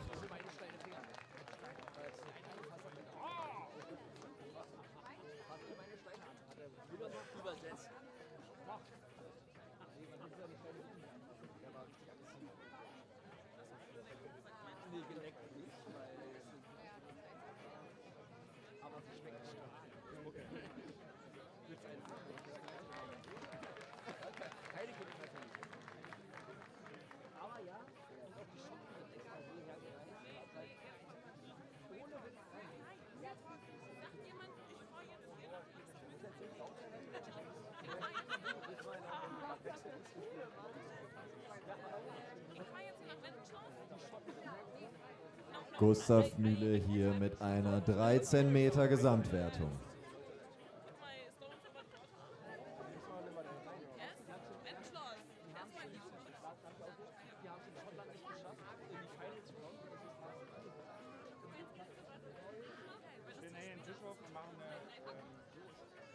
Marlon Alex in seinem ersten Wurf.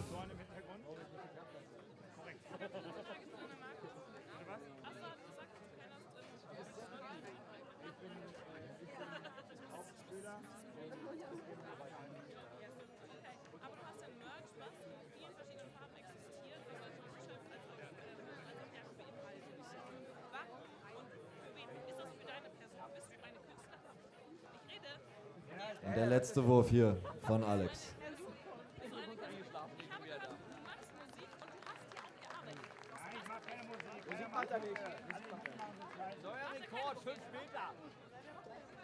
Tückische Bedingungen hier. Gerade lag das Wasser noch ganz glatt. Jetzt kommen wieder ein paar leichte Verwerfungen hier auf der Oberfläche nahe des Dahme-Ufers. 26 € für das Ding. Ja, perfekt. Endlich mal jemand, der hier steht. Finn Bausfield.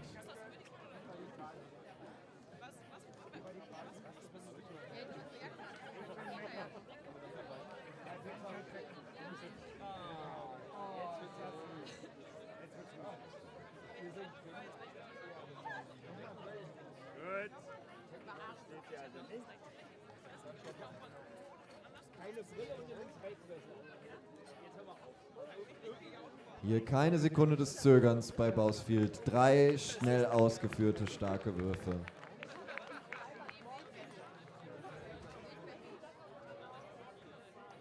Und Ella Hauter. Ella Hauter jetzt mit dem nächsten Wurf im Finale der Kinder.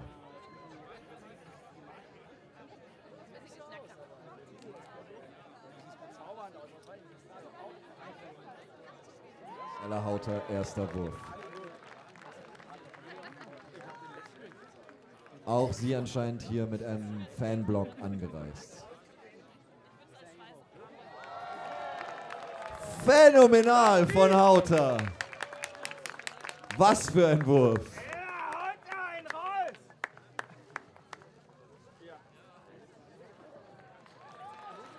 Ja, da war dann vielleicht nach dem zweiten das Pulver schon verschossen, aber wer weiß. Vielleicht reicht das ja für das Finale der Kinder. Nur noch einer wartet, Bene Schulze.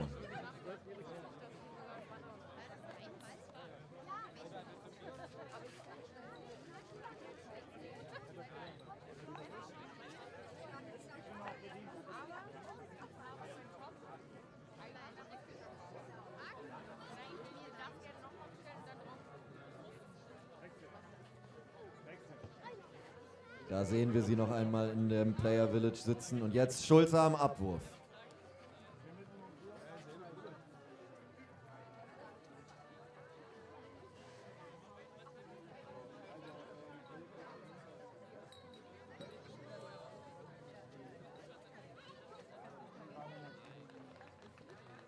Das könnte ein gültiger Wurf gewesen sein.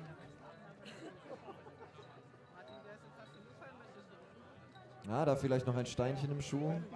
Man braucht natürlich optimale Bedingungen. körperlicher Art und geistiger Art, um hier am Wettkampf performen zu können.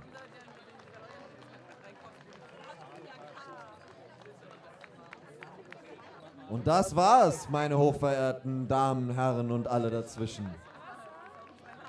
Das Finale der Kinder der ersten Berlin Teacher Masters.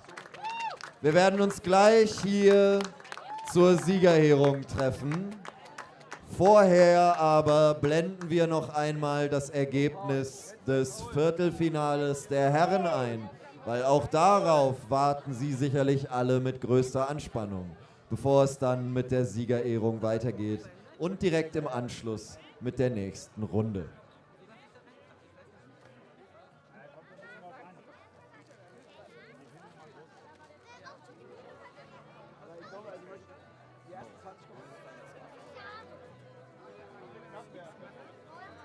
Ja, dann ist er aber lieber unser Kumpel. Die anderen waren schon Schwindel.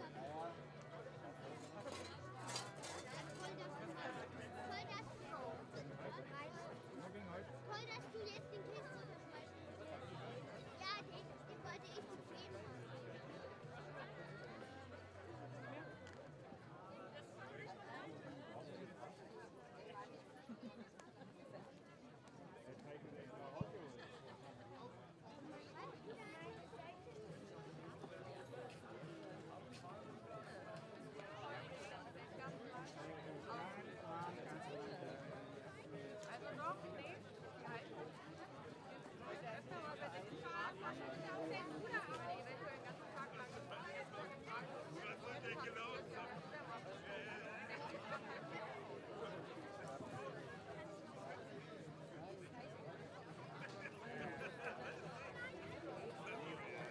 The men's semi-final commences immediately after the awards ceremony of the kids' final. The kids' final award ceremony is coming in a few moments, and the men's semi-final follows immediately after. And there we have it.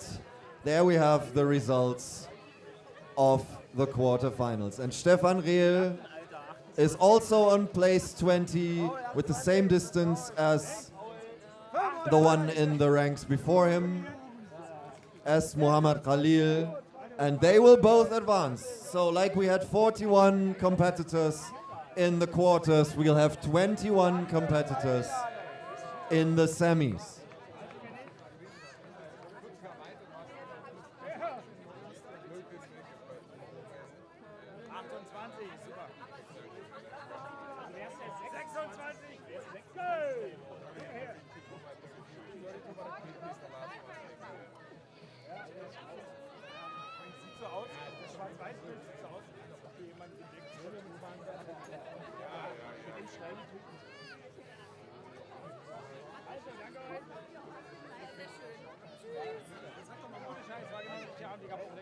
Sind alle Kinder, die ein Interesse haben, zu beobachten, wie die Trophäe an den Gewinner, die Gewinnerin des Finales der Kinder verliehen wird, hier am Treppchen in der Mitte versammelt. Kommt alle hier zum Treppchen gegenüber der großen Leinwand und werdet Zeugen des Finales der Kinder bzw. der dazugehörigen Preisverleihung. Der Name ist Programm, er liegt 25.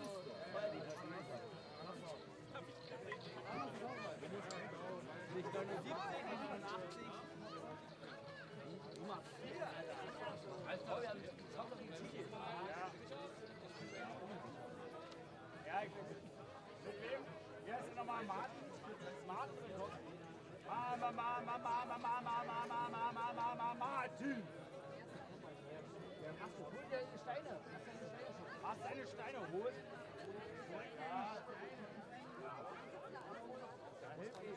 Ja, hol ihn. Na, Paul, kommt nicht mit und habt ihr ja einen Loserstein. Ein LS. Lustein.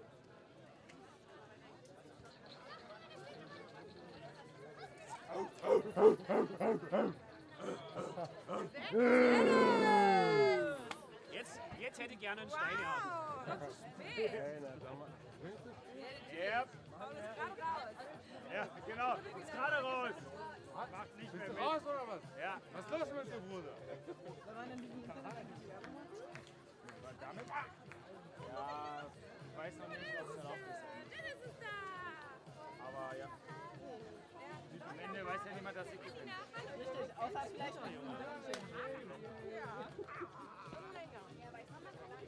Hey, ich finde dich aber nicht raus, oder? Ja. Er ist zum Halten. Aber damit kannst du mal raus. Ready! Diggi! Wo ist deine Schwester?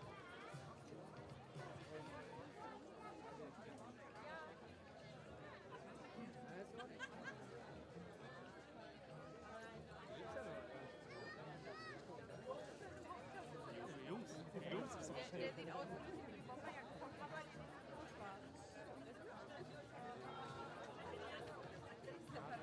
Alles daran gesetzt, dass ich hier Seile abbauen kann. Dann kann ich mal wieder arbeiten.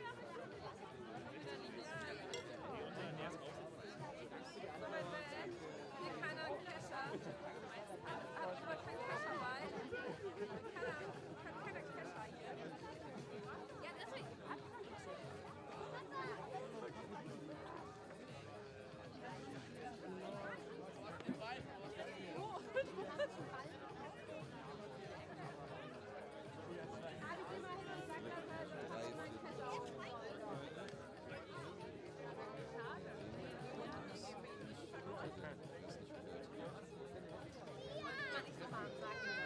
Los, auf!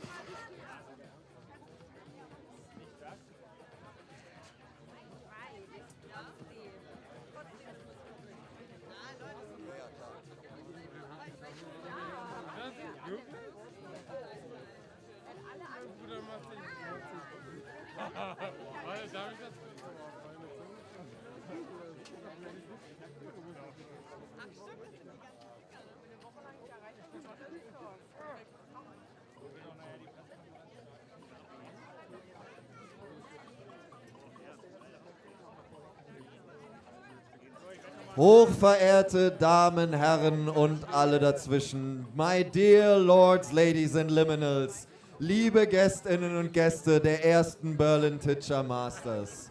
Vor euch stehen die 6 Wagemutigen, die 6 Großherzigen, die 6 Furchtlosen, die sich dem Finale der Kinder entgegengestellt haben und gegeneinander, gegen alle Widrigkeiten von Wind, Wetter und Wasser angetreten sind, um hier zu beweisen, dass Titschen keine Frage des Alters ist.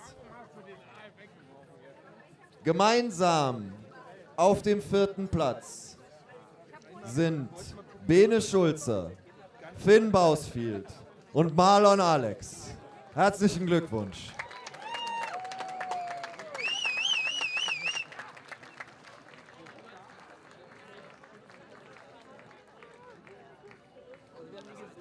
Die Gewinnersteine ausgesucht. Lass die Leute die Steine anfassen. Gefällt mir nicht.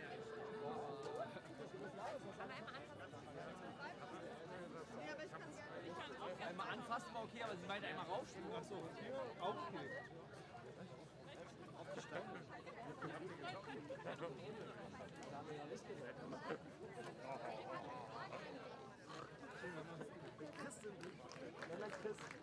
Hallo.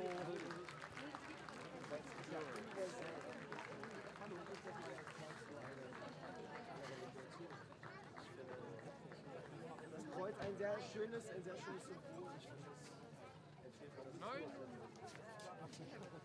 Ich finde das Auf dem 3. Platz mit einer Distanz von 13 Metern hat sich aufs Treppchen geworfen Gustav Mühle.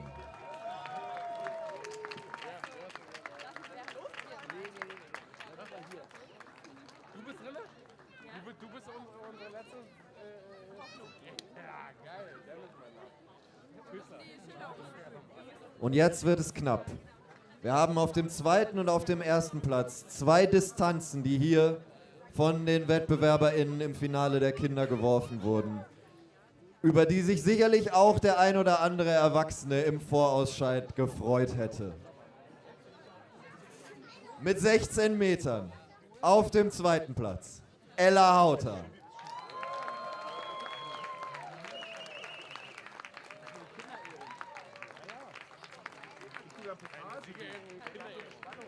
Und das lässt nur einen Schluss zu, das lässt nur einen übrig.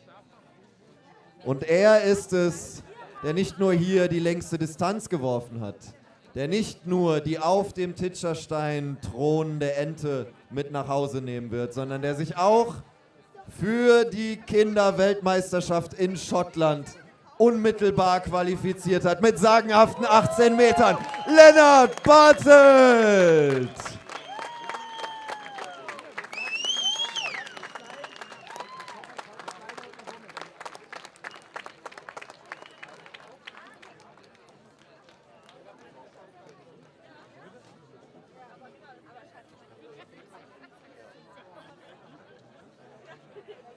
Schaut sie euch noch einmal gut an. So jung werdet ihr sie nie wieder zu Gesicht bekommen. In ein paar Jahren machen sie euch schon in eurer eigenen Kategorie die Hölle heiß. Und wir machen jetzt direkt weiter mit dem Halbfinale der Herren. Ihr habt gerade gesehen auf dem großen Screen, wie die Qualifikation, wie das Viertelfinale gelaufen ist. Schaut es euch aber jetzt noch einmal an und schaut es euch gut an. Es gab noch eine kleine Änderung und alle, die dort jetzt aufgeführt sind, können sich eigentlich auch schon ins Player Village begeben, denn es geht unmittelbar weiter.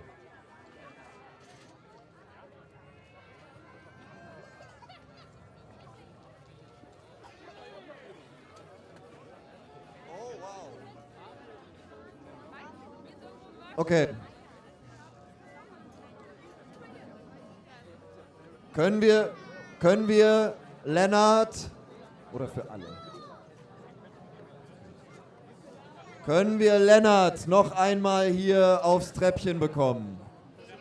Es ist von weit her noch ein Preis für den Gewinner des Kinderfinals hier zu uns an den Damestrand gebracht worden.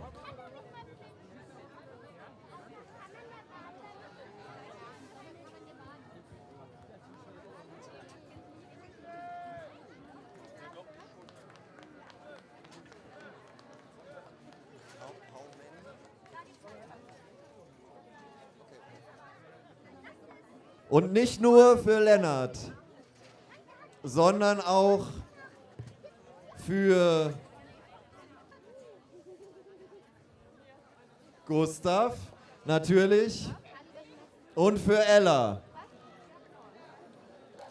Also alle, die sich hier aufs Treppchen geworfen haben im Finale der Kinder, für die gibt es noch einen Preis, der weiter gereist ist, als Sie das möglicherweise in Ihren junger Zeit, in dieser kurzen Zeit auf dieser Erde, die Sie schon in unserer Gesellschaft verbringen durften, selbst getan haben.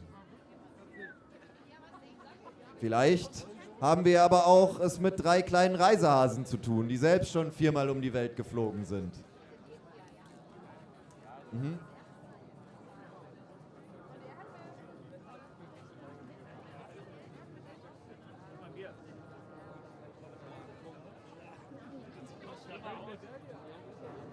Aus der Manufaktur Katoaka, direkt aus Japan, 3 Original Katoaka Titschersteintaschen zum Steine sammeln.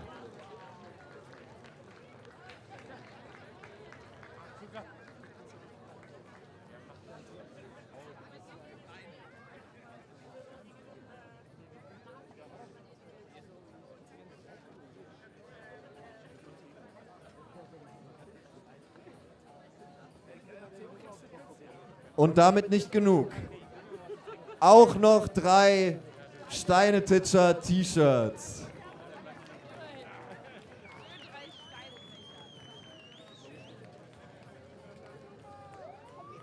Applaus für Susumu. Applaus für unsere 3 FinalistInnen des Finales der Kinder.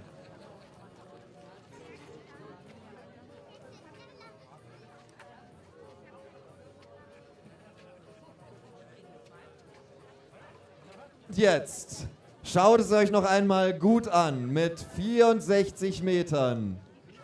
Erstplatzierter im Viertelfinale Victor Binot.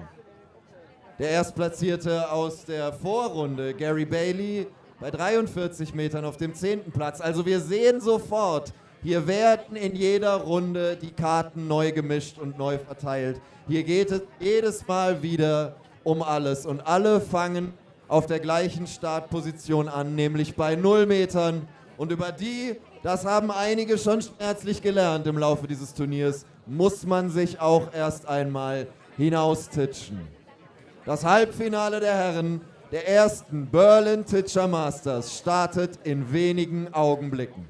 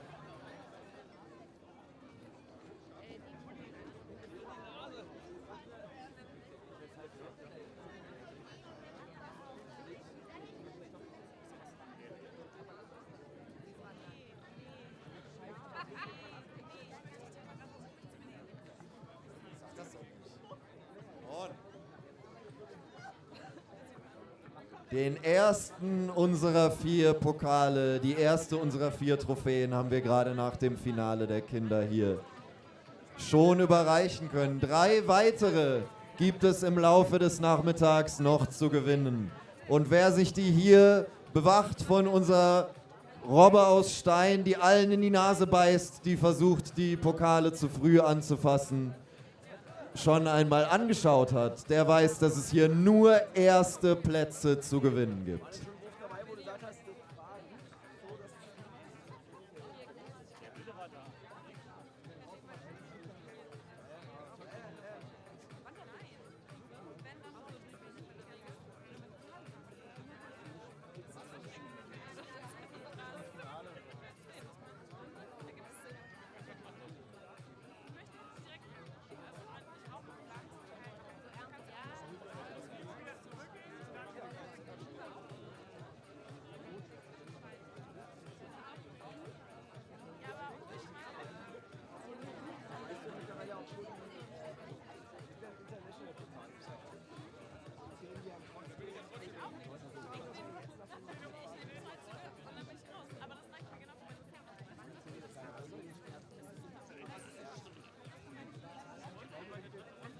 Wer jetzt nicht pinkeln geht, tut es vor dem Halbfinale der Herren nicht mehr.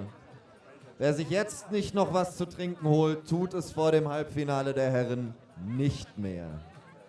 Alle, die hier auf dieser Anzeige gelistet sind, können sich schon einmal im Player Village einfinden und auf ihren Aufruf zum Werfen warten. Wir haben einen leicht veränderten Modus gegenüber dem Viertelfinale und dem Vorausscheid. Es wird nicht rein nach Startnummern der Teilnehmer gehen, sondern wir fangen mit dem Wettbewerber mit der kürzesten geworfenen Distanz im Viertelfinale an und arbeiten uns dann von dort hoch bis zum Werfer mit der längsten Distanz, mit dem weitesten Wurf im Viertelfinale, der im Halbfinale als letztes werfen wird.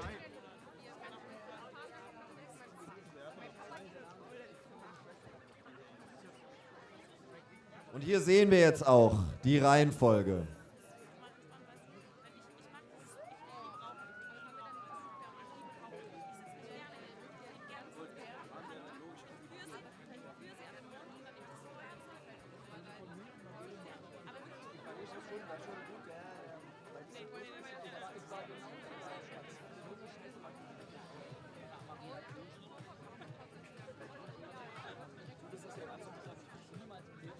Irie Dreadless würde also möglicherweise gut daran tun, seine Furchtlosigkeit zusammenzuraufen und sich schon einmal in der Nähe der Abwurfposition des Abwurfpodestes in Stellung zu bringen.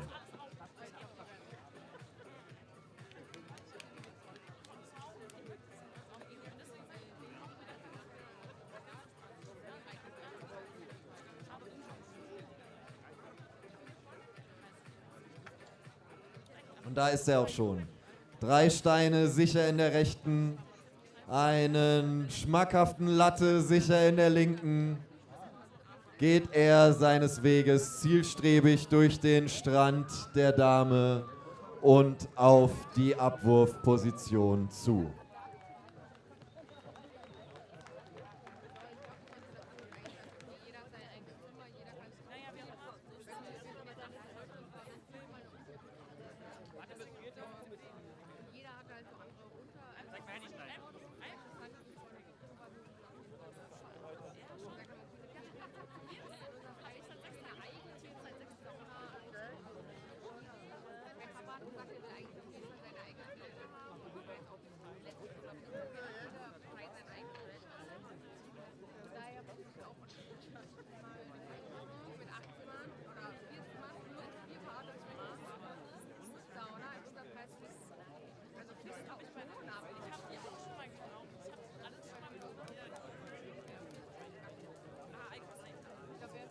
Geht weiter?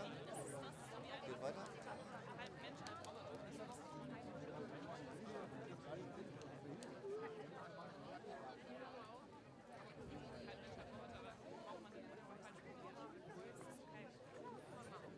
»80 Werferinnen und Werfer sind hier zusammengekommen. 20 verbleiben jetzt im Halbfinale noch. Wir dampfen und schmelzen den Kreis der WettbewerberInnen hier von Runde zu Runde rapide ein. Und viele sind es nicht mehr, die noch um den großen Preis, um den ersten Platz der ersten Berlin Titscher Masters hier werfen. Das Halbfinale beginnt. Irie Dreadless ist unser erster Werfer. Ist Irie Dreadless in Position? Ist der Referee in Position? Sind die Steine sauber, rund, flach? Liegen sie gut in der Hand? Ist das Auge auf das Ende der Liste? Ist das Auge auf den Sieg gerichtet? Ist die Hand ruhig?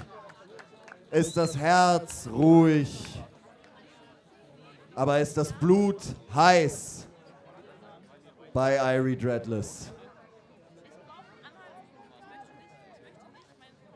2 Raben begleiten mit ihrem Flug seinen Abwurf, als hätten sie ihm die Weisheit der Götter zugeflüstert, und er wirft.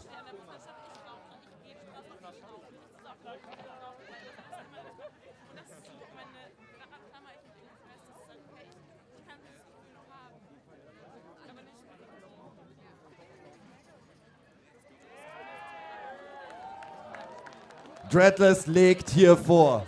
Mit dem zweiten Wurf des Halbfinales zeigt er sofort einmal an, dass er hierher gekommen ist, um zu bleiben.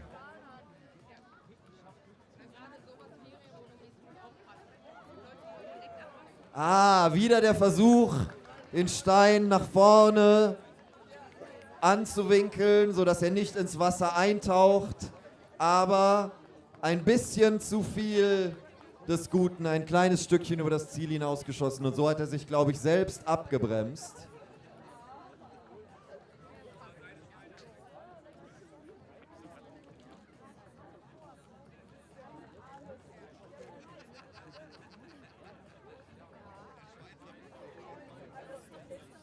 Und der zweite Werfer des Halbfinales geht an den Start.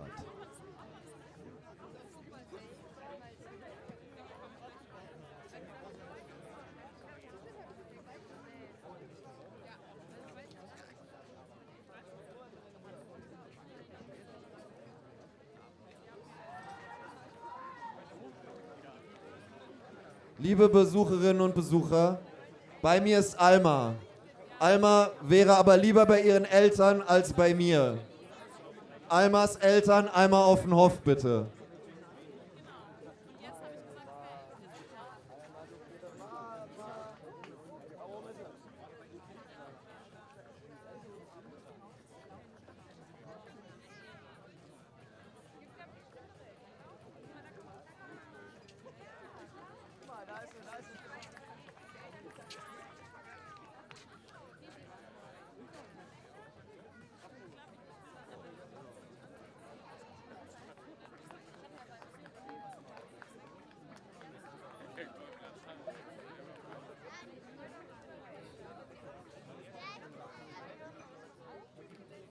Sebastian Naumann, dritter Starter hier im Halbfinale der Herren. Ein Heimspiel für ihn und eines, in der er sehr viel Arbeit, Herzblut und Liebe gesteckt hat. Wie wird er sich belohnen?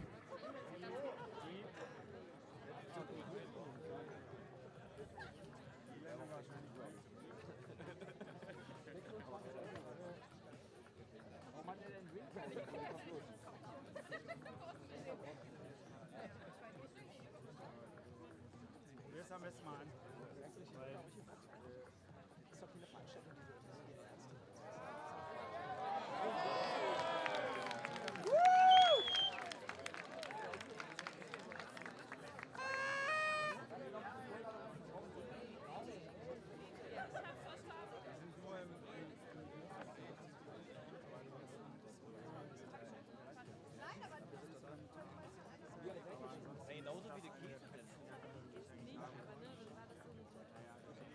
Dritter Wurf, Naumann.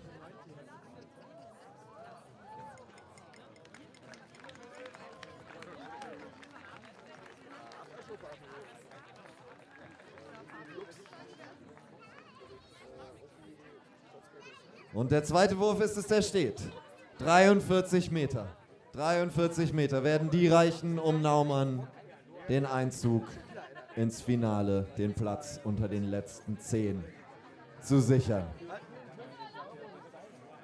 David Juris, unser nächster Werfer. Wo ist die Crowd? Da ist die Crowd. Da sind die Supporter für David Juris.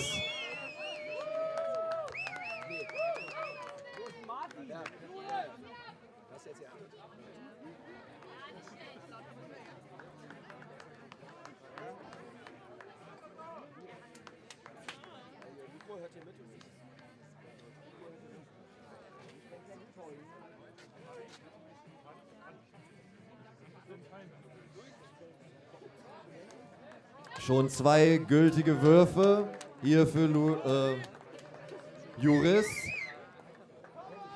Aber einen hat er noch.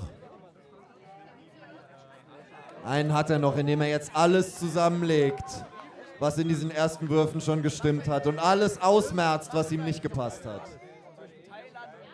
Und tatsächlich, das wird sein weitester Wurf gewesen sein.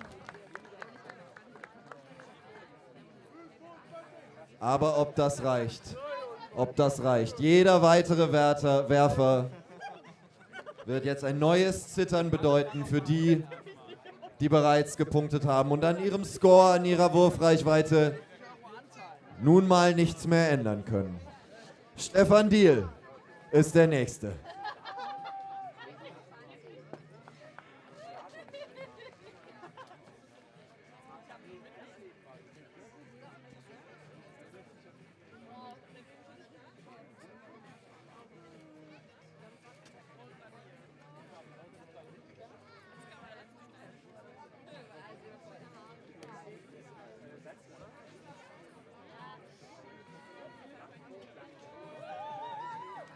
Stefan Diehl mit seinem Signature-Aufwärm-Move.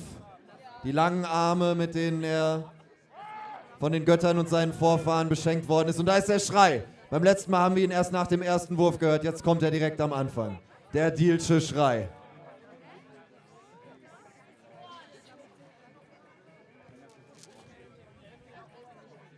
Und auch im Halbfinale ist es immer noch wichtig, sich auf das Wasser einzustellen.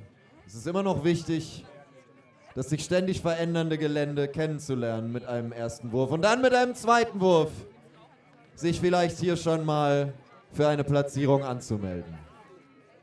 Aber, und auch das werde ich nicht müde zu wiederholen, nur der weiteste Wurf zählt.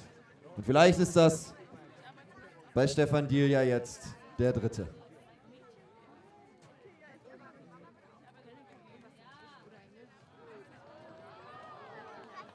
So zum Beispiel.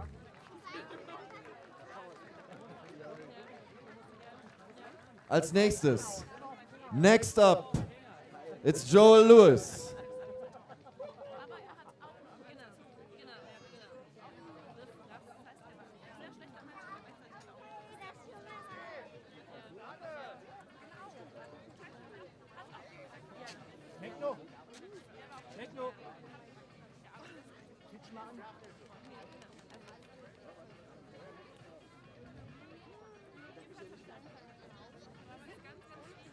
Joel Lewis, first try.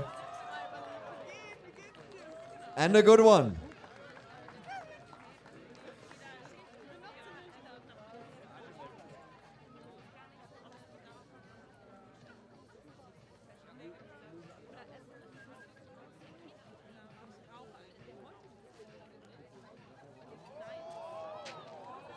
But the second one is even better for Joel Lewis.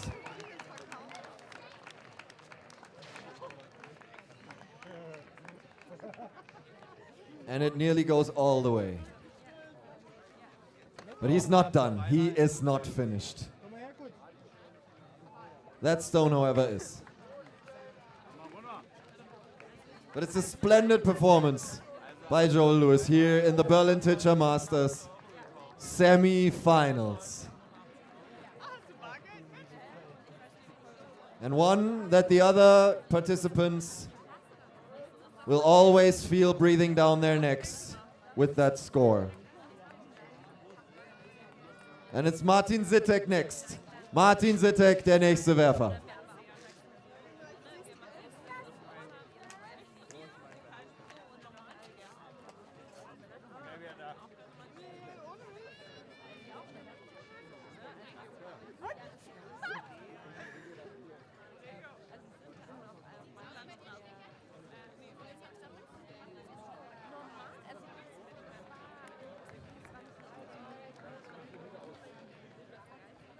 Er ist einer, der wirklich hier den Steinen das Schwimmen beibringt.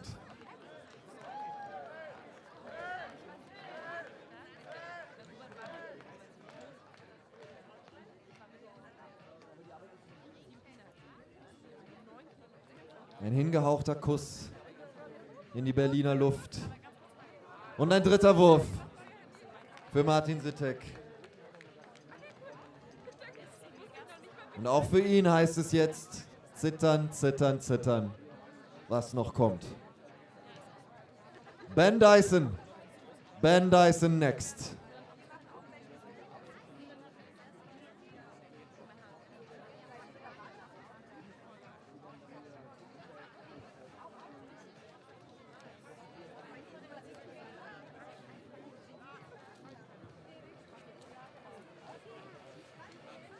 And this time he did take his cap off.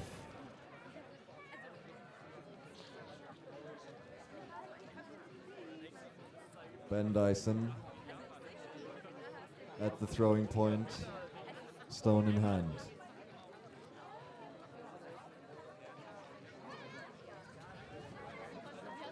Bit of a crooked cut that cuts into the water at about 30 maybe. You'll want to do better with the next one.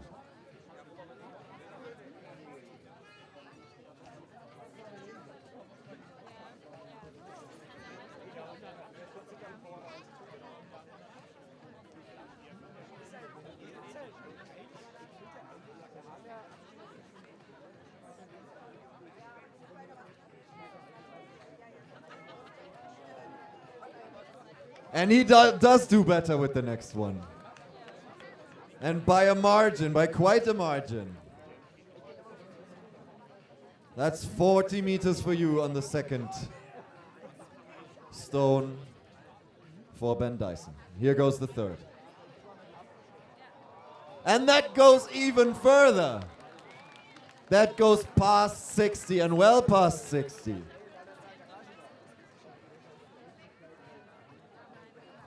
Ben Dyson, everybody.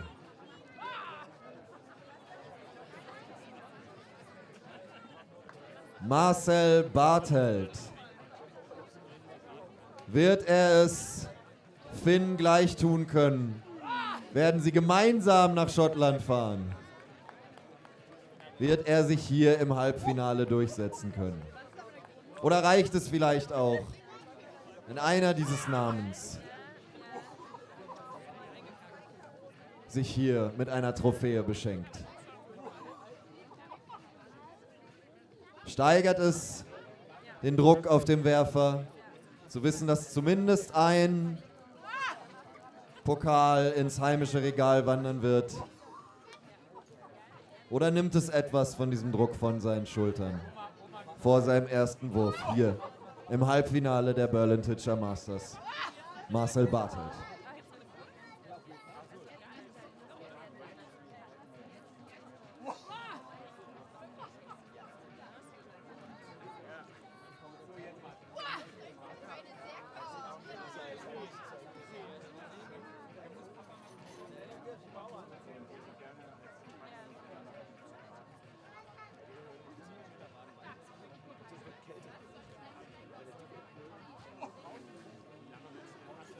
Und wenn ich es euch nicht gesagt hätte, dann würdet ihr es mir nicht glauben.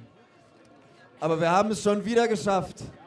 Und wir haben schon wieder die Sonne herausgetitscht, die jetzt für die letzten Stunden unseres großartigen Turniers, der ersten Berlin-Titscher Masters, die Werfer hier im Halbfinale noch einmal mit ihren Strahlen auf Köpfe, Hände und Steine küssen wird. Auf das ihre Würfe weit über die glitzernden Wellen der Dame getragen werden. Und wir Entfernungen sehen, die vielleicht noch niemand hier und vielleicht noch niemand auf der Welt in diesem sich so schnell entwickelnden Sport gesehen hat.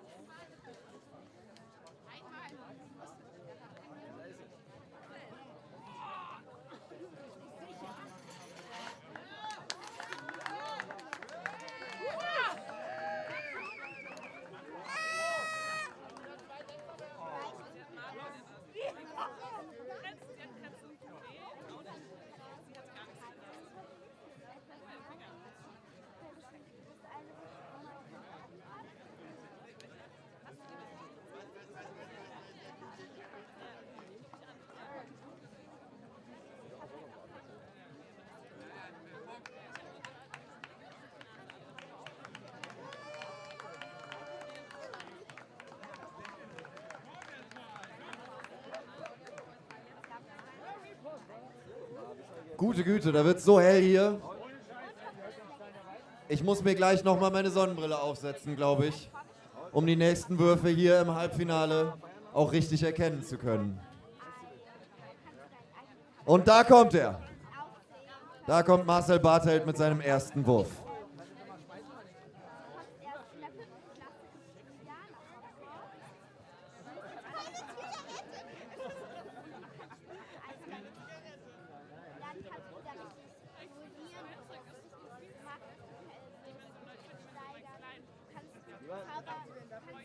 Ich krieg gerade die Memo, das war schon der zweite Wurf. Wir sehen also jetzt den dritten und letzten Wurf. Er ist freigegeben für Marcel Barthelt. Er muss es jetzt zählen machen. Etwas schwierige Bedingungen hier gerade natürlich mit dem aufkommenden Wellengang. Wird er versuchen abzuwarten? Oder hat er eine Technik, hat er einen Trick, einen gewissen Spin raus, wie er diesen Unbill zu seinem Vorteil nutzen kann? Er versucht es. Aber leider kein gültiger Wurf.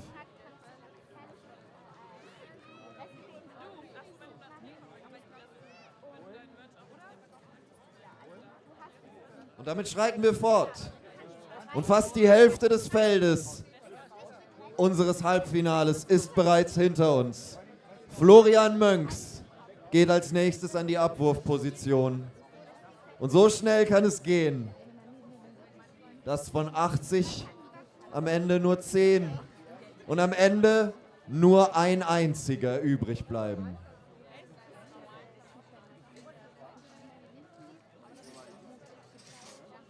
Florian Mönchs schaut sich seine Steine genau an. Schätzt die Distanz, die Höhe, das Wasser und wirft. Ein Wurf, der gut angefangen hatte, der dann aber in einem entscheidenden Moment mit der Nase in eine Welle schneidet und so zum Versinken verdammt ist. Mit einer ähnlichen Technik kann er sicherlich aus dem zweiten Wurf mehr rausholen. Das ist etwas, das alle, die mit Wahrscheinlichkeiten zu tun haben, wissen. Niemals ergebnisorientiert denken.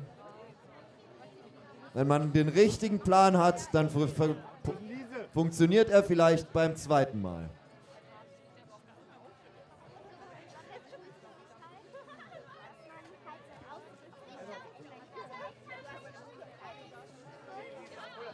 Oder beim dritten Mal. Und dieser dritte Wurf ist es für Florian Mönchs, der hier in die Wertung eingehen wird. Sein weitester Wurf in diesem Halbfinale der ersten Berlin Teacher Masters mit 42 Metern. And now, our chip leader from the first round of elimination, Gary Bailey. He trailed behind the top in the quarterfinals, but he'll want to make it up in the semis. He'll want to show us that there's no trophy to be had for the home team, for the home participants. He'll want to take the trophy over the water just like he takes the stones over the water. Rids himself of all his unnecessary belongings, all the worldly weight that weighs him down, and it's just him and his stone. For the first throw, Gary Bailey.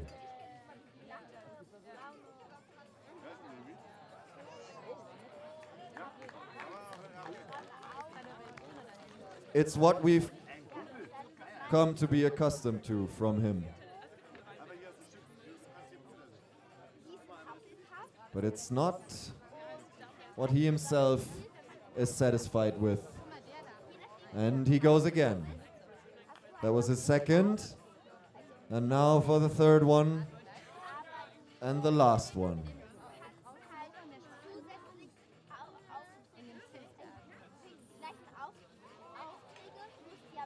There was a bit of a spin on that made it turn vertically after the first 20 or so meters. But the first throw is the one that he'll have entered into the score sheet on 53 meters. Nothing to scoff about. Next up, it's Julian Moos.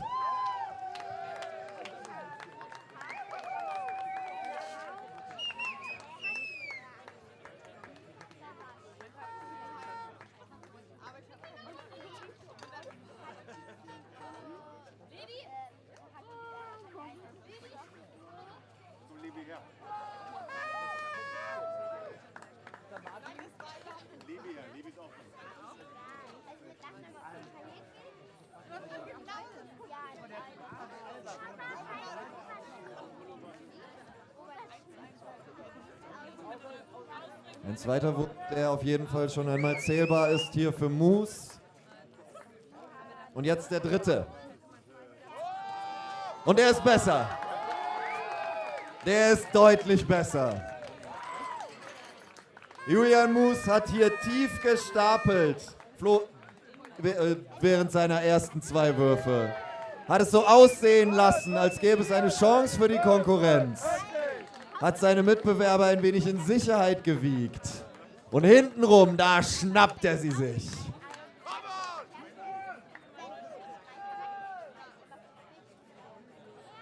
Oke Stilo. Oke Stilo geht als nächstes an den Start. Er hat einige der Turniere in Kreuzberg für sich entscheiden können.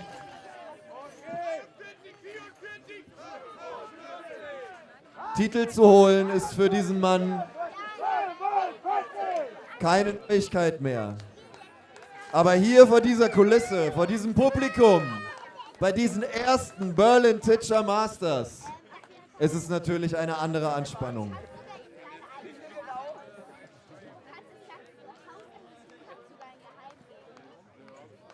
Und Stilo zum dritten. Bespricht sich einmal kurz mit dem Referee.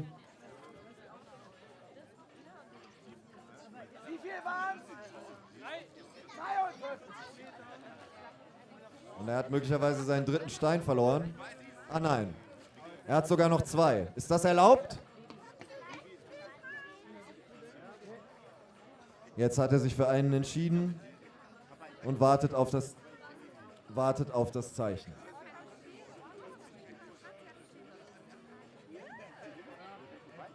Das jeden Moment kommen muss, um seinen dritten und letzten Wurf freizugeben hier für Oke Stilo. Er wirft. Aber nicht das, was er sich erhofft, nicht das, was seine Supporterinnen und Supporter hier von ihm erwartet hätten in diesem dritten Wurf. Er wird sich auf den ersten Wurf auf 29 Metern verlassen müssen und hoffen müssen, zittern müssen, ob das am Ende reicht. Flo Richter ist der Nächste.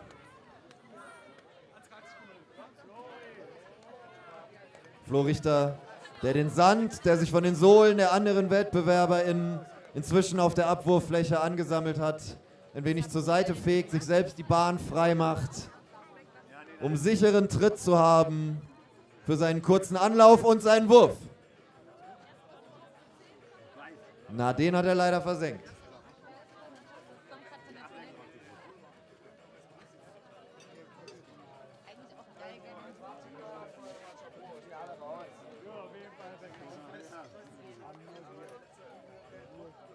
Der zweite.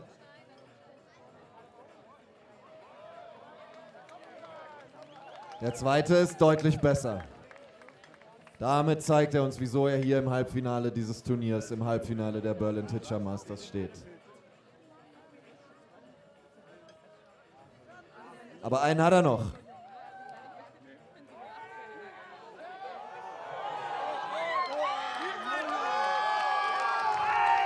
Und das ist es, liebe Zuschauerinnen und Zuschauer. Das ist es, warum Sie vor ihm niederknien. Das ist es, warum Sie ihn Schatzi nennen. Das ist es, warum Sie ihn lieben. Würfe wie dieser sind es, die Flo Richter hier ganz nach vorne bringen können.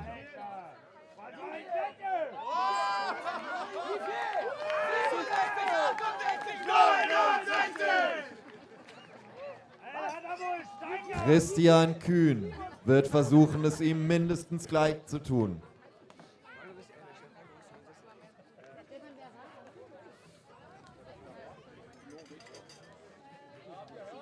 Christian Kühn.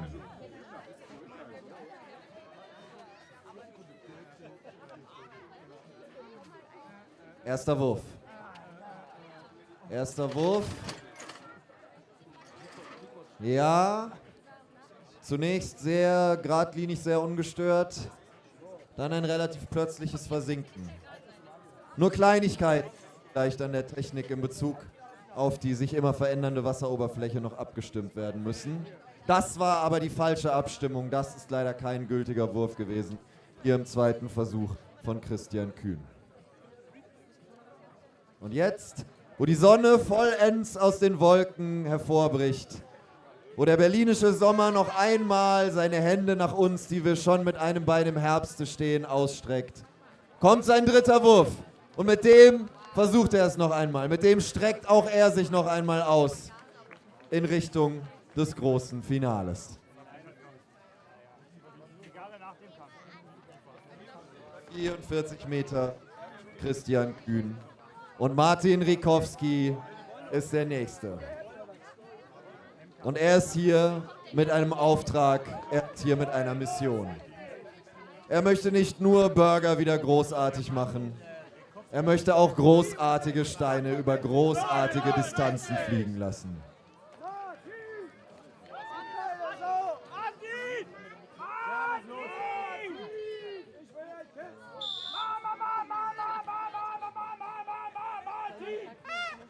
Orange und Blau scheinen seine Farben zu sein.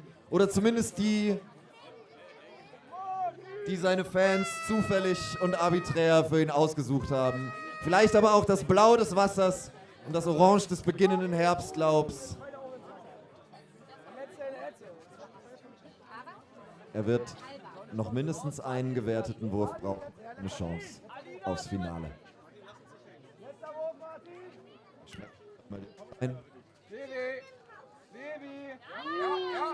Und dieser Wurf könnte seine Chance sein. Dieser Wurf könnte seine Chance sein, hier unter die besten 10 zu kommen. Unter die besten 10 Steine-Titscher der Berlin Titscher Masters.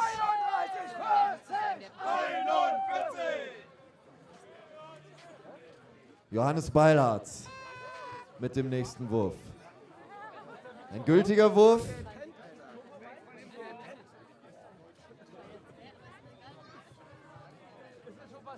So viel schon mal auf der Habenseite. Aber er ist hungrig und das sehen wir.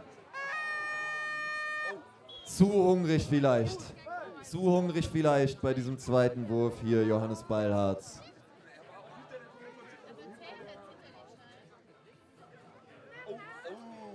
Und ein dritter, den manche hier schon versunken nach dem ersten Auftreten gesehen haben, rafft sich noch einmal auf und geht die Distanz.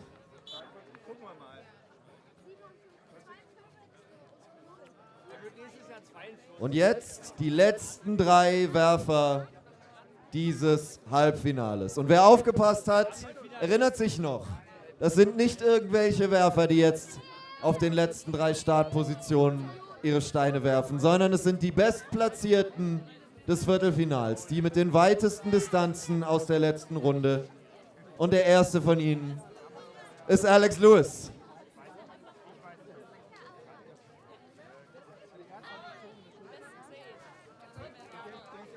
Oh, ja, Verzeihung, danach sind noch 2 Werfer nachgemeldet worden. Die sind allerdings nicht die in der Vorrunde am weitesten geworfen haben, sondern die sind nachgerückt, weil sie die gleiche Punktwertung hatten und dann haben wir sie am Ende angehangen, weil es technisch nicht anders möglich war.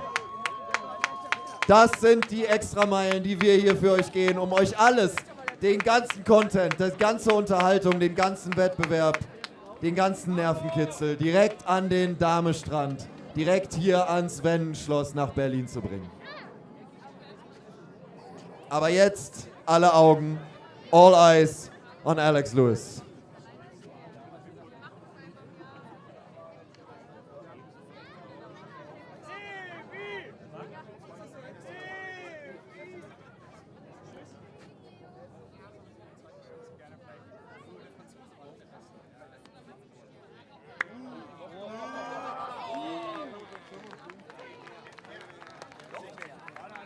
Und jetzt sehen wir, woraus sie gemacht sind dort. In dem Land, in das auch diejenigen fahren, die sich hier über die ersten Plätze qualifizieren. Alex Lewis, second try, semifinals.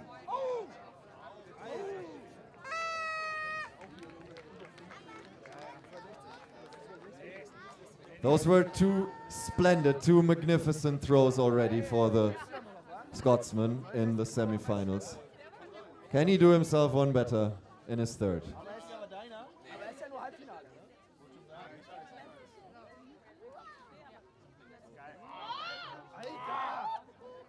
So, wir brauchen neuen, die wir anfeuern.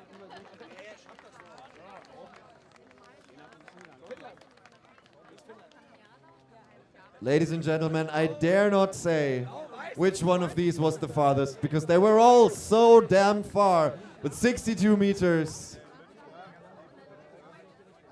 is the number that goes into the scoreboard for Mr. Alex Lewis.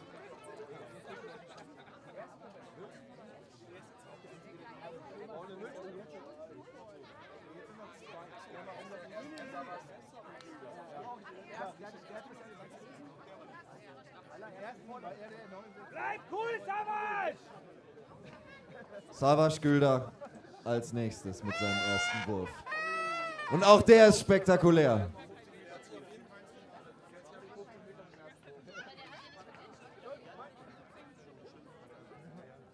Da wird nicht lange überlegt, direkt der nächste.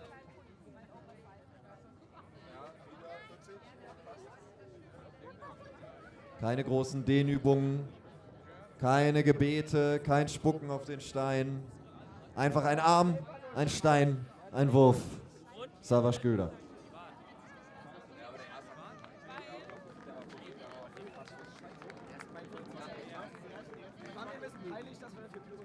Und jetzt der Bestplatzierte aus dem Viertelfinale.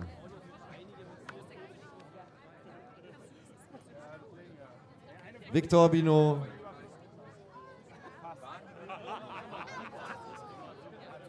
With his first stone. Danach kommen, wie gesagt, noch 2 Wettbewerber. Und dann kommt das Finale der Damen. Dafür alle Damen, die sich eingetragen haben, mit ihren Steinen, am besten schon mal jetzt in die Wettkampf-Area kommen.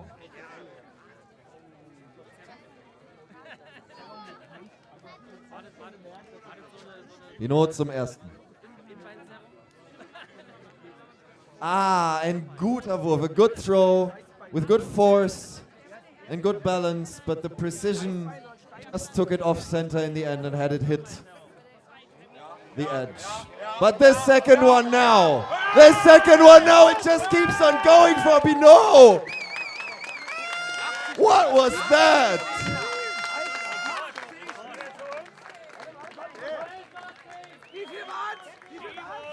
Mesdames et messieurs, I'm having the goosebumps.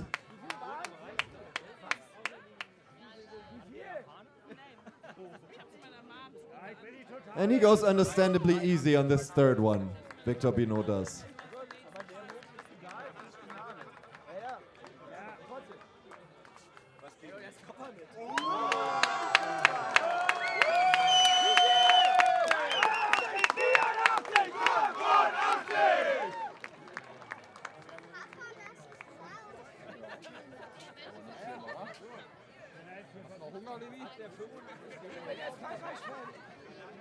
So, und es kann keine leichte Aufgabe sein, nach einem solchen Wurf als nächstes das Podest zu betreten. Aber Muhammad Khalil ist sicherlich nicht scheu, sie auf sich zu nehmen und sein Bestes zu geben hier im Halbfinale der Berlin Teacher Masters.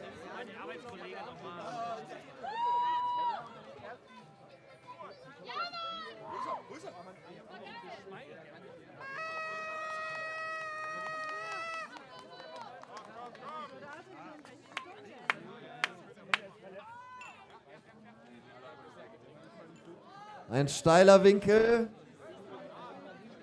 Jetzt hat er eine Würfe ausprobiert. Mit dem dritten muss es sitzen. Wie gesagt, der Druck ist groß, nach einem solchen Wurf wie dem eben hier aufs Podest zu gehen. Aber das ist nichts, was er nicht handeln könnte. Das ist nichts, worauf er nicht vorbereitet gewesen wäre. Als Wettkämpfer hier bei den Berlin Teacher Masters misst man sich mit den Besten. Und dafür ist er hier.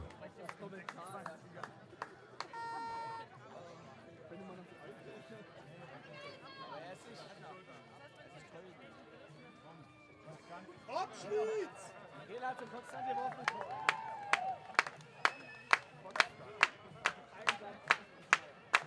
Sieht Pullover aus.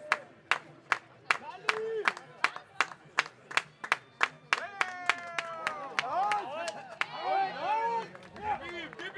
Und das war ein weiterer Wurf. Das war ein weiterer Wurf, auch mit viel Kraft.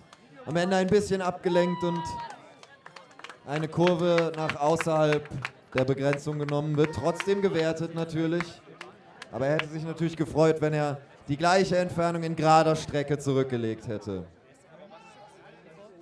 Und jetzt, als letztes, im Halbfinale der Herren, Stefan Rehl mit seinem Mikrofon live auf dem Podest.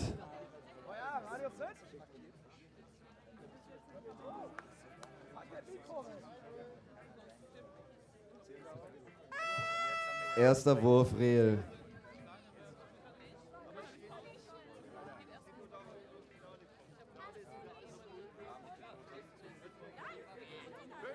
Und jetzt der dritte Wurf.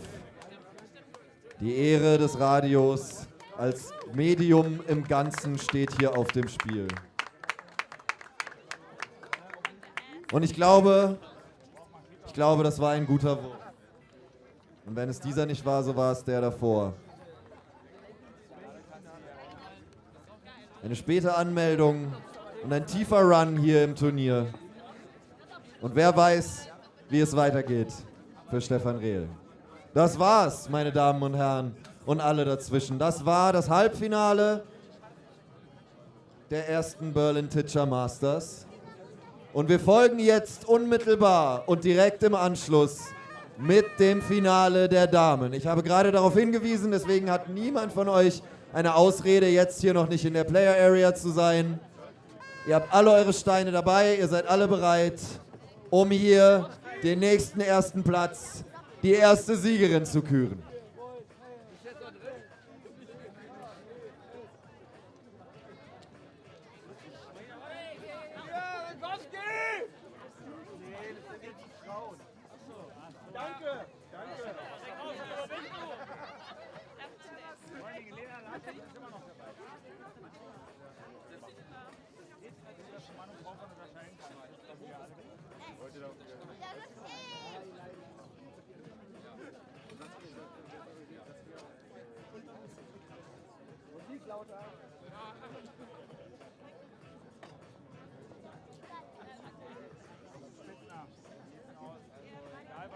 Egal was du schmückst, wir brauchen mehr Rico.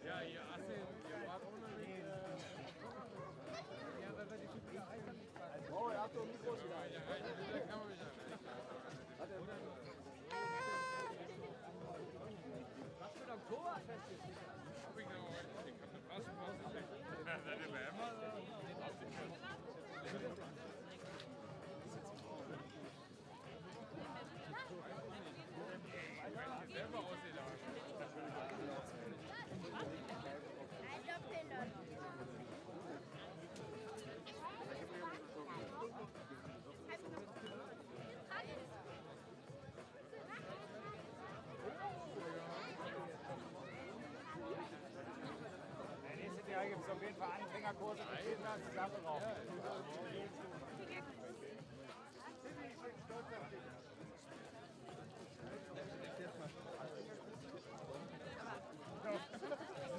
Hier, schau dir mein Portfolio an.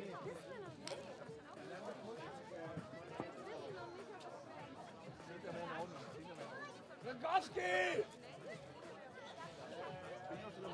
Oh, schon gut. Hau ist immer wieder geil, Alter. Sofort your low. Aua. Er ist nicht da.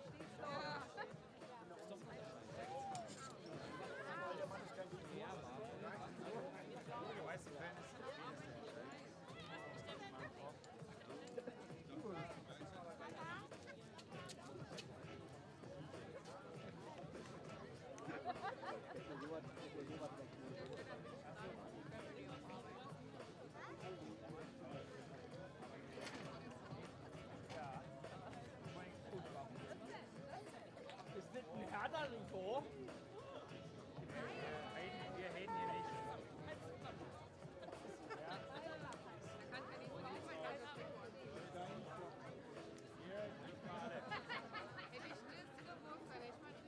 Kriegst ja auch blau.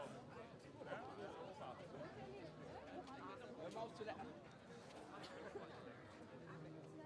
Aber das ist dein Sohn?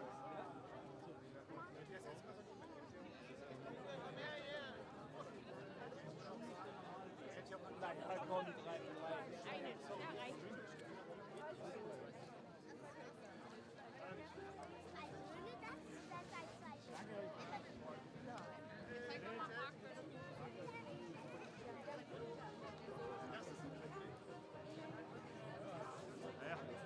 Sie hatten schon vor der Vorrunde kämpfen.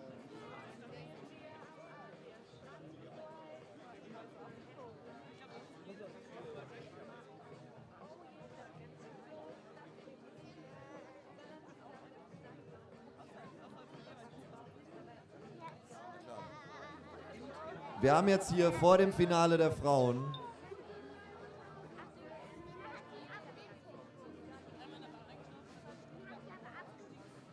noch einen Beitrag. Hallo. Ich bin Alva.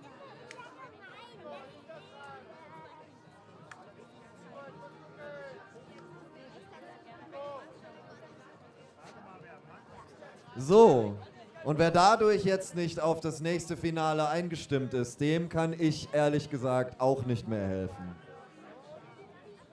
Wir finden uns wieder zusammen, unsere Werferinnen sind in der Player Area und wir werden jetzt gleich einen weiteren Titel, eine weitere Trophäe zu vergeben haben. Der erste Wurf im Finale der Damen hier bei den Berlin Teacher Masters.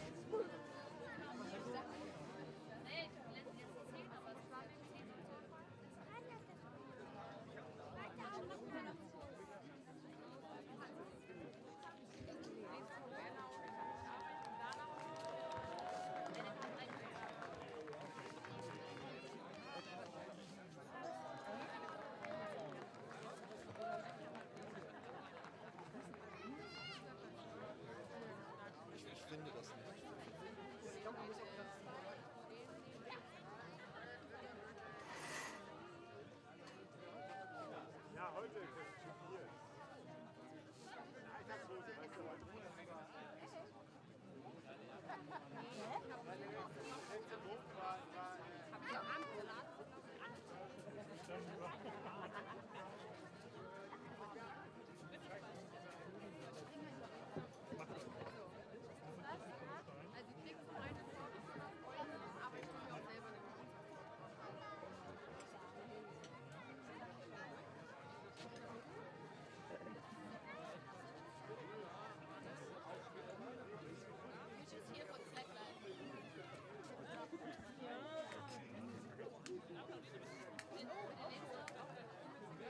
Ich finde gerade das Sheet für dieses Finale hier nicht in meinem Gerät.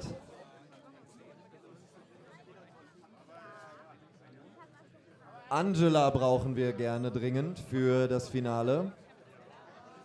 Angela, bitte hier in die Player Area.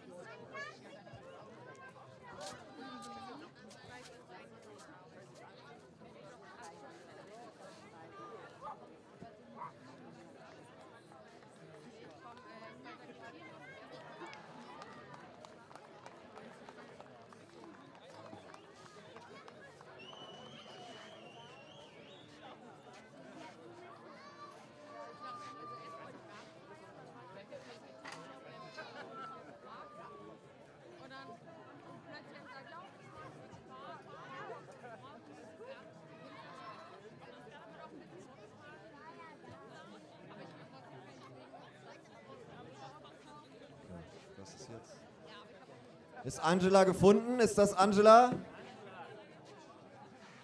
Mist.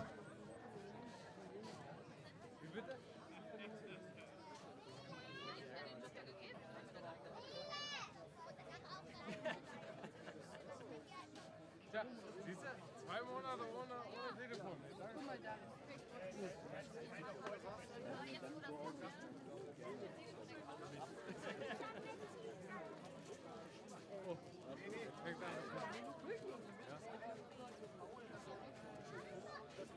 Lena Alex jetzt hier am zweiten Abwurf im Finale der Damen.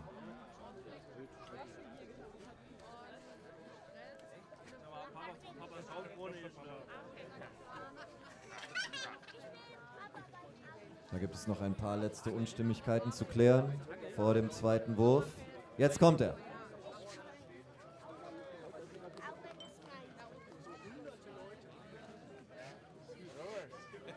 Und einen hat sie noch.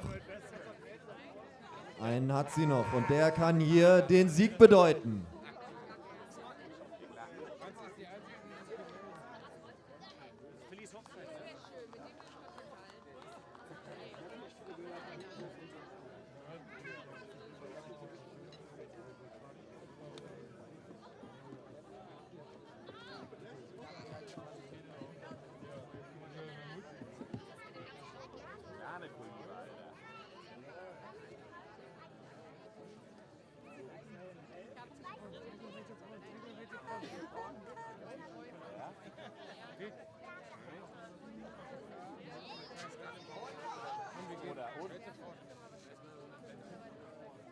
Die nächste Wettbewerberin.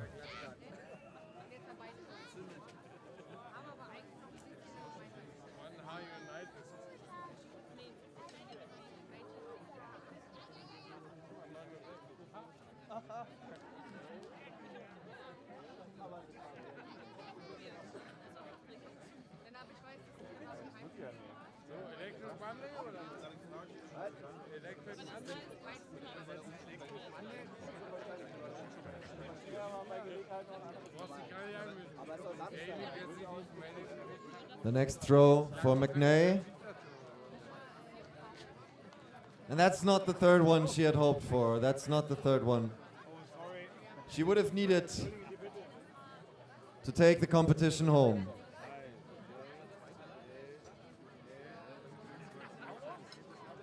Okay, und es ist Anna Hagedorn, die sich bereit macht, hier um den Sieg zu werfen. Das ist ein Wurf. Das ist ein Wurf. Der erste direkt gültig. Und noch die Möglichkeit, diese Distanz zweimal zu verbessern. Zum Beispiel jetzt im zweiten Versuch.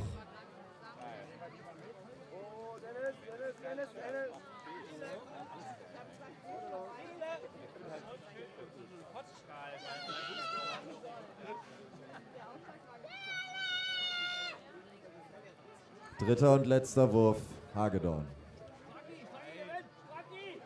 Und der ist noch weiter als ihr erster.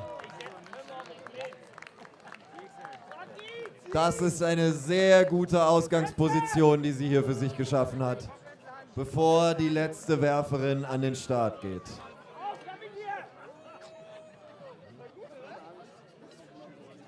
Emily Bailey ist jetzt hier auf unserer Liste die nächste.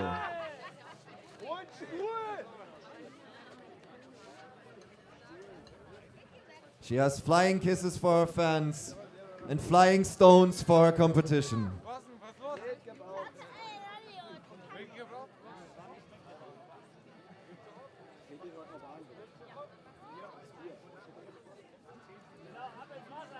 Selects them diligently, Bailey does, for the first throw.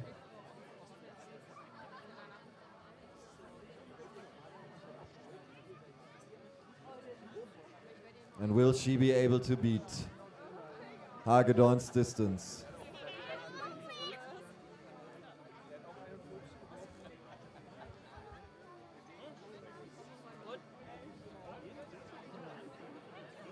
Will Bailey be able to take the trophy away and over the water?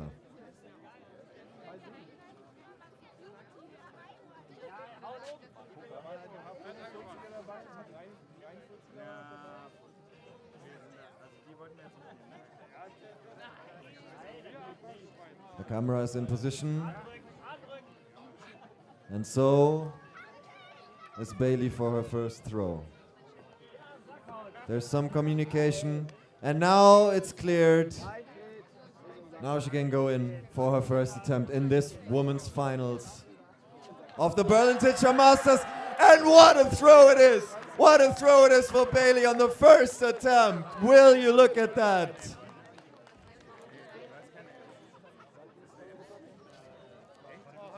She did not. She could not be worried with the extra minute of waiting. It took nothing of her concentration, of her determination, of her skill. And she's showing us here that she's come to take it home.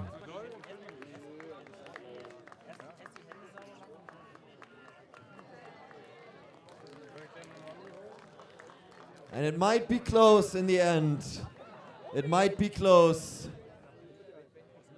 But I think we have a winner of the Berlin Teacher Masters Women's Final.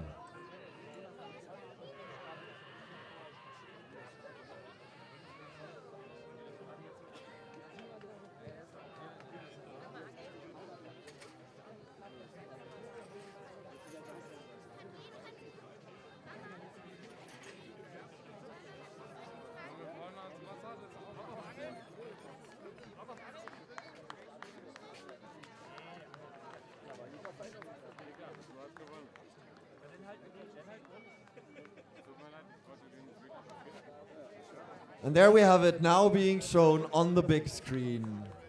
The standings, the scoreboard for the women's final of the Berlin Teacher Masters. And some of these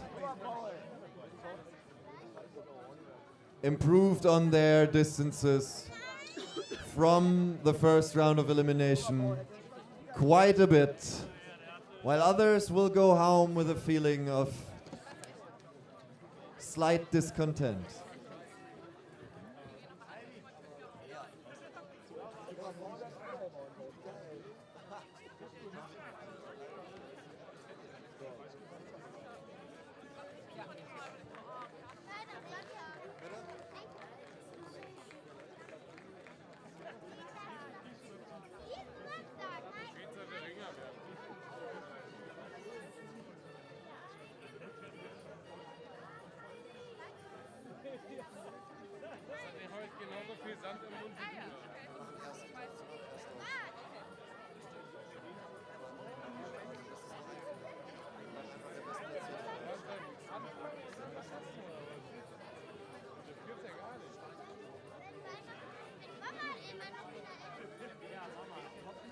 Ja.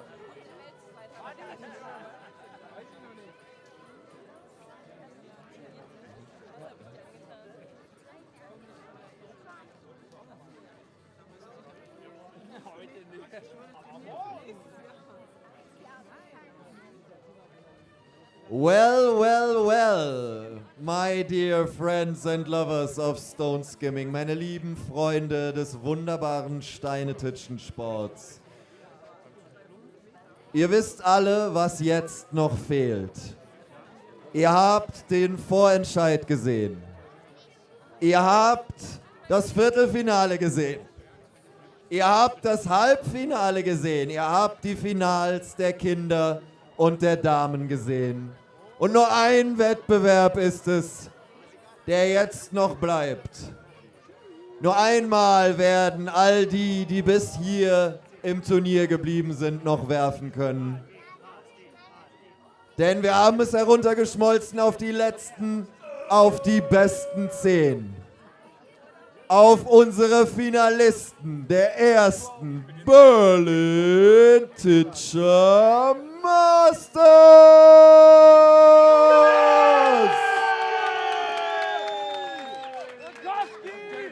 diese 10 Werfer sollten sich jetzt möglichst schnell um ihre geistige Gesundheit und aber vor allem auch um ihre 3 Finalsteine kümmern.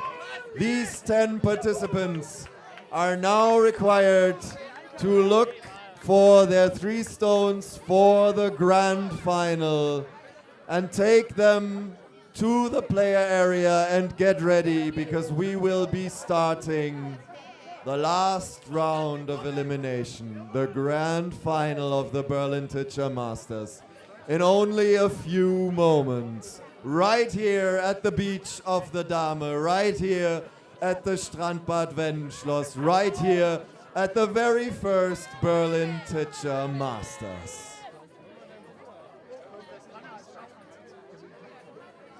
These 10 names have already carved out their spot in German teacher history and in all of teacher history for that matter.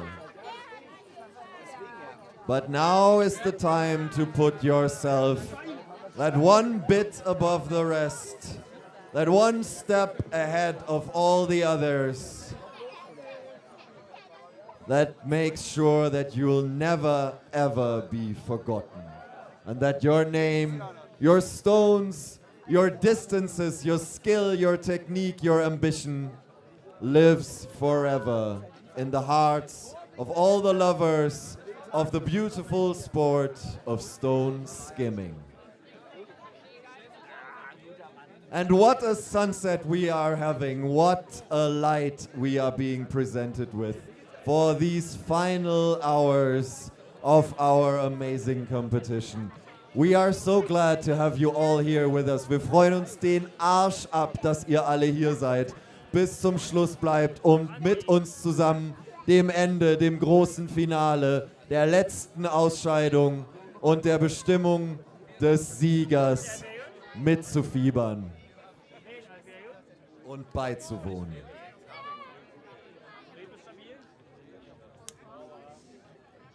Und wer ein richtiger Profi ist, anyone who's a real competitor won't need much time to go to the toilet or to have another drink or anything of that sort right now.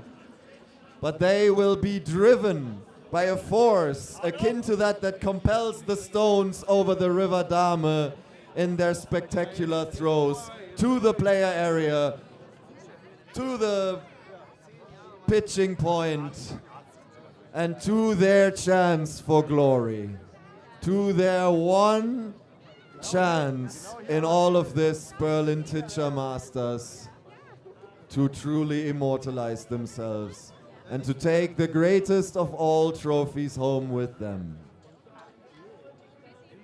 Und es gibt noch ein technisches Detail für dieses Finale, das ich nicht unerwähnt lassen möchte.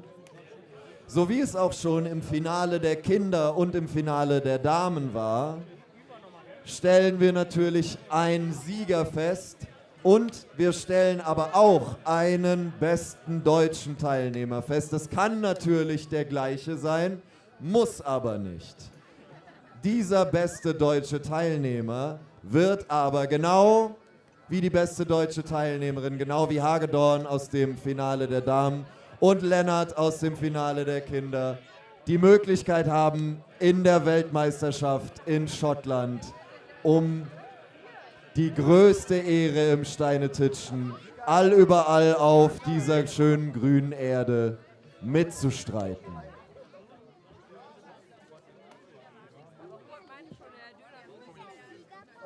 Das heißt, es gibt hier nicht nur eine Trophäe zu gewinnen. Jede Trophäe, und auch das wissen alle professionellen Wettbewerber und Wettbewerberinnen, ist immer nur die Klinke einer Tür zum nächsten Wettbewerb, ist immer nur der nächste Schritt, den man geht.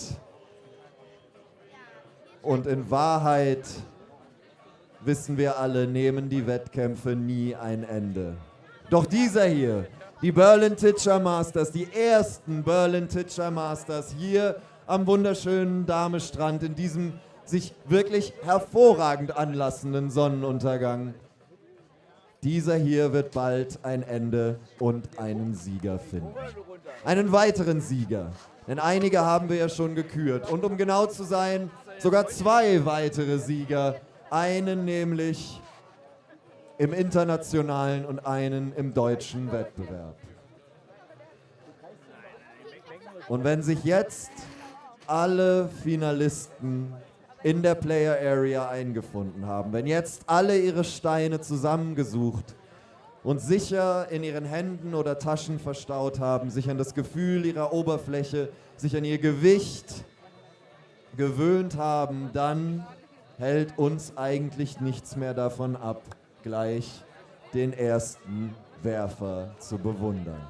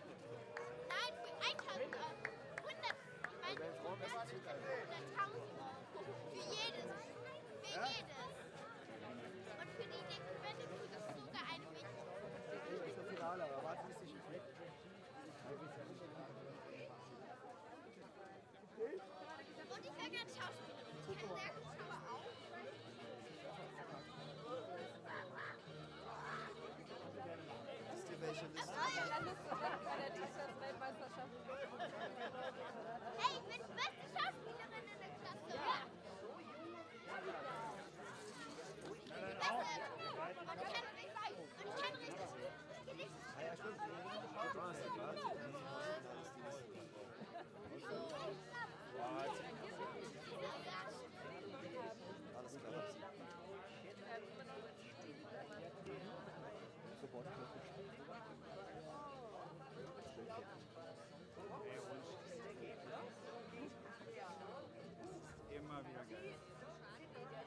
Damen, Herren und alle dazwischen, Lords, Ladies und Liminals, es ist soweit. Während das helle Weiß der Sonne sich langsam in ein sanftes Gelb verkehrt, kommen wir zusammen noch einmal am Damestrand und beginnen mit dem großen Finale der Herren hier bei den ersten Berlin Teacher Masters.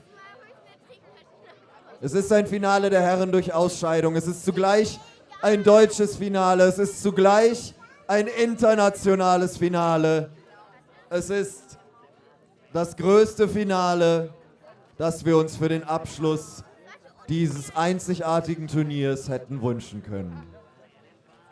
Alle Werfer sind jetzt hoffentlich in der Player Area versammelt, denn viele sind es nicht mehr. Mit 80 haben wir begonnen heute Vormittag um 12. Und 10 nur von ihnen sind übrig geblieben, die jetzt um den goldenen Schwan, die Trophäe der Berlin Teacher Masters, geschaffen im Abbild seines Wahrzeichens, streiten. 80 competitors have entered the lists at the beginning of the tournament, and but 10 of them are left to now fight for that one spot at the sun, for that one glimpse of glory, for the win of the first Berlin Teacher Masters. And our first thrower, Sebo Naumann with his first throw.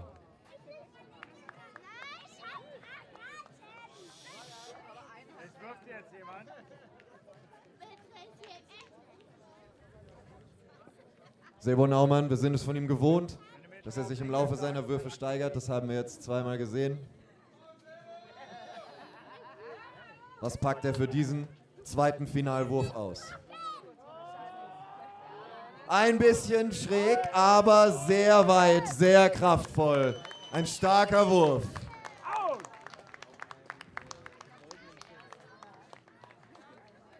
Und das war augenscheinlich schon der dritte, weil er geht vom Board.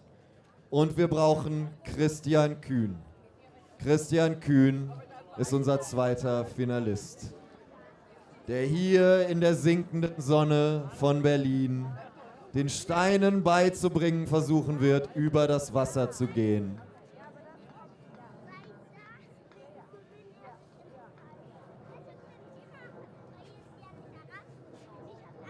Klopft sich noch einmal ab, lässt seine Augen in die Ferne schweifen, hält den Stein fest in seiner Hand und wirft. Ein starker Wurf. Ein starker erster Wurf hier für Kühn. Aber nicht alles, was er uns in diesem Finale zeigen möchte.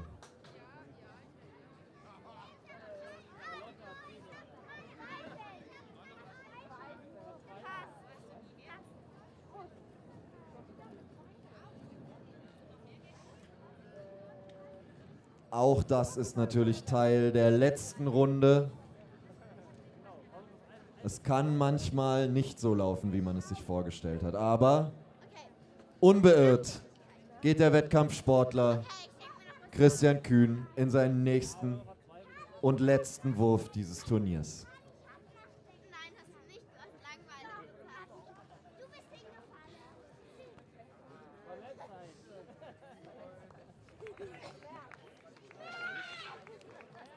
Und manchmal hat man eben nur diesen einen Stein, der es gut mit einem meint. Manchmal hat man nur diesen einen Wurf, der ihm so gelingt, wie man es sich wünscht. Und manchmal reicht aber eben auch dieser eine Wurf. Julian Muß wird versuchen, sich seinen Wurf zu holen.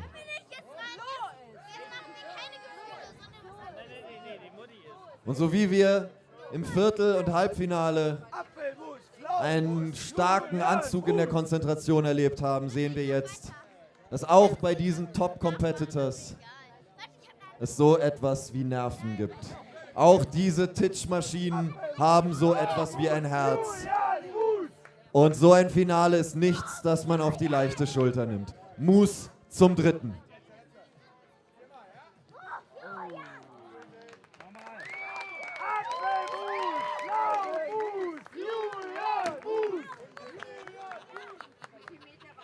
Als nächstes Irie Dreadless. Er fürchtet nichts.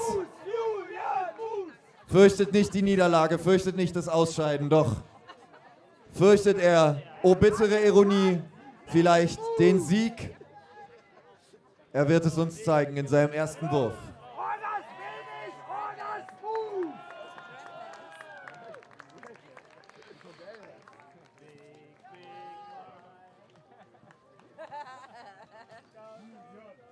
Dreadless, zweiter Wurf. Und der war möglicherweise weiter als der erste. Hier scheint jemand in Form zu sein. Hier scheint jemand nichts zu fürchten.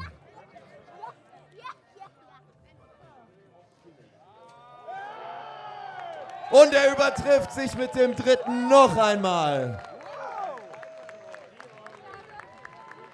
Selbst die Jury kann sich da den ein oder anderen frenetischen Jubelruf nicht verkneifen. 63 Meter hier von Dreadless. And next up is Gary Bailey. He's shown it to all of us what he can do with his legendary 69 meters in the first round of elimination. But he's here at the grand final of the Berlin Teacher Masters to show us so much more. To show us that stones do indeed fly if you ask them nicely.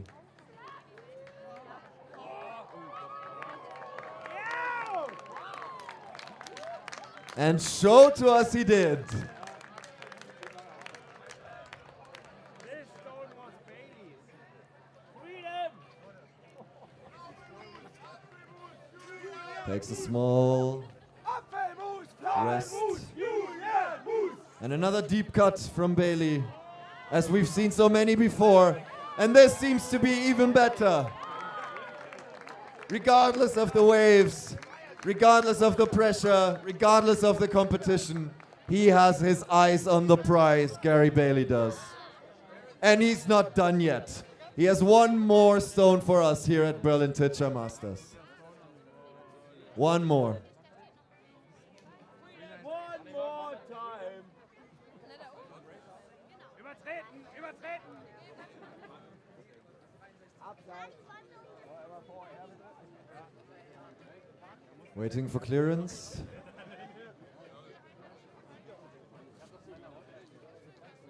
The official numbers can't be far away now. Drink your Pina Colada.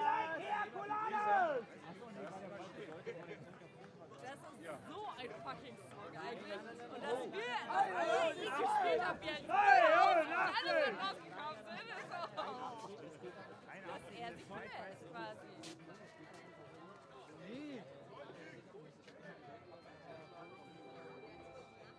Ich hab einen Luftballon. And now there's clearance for Bailey's third and last stone.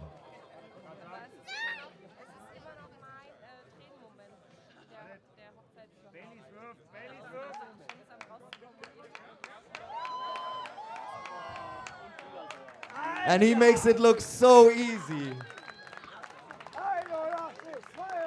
A literal flick of the wrist for this guy, Gary Bailey.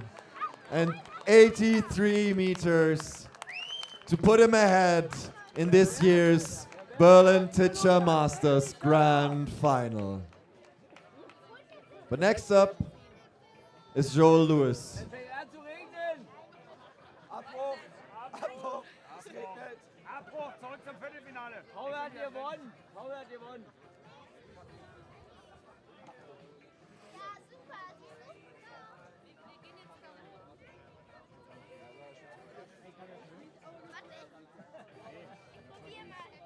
And there he comes now.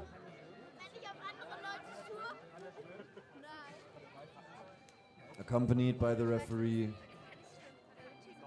considering well before he sets his feet for one last time onto these boards, onto these planks that mean the world of stone skimming. Joel Lewis, everybody.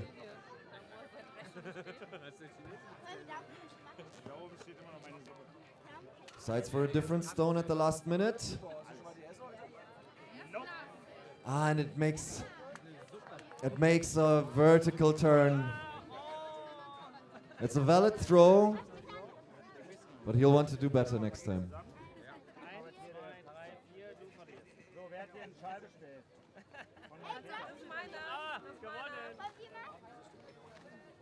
And that was better. But probably not the last ace up Joel Lewis's sleeve. It's not the last stone at any rate. That comes now. Beweg alles, geht's dir gut? And a bit of bad luck on that last one. You see it on his face. But that's the reality of sports. That's the reality of competition. We just have to keep going and going and going. And keep coming to these events. And keep trying our best. Like Alex Lewis will do right now as the next competitor in the grand finals of Berlin Teacher Masters.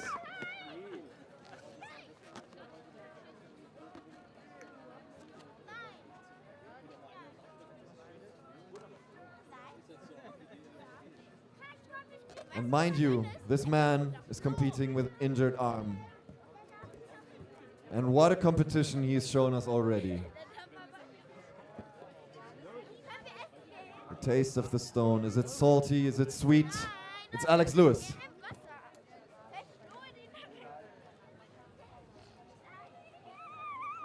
Lappen, Alter. War nix.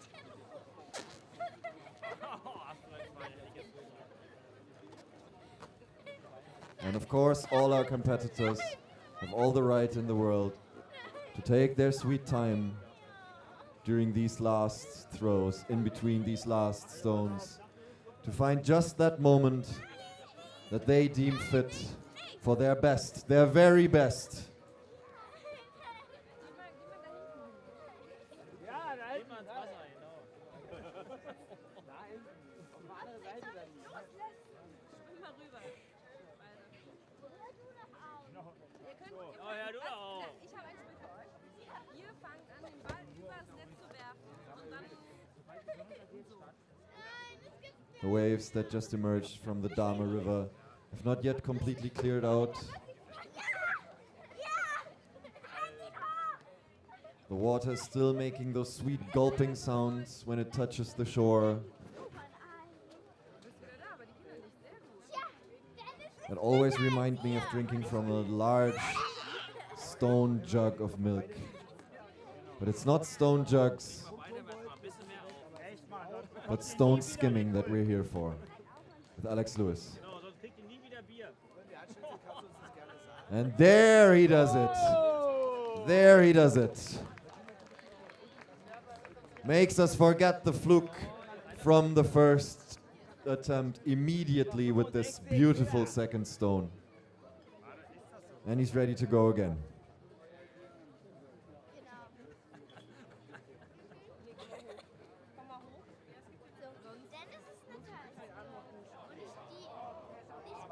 And look at how he goes again.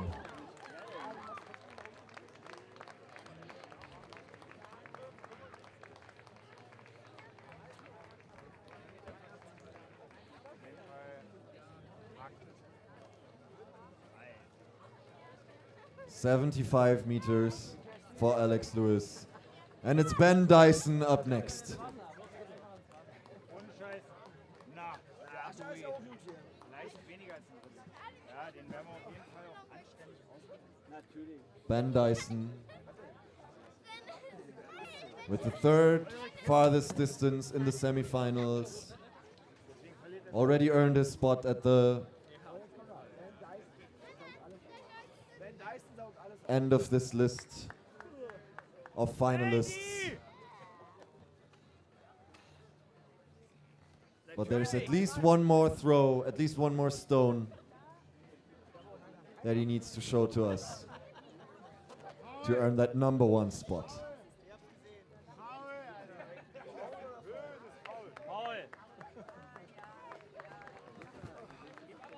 That was very clean. That was very clean, very good precision, very good balance. And now we must put the force into it as well. The force to beat those 83 meters. Looming over all the competitors at this point.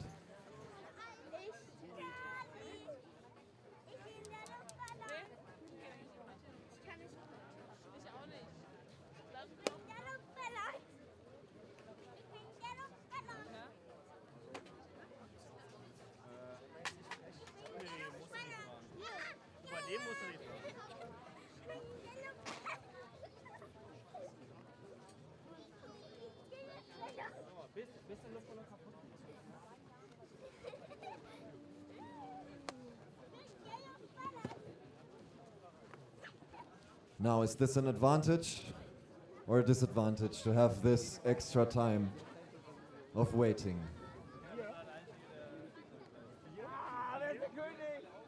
Do you get more comfortable, more accommodated in that throwing spot? Or does the itch start to get on your nerves? Dyson will show us.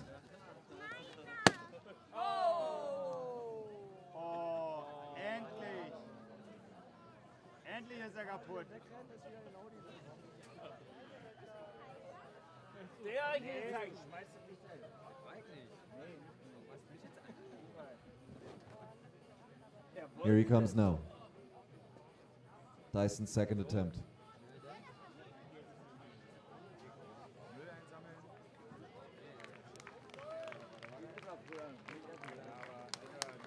Oh no, it was the third already. I'm sorry. It's fine. Yeah. And it's the second to last competitor in this Berlin Teacher Masters Grand Final, where the rocks that the giants threw at Mount Olympus to bring down the gods and that were scattered by the lightnings of Jupiter himself are picked up from the bottom of the waters and are given back into human hands to show what we can do with them.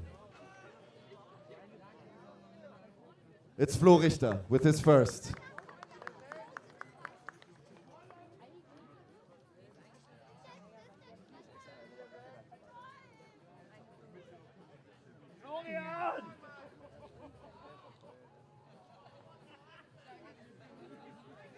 And the second.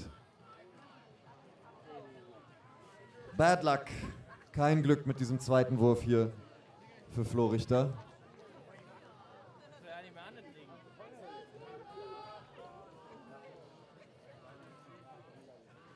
Kein Problem. Kein Problem. Einmal abschütteln. Vielleicht ein Tropfen kühles Damewasser auf die Stirn. Und sofort geht es weiter. Sofort geht es weiter mit dem dritten Stein. Hier für Flo Richter. Unserem zweitletzten Werfer im großen Finale der Berlin Teacher Masters.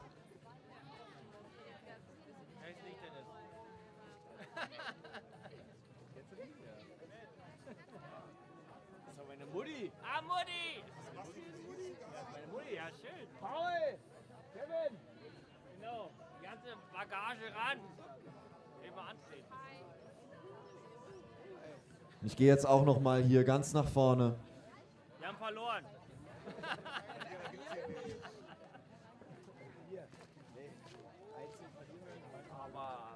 Um wirklich zu sehen,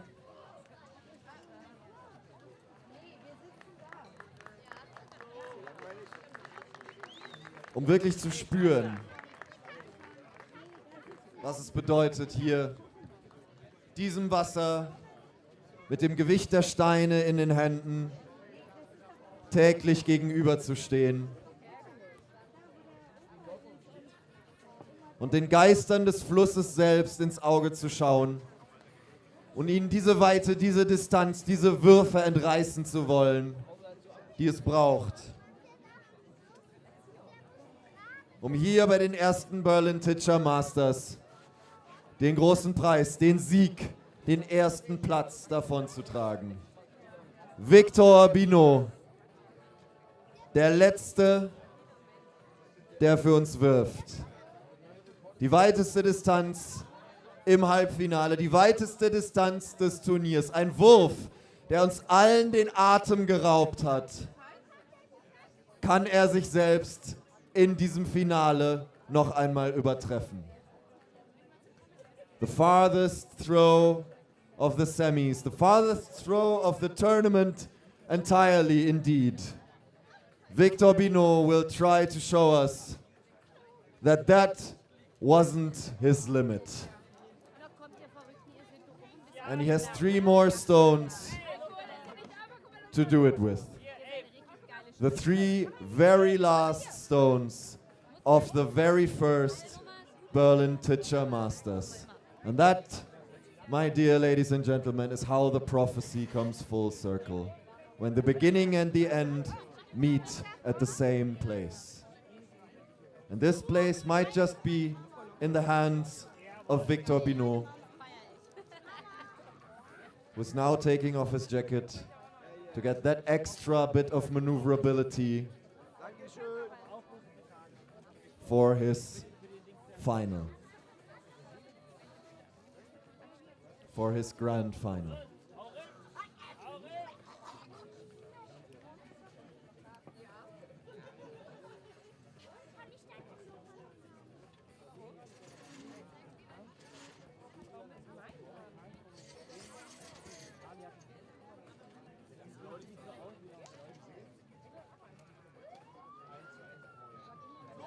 Jetzt nicht mehr.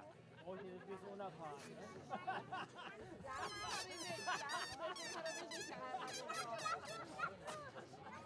One last look at the magnificent Berlin sunset there on the horizon of Riverdame. One last touch of the stone. And we're almost there.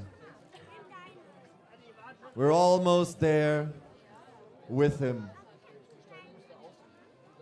On the planks with Victor to make this last attempt of the tournament.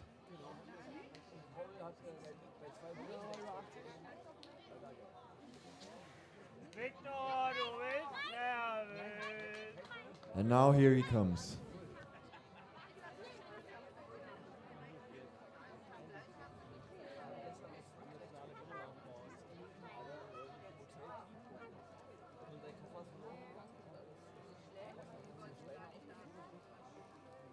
First attempt, very clean, very straight.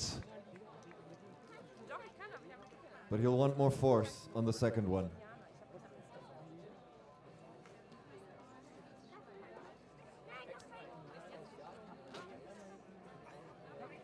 Does he find it?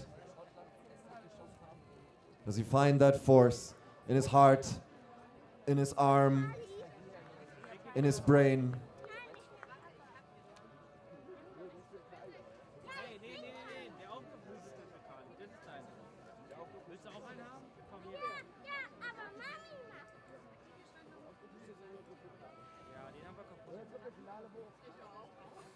Second try.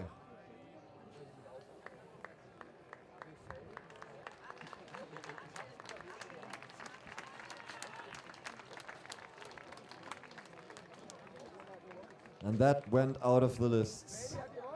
Nee, der ist noch nicht. Nein, der ist noch nicht. Das klingt gut. Halbfinale 81 und Finale 45.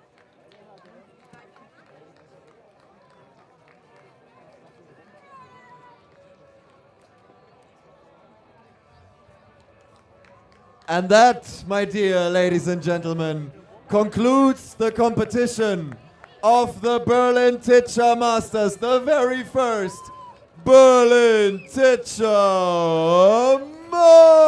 Masters. And our trophy is right now being delivered via plane drop to us here on the Dame Beach. And it will be thrown out of that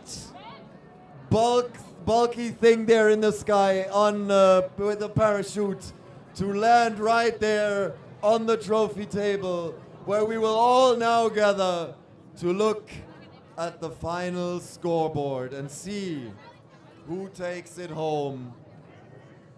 Who takes it home from Berlin, from the shore of Riverdame? Who takes it home from the first Berlin Teacher Masters? Who is indeed the best? The best stone skimmer, the best stone thrower, the best stone titcher, the best water cutter. So many wonderful terms have we heard over the course of this day, over this wonderful tournament, for this most magnificent of sports. But it doesn't matter how you call it. It only matters how you throw it.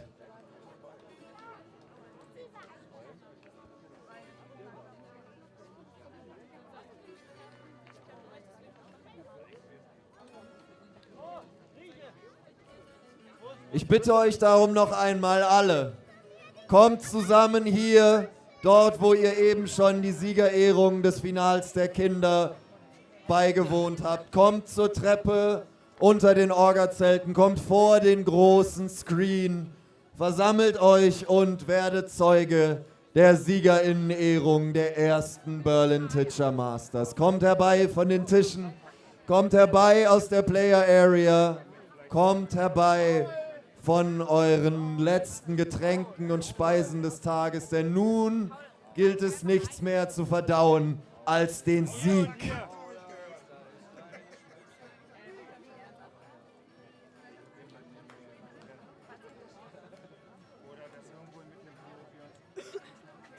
Meine Mutti! Warte! Ich brauche einen Drink. Ja, da waren wir vorher bei dann wollten wir zu dem rosa Frei. zu und dann sind wir. Hat jemand ein Messer bei?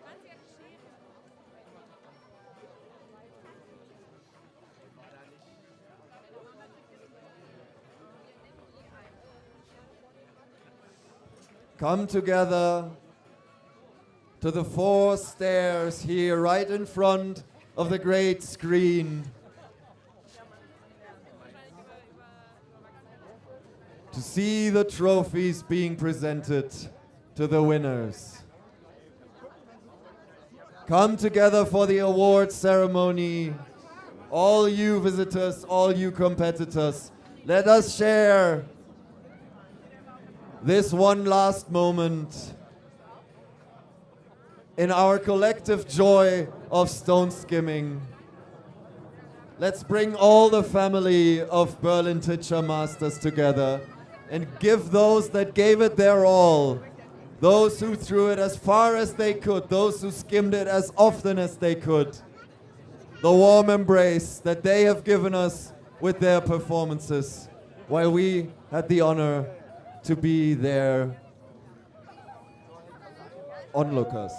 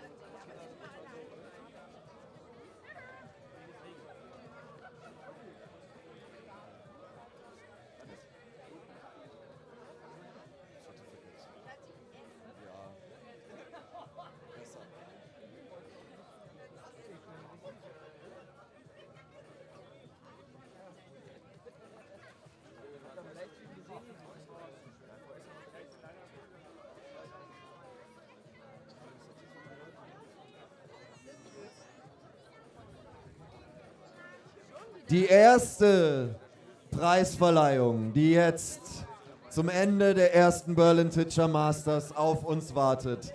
The first award ceremony waiting for us at the end of this first Berlin Teacher Masters is the award for the ladies final, für das Finale der Damen.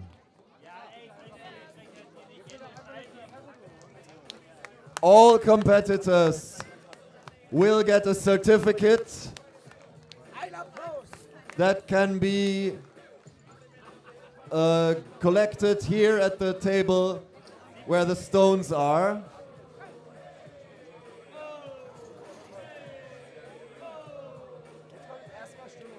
Therefore, we ask all competitors to join us here for the award ceremony, collect their certificates, and of course, congratulate their competitors in this women's final of the first Berlin Teacher Masters.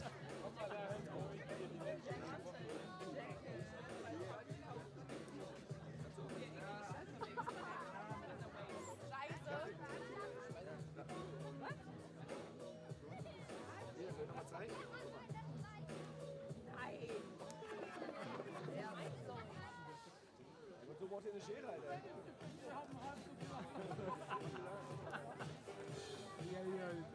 Den blonden Hessler. Achso.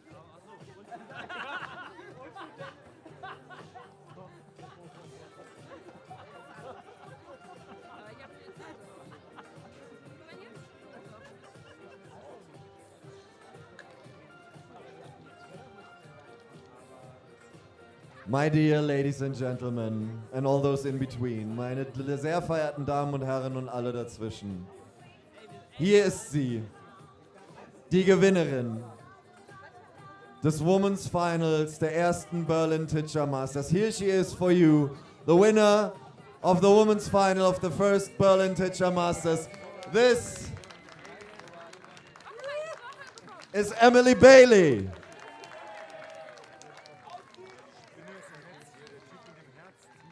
And here comes your trophy, Emily. Ey, geile Brille.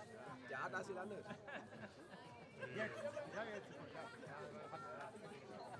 Genau.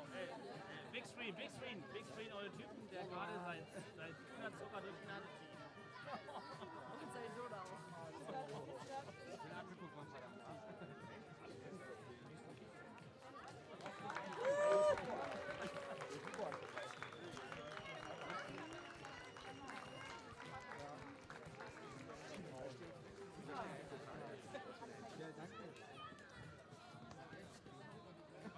Thank you very much. Up next, we have the best German from the women's finals.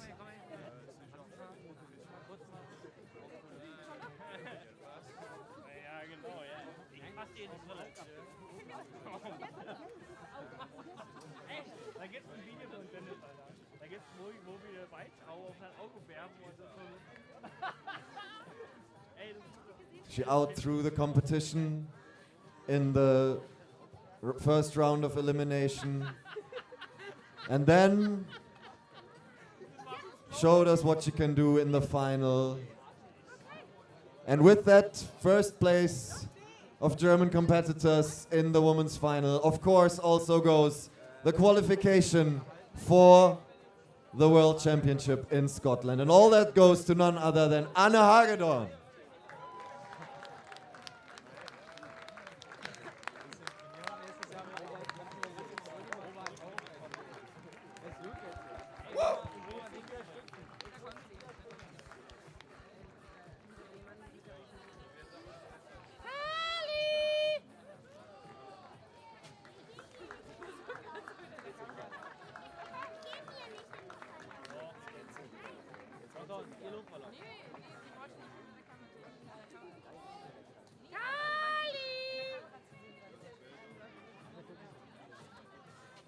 Das ist Florian Briefkorn.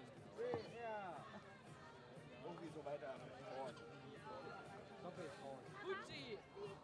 Und bevor wir jetzt zum Gesamtsieger des Turniers, zum ersten Platz, zum besten Werfer der ersten Berlin Teacher Masters kommen, küren wir zunächst den besten deutschen Werfer des Finals.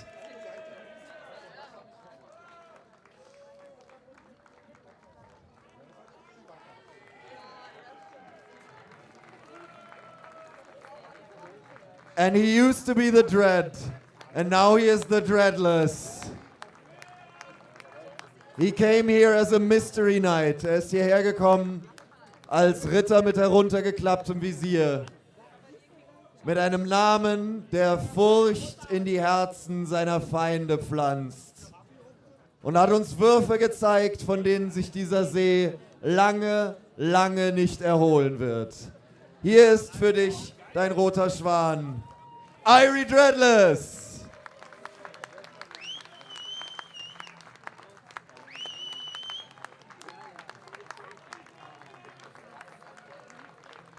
Können wir einmal ganz sanft als Vertreter vom THC für Irie ein schönes Franziskaner. Franziskaner. Der mit der Einmal noch. War der mit der 85, oder? Franziskaner! Robert. Hey! 63 Meter. Echt? Im Finale aber.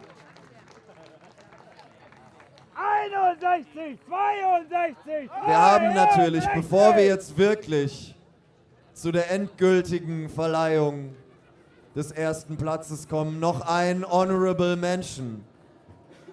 Wir erinnern uns alle an den Wurf aus dem Halbfinale, der uns den Atem im Hals und das Blut in den Adern stocken ließ und der einfach gar nicht mehr aufzuhören schien, der einfach kein Ende nehmen wollte und der Dame selbst ihre Ufer auszuschlagen schien. Der weiteste Wurf des Turniers. Victor Binot.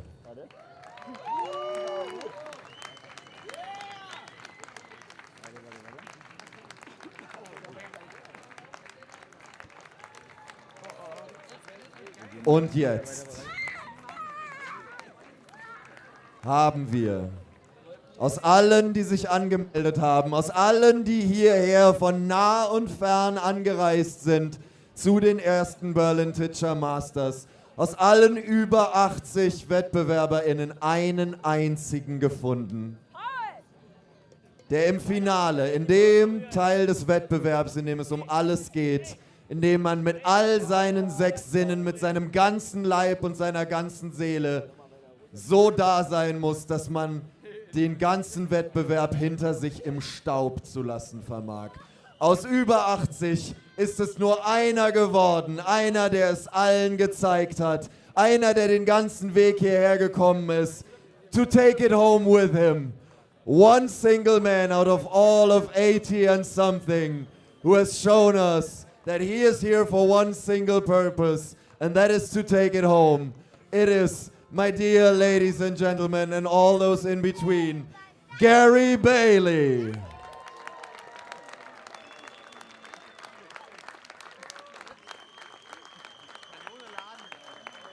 And here comes your trophy, the Swan in Gold.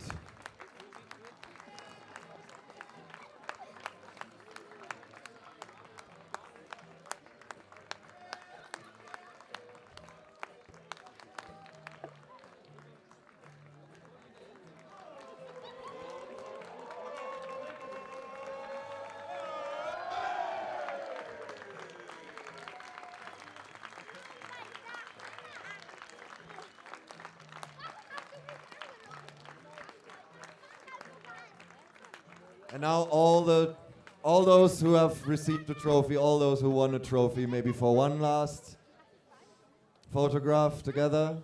Ist Lennart noch da? Ist Lennart still here?